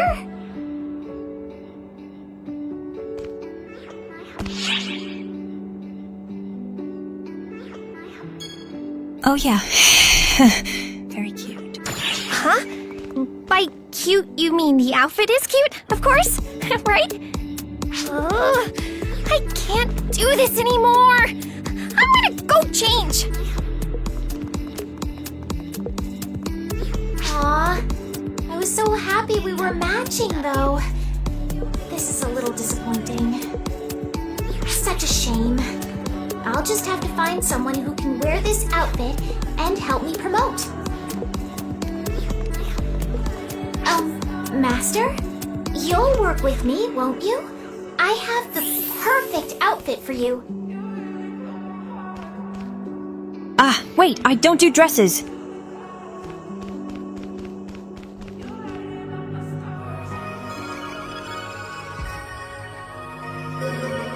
Hey there. Thought I'd drop by. Hinga, it's been a while. You're damn right. Although we haven't been toughing it out alone, thanks to Arx.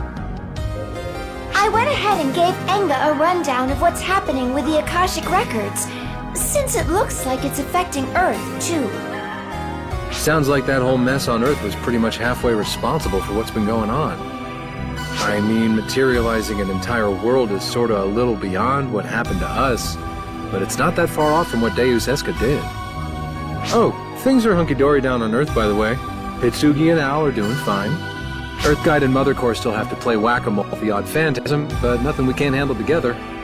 And hey, when they bring out the really big guns, Arx has stepped in. So we still have our problems, but no problems. In a word, the whole peace on Earth thing is kind of working out for us now. Oh, and that geezer Eritron and the math nerd are off to the US on business. Seems they're trying to get a hand from overseas with analyzing the weird stuff they've been seeing in space. Crap. Speaking of the math nerd, looks like Ak wants to chat all of a sudden. Can I just ignore it? Nah.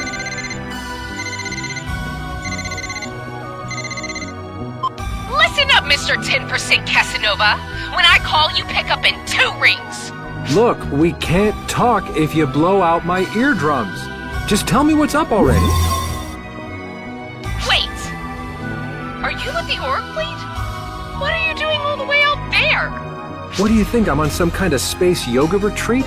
They asked me to come. They got a situation here. Oh, right. Well, listen. We've got a situation too.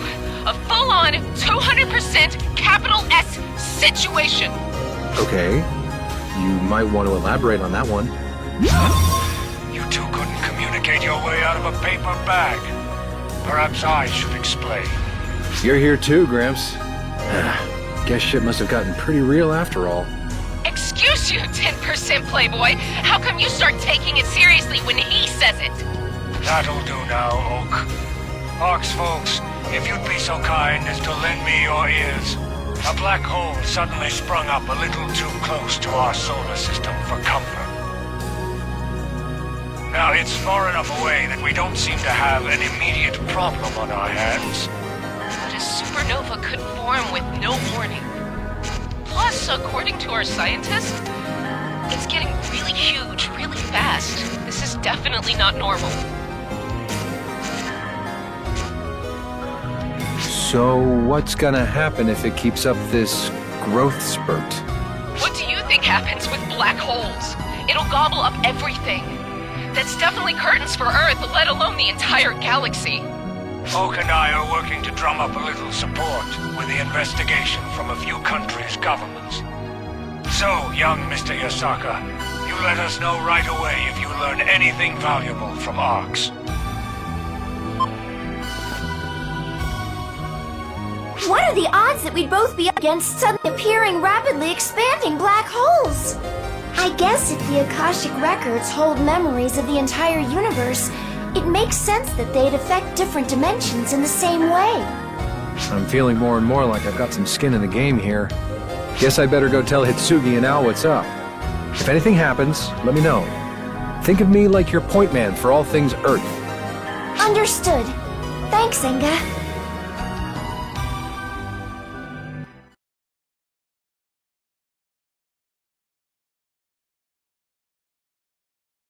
In the end, Harriet announced that her own brother, Luther, had broken the laws of Coento, and she had passed down his judgment herself. Her explanation was as dry of details as her eyes were of tears. Stunned that she could so unflinchingly cut down her own flesh and blood, the people whispered a new name for their ruler, the Ice Queen. But Harriet paid that no mind, forged calmly ahead on the path she had decided, purging the world of ephemera. The elimination of ephemera. It was the most fitting deed she could imagine, to honor the memory of her brother. But to those who remained by her side, the strain the Queen felt was as plain as day.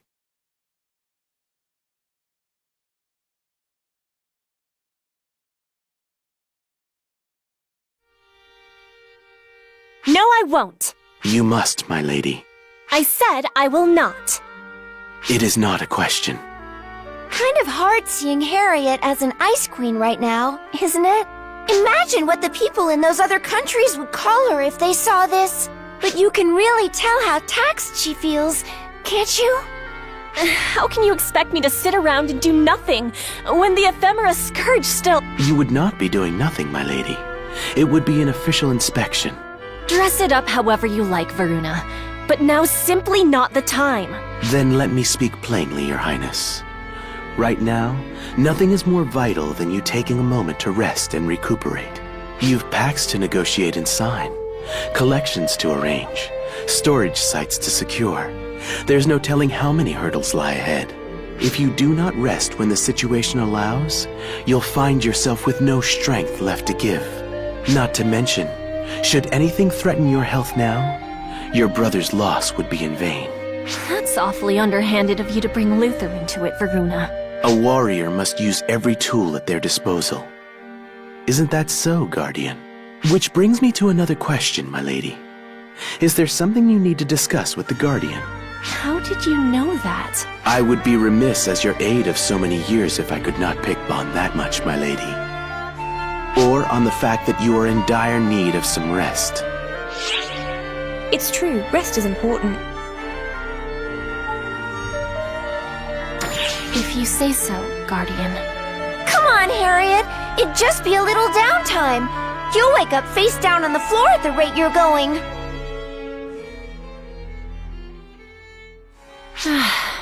Very well. I'll take some time for these official inspections, as Varuna puts it. But if I must go, then I insist the Guardian must accompany me. If we're so concerned about overwork, just look at how many Castrum Demonicus they've had to take down. If one of us rests, so does the other. Is that fair, Varuna? Just so, my lady. Well, Guardian, I fear I must entrust Her Highness's safety to you once more. I ask, no, beg, that you do everything in your power to shield her from any harm. Of course we'll defend her. Thank you, but it is simply that. I ask that you stay by her side. With Master Luther gone, I fear you are the only person Lady Harriet can truly rely on.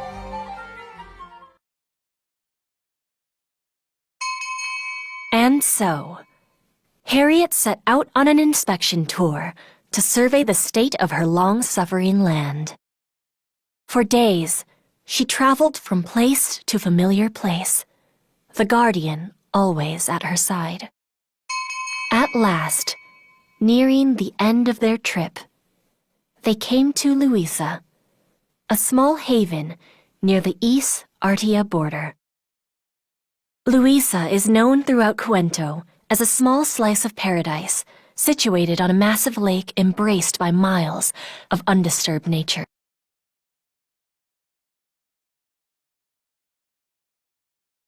Mountain runoff reacts with volcanic minerals to dye the water's surface in rainbow hues. On clear days, you can see all the way to Cuento Castle, shining bright white beyond the Rainbow Lake and the deep green forest. To compare the landscape to a fairy tale falls short of its overpowering beauty, in the face of which a visitor can only sigh in wonder.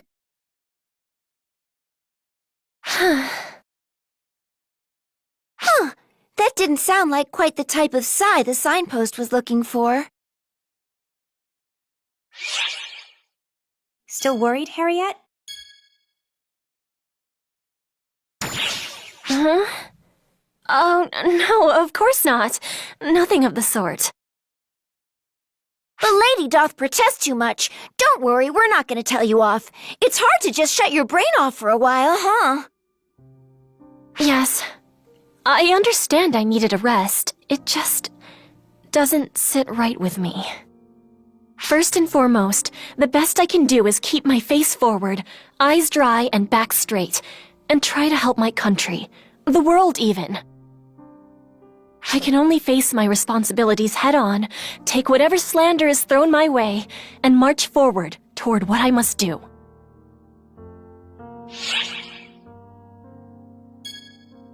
Why burdened yourself so heavily?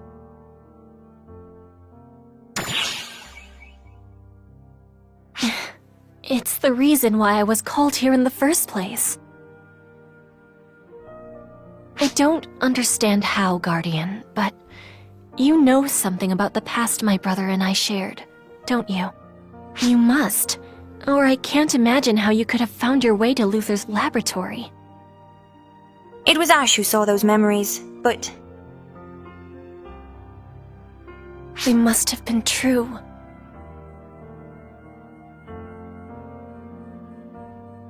I have, well, Harriet has crossed death's threshold once before.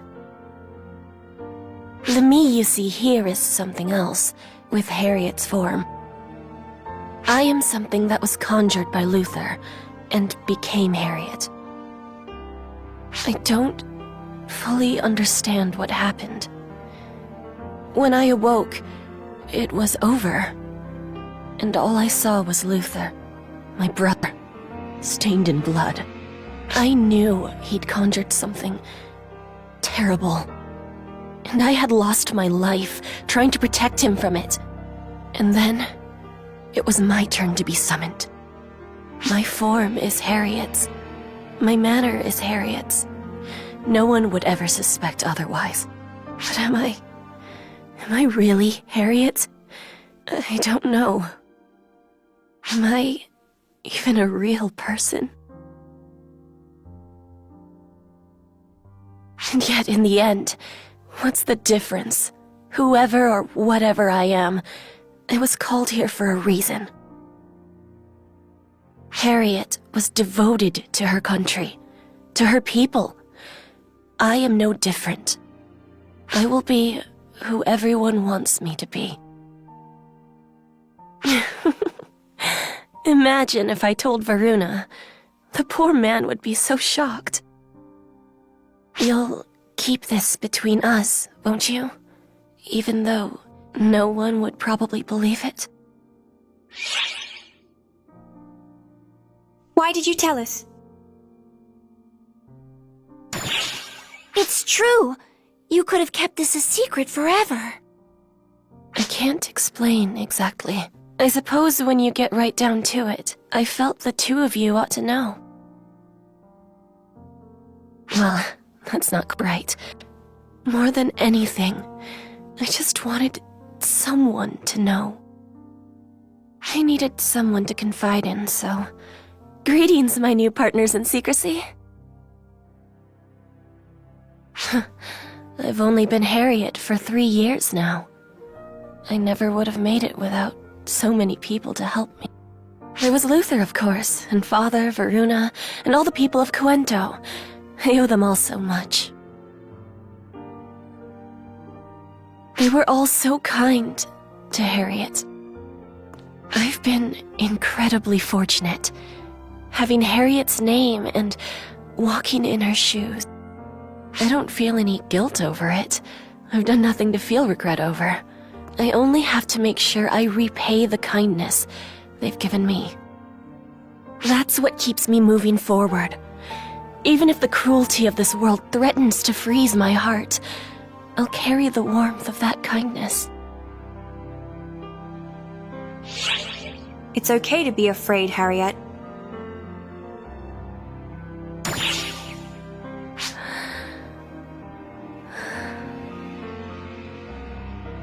Well, let me ask one favor then. Just give me this moment to cry until the tears won't come. When that's done, I won't need to anymore. Shh, it's okay. I'm here. Let yourself fall apart. I will put you back together.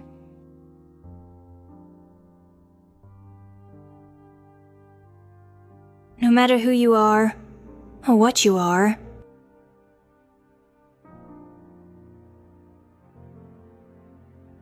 I still see you as a ruler, and a friend. You are a real person, just like me.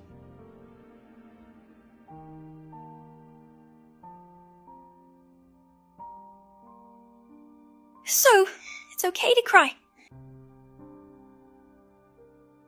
It's okay. I'm not going anywhere. Okay?